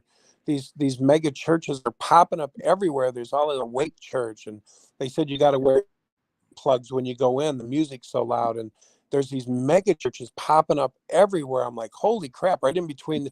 There's a Mormon church on every corner here. There's literally a Mormon church on every corner. And there's 2 temples here in Boise. There's not one. There's 2 major temples. The temple here is bigger than the Capitol building. Yeah. It's $100 million building. It's filled with marble, and it's like, wow, look at all these, Go ahead. But we have those on the east side of Phoenix. But You know, like I always tell people, like when Jesus, I says, you know, when you read the Bible, especially the words of Jesus, and you only think about yourself, just yourself, you don't think about anybody else, then you find out that Jesus already returned. So I go, hey, Jesus already returned. And they look at me like, what do you mean? I go, yeah, he's right next to me. So he's already returned. I don't have to follow, you know, I don't have to go with the logic. Jesus has already returned. And I'm with him and he's with me. And this concept of just walking with God, like in the pictures of you as a little boy holding the hand of your dad and just walking on the beach, that concept is foreign to these churches because there's no power. There's no power for How them. about this? Mhm. Yep. How about let this mind be in you? That was also in Christ Mhm. Jesus. You know, Jesus said that, let this mind be in you. So we're actually supposed to encompass that mind, that we're the same thinking, the same acting, that we really care about people. You know, we were on a ship, me and Angela, a while ago, and we met some people from another country. And they were I forget the name of the religion. I forget, it was some strange religion. But they said, we love everybody. And we're like, what? And they were beautiful. They bought us coffee. They weren't trying to sell us on their Sikhin. I think the religion was called Sikhin or something like that. But I was like, wow, that's so beautiful. And we had the most wonderful time. And, you know, if I was a witness, I'd think, man, this is going to be weird, Jehovah destroying these people. I remember one Yeah. day I went to the door and this lady came to the door in this beautiful home, and the door swung open and these 4 kids came up and they had smiles from ear to ear. And I thought, man, look at how beautiful these kids are behaved.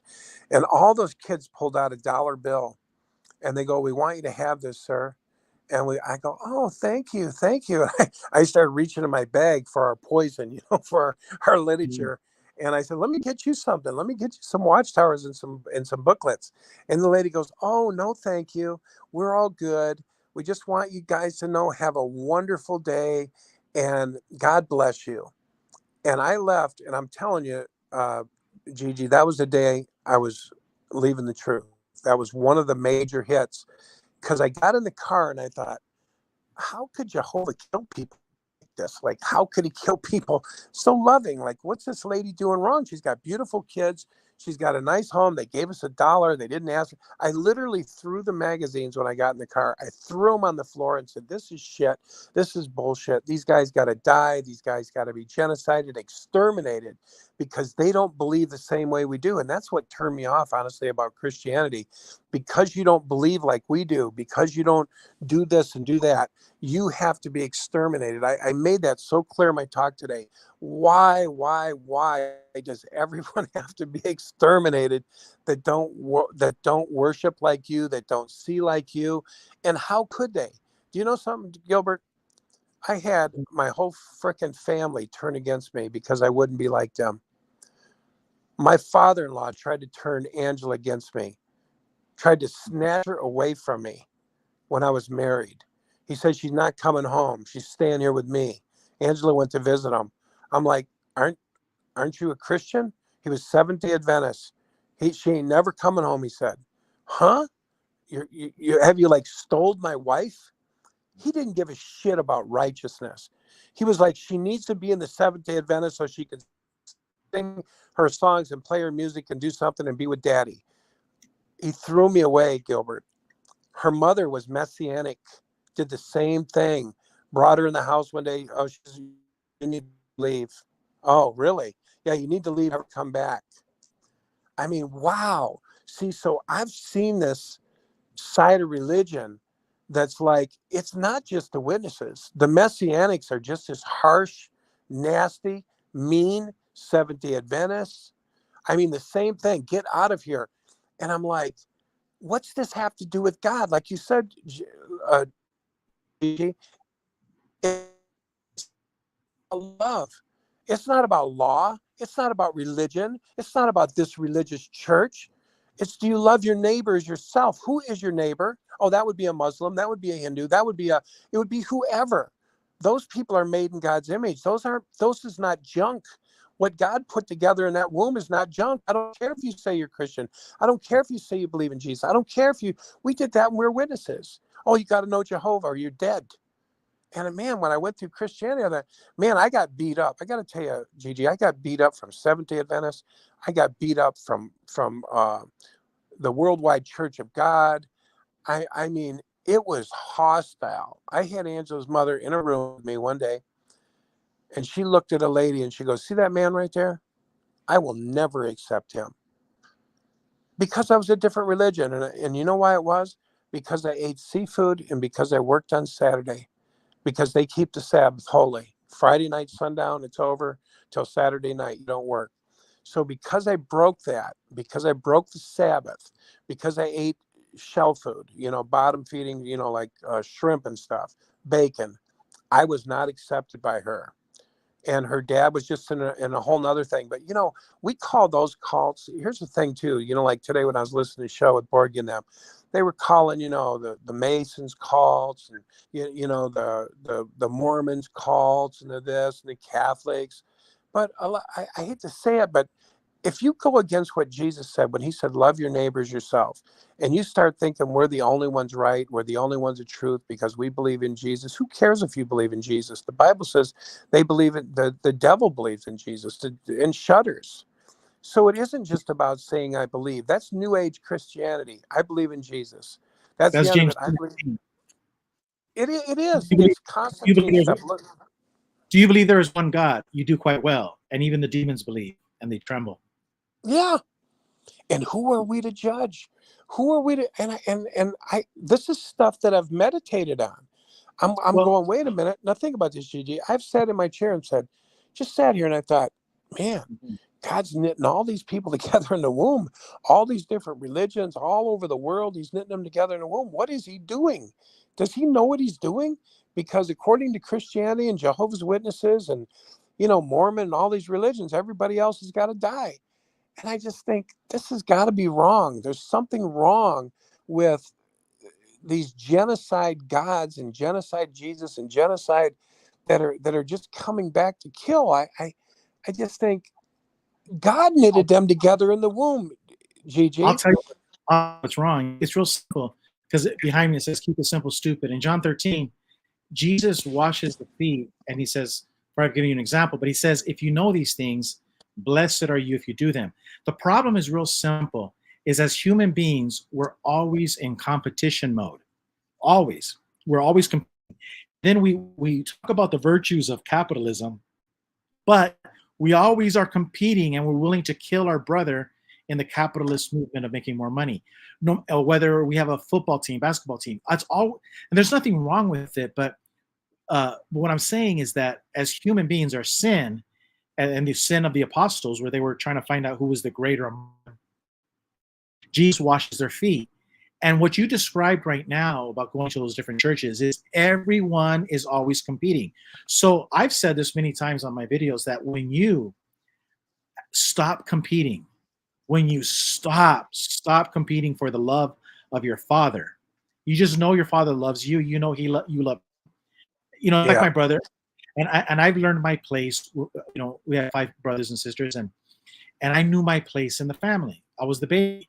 I knew my place, and I didn't try to have a relationship with my mom that she had with my other brothers and sisters. It was different, I had a different relationship with my mom that they didn't have. And one of the things that I had was I was the baby, so I got to kiss and hug my mom all the time. My older brothers and sisters didn't hug and kiss my mom. But that was my job. But at the end of the day, my mom and dad loved their children and loved me too. But what I'm trying to say is I'm happy with what I have, and I know my place. As a lot of our Christian brothers, they don't know their place. They're always competing that God loves me more because I know his first name starts with a J, a Y, H, or everybody's coming up with a brand new name for God, and it's not good enough. Then now they have a brand new name for Jesus, and everyone thinks that God loves them more because they know a special, like God gave me the answer. Like, and God love Alex Jones too, but he does this too. Like oh, I got the download. No, God didn't give you a download, but he thinks that God is giving him special information that he's not giving anybody of the 8 billion people here on earth. No. God loves us all. Ain't nobody in front of the line. As a matter of fact, Jesus addressed this. If you want to be a son of God and you want to be loved more, you want to get in the front of the line, you're going to go to the end of the line. No, and that's That's what right. you're describing. You're describing a bunch of religions, and they're all fighting, saying God loves me more because X, Y, Z. No, no, no. He don't love you more. He doesn't love you more than the Buddhist. He doesn't love you more than the Native American. That's right. That's He doesn't. right. He doesn't. He doesn't. That's right. Yeah. He loves, One day we were talking to a Native American and we were like, why are you facing this way when you pray and then facing that way? And the Christians were saying, well, he's praying to a bunch of false gods. Mhm. And so I went up to the Indian and I said, what are you doing facing the east? And he explained it. He said, well, we face the north because that has to do with the cold weather. So we thank God for the cold weather. We face the south. And we thank God for the warm weather. And, you know, he said this thing, but he said, we're praying to the same God. And then he says, before we pick a piece of fruit off the vine, we give thanks for the vine that produced it.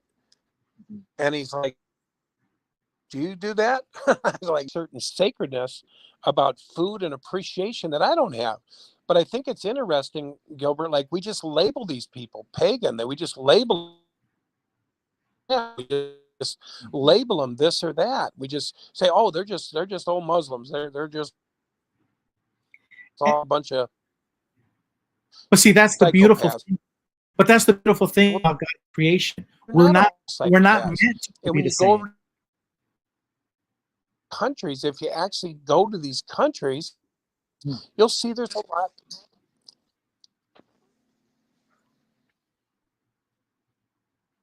Yeah. We'll get him right, that guy. Huh.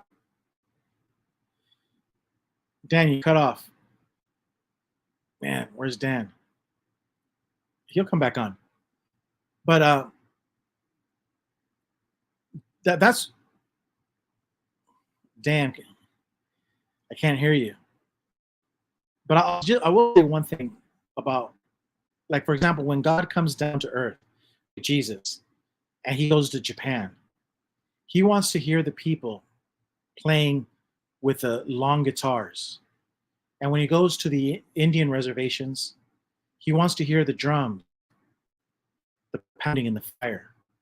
And when he goes to Russia, God wants to see the men dancing only like the Russians dance, or the Jews, how the Jews dance. All of these things are beautiful.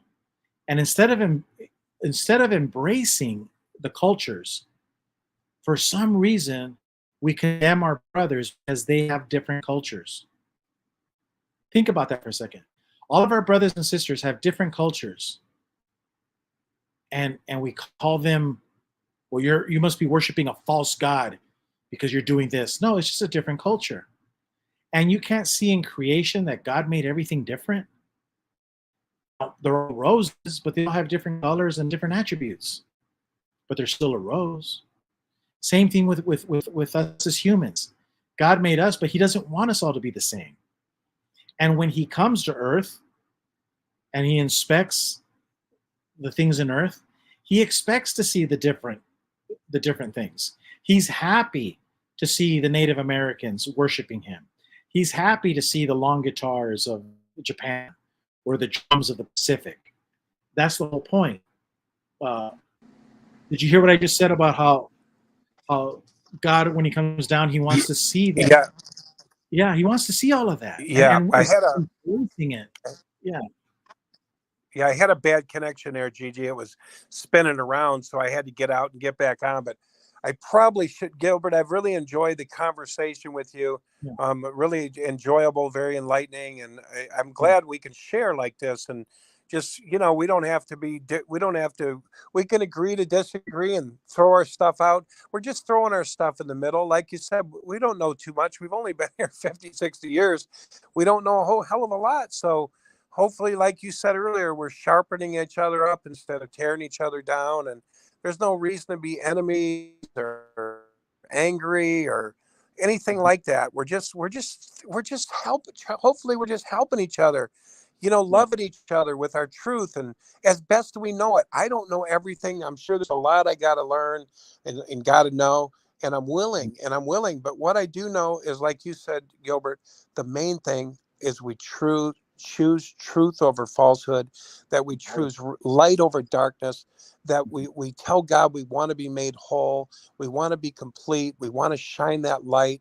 All the things you said are what all of us should seek. And I think people that even don't know God's name, a lot of them, I've met some beautiful people. There's some books out that you'll read about people that were actually saved by Muslims during the that Hutu and Tutsis, and they were hidden by them, and they put them aside. They stuck up for them and risked their lives. And this lady come to say, "Oh my God, it was the love that mattered.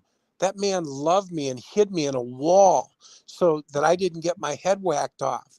That is the love of God." That's why Jesus said, "I'm going to tell you, here it is. You'll know them by their fruit, not by their badges, not by the Bibles, not by the studies they have, not I'm a Christian, but by the love. Do they love like the Father? Do they have love, joy, peace, kindness, goodness, faith, self-control?" That's my people. And it doesn't matter if they use these names, like you said, Gigi. They call them Jehovah, Yahweh, Jehovah, Jesus, Jesus. It's like, do they have the love of God in them? You'll know them by their love. God is love. And I think this is what the show's been just talking about tonight. We can have love for each other and share that love toward each other. We're not trying to hurt each other. We're trying to love one another. We're loving one another right now. What we're talking about tonight, Gigi, is a risk. Do you know that the minute you mention that, if you say to somebody you love Jesus, you got 1 million people who hate you.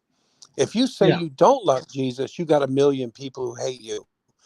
So you might as well be true to yourself, because no matter what you say, you're going to have 1 million people. It doesn't matter. Oh my God, he's a Christian. Oh my God, they don't love Jesus. Oh my God. It's like, you've got to be you. And you know what? All I can do is the best I can do from where I'm at. It's like I told my law, can't be Worldwide Church of God. I already came out of that. I told my father-in-law, I can't be Seventh-day Adventist. Much as I would love to be son-in-law that made you proud, I have to choose my truth where I'm at right now as best I know it, and or I'm no good.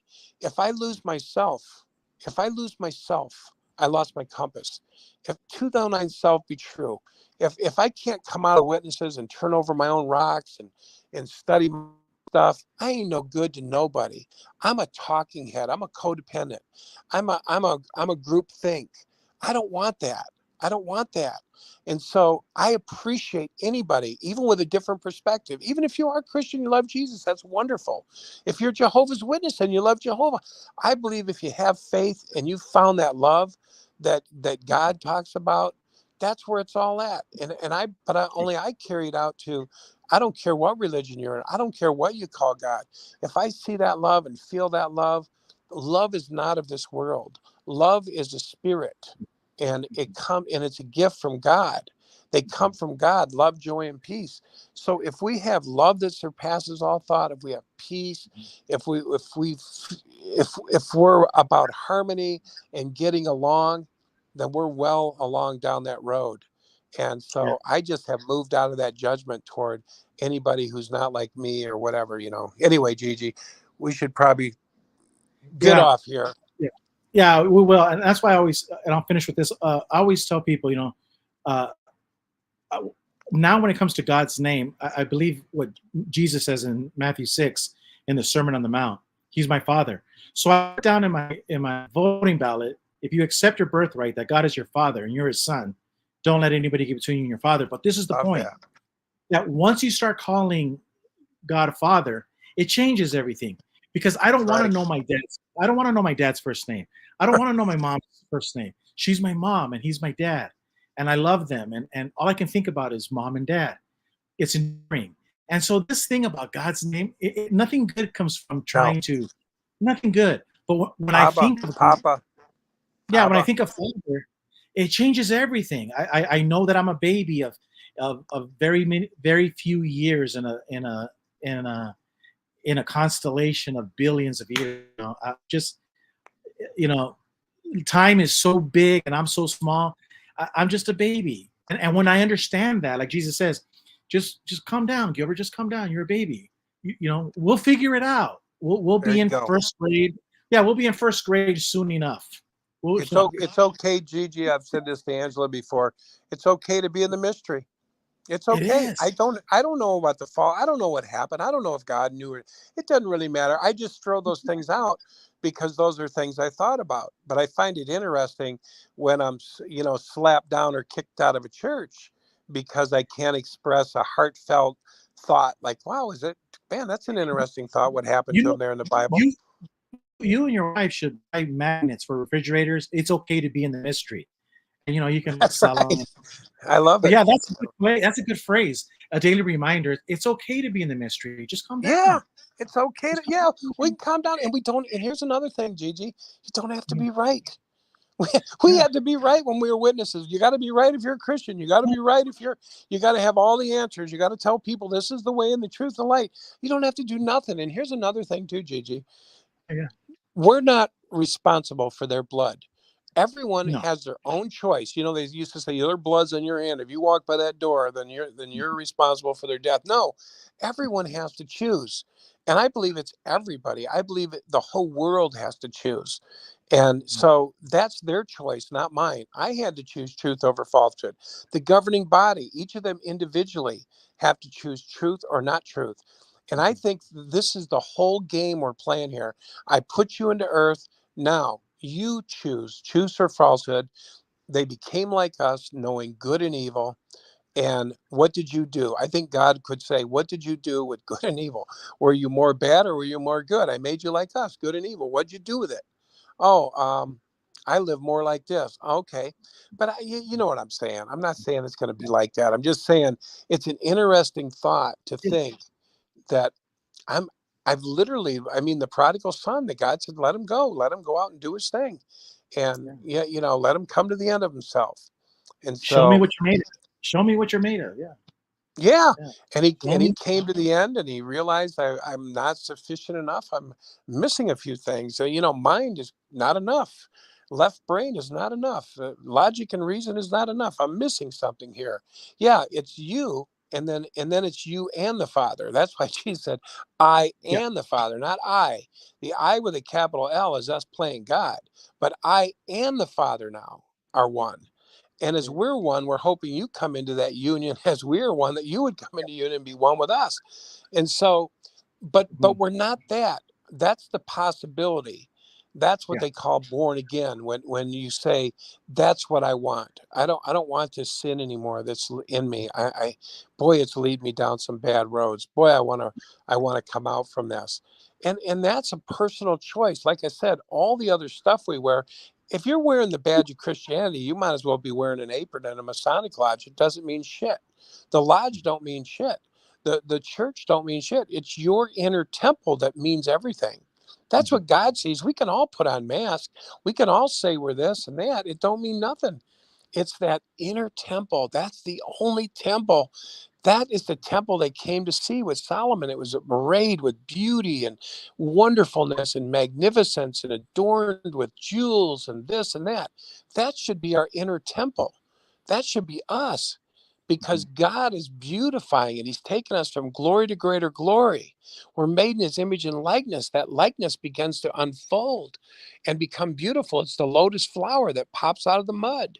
We come out of the mud and this beautiful flower sits on top of the mud, showing that was what was going on under the water. This melting pot conversion was going on the inside, and then bam, this beautiful flower sitting on top of this mud shit pile. And so that's what is the hope for us. It's like the Matrix. when the guy went down the birth canal, he says, "What the hell? Where the hell am I at?" And he says, "What are all these incubators over here?" He said, "Oh, that's the possibility." He said, "They're living in one world unconscious, but it's the possibility that they would wake up one day and be in the real world, which is serving God and doing God's will." I love that scene in the Matrix. The guy says, "My eyes are hurting." He goes, "Yeah, because you've never used them before." you know I think of that with Watchtower. I think of that of a lot of religions. that we've never really seen with spiritual eyes. And that's what I think one of the gifts are when we say, you know, God, I'm ready for truth. I'm ready for righteousness. I'm ready for rightness. I'm ready to be right by my fellow man. I'm ready. I'm ready. I'm ready. Make me new. That is a heart cry that heaven hears. That's not a habit. That's not a mannerism. I need to go to church today because I need to go to church. That is, I want to, not I have to. That is, I want to because it's the right thing to do. See, that's what religion is. I have to. I have to go to church. It's Sunday. I got to go to church. And serving God from an anointed perspective is I want to. There's no need to get anywhere. I want to serve God. I want to serve God in this moment right here and now. I want to do God's will right here and now. I want to shine right now. Shine your light through me, Lord. Shine your light that everyone can see that light, that radiance, that beauty. You know what I mean? And that's right now. It's like Angela said one day, she says, what good is it, the greater things that you'll do, that I did, you'll do? What good is it in heaven when everybody's up there relaxing, their feet's on the lounge chair and, you know, they made it? It's like, what good is the greater things there? The greater things are right now. And we get to participate in that. We get to participate being anointed. We get to participate seeing people raise up from the dead.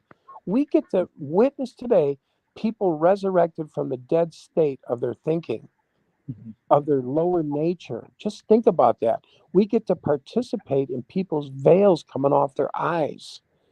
That is the greatest thing in the world. Not getting up to heaven and putting your feet up and sitting, listening to harps all day. It's like a guy said one day, he says, I think I'd take about 2 hours on the harps and I want to get out of here. You know, you know what I mean? But anyway, Gigi, I think Angela's head to bed on me. So I hate to wind it up. I really enjoyed talking to you tonight. You were really great to talk to, and I love you, and you're doing a good job. Well, that's why I'm GG for GB, you know, and so yeah, it's what I do. Yeah, thanks, Dan, for coming on. You know, I really appreciate it. Was anybody else on, or were we the only two? No, it's just us. Yeah, we've been on for 4 hours and 35 minutes. You know, and if I hope you guys liked the show. If you liked it, go to ggforgb.com and vote in English, Spanish, Russian, German, Italian, Portuguese, a few other languages out there. I think I have a Hawaiian language up there too. But yeah, vote for me in those languages, and then you'll see the addresses you can mail them to. Yeah, and that really pisses off. Yeah, it pisses off Watchtower. And remember, accept your birthright. God is your father. You are his son. Don't let no one get between you and your father. Keep it simple, guys. Perfect. Keep it simple. Good night. All right. Good night. Good night, Buzz.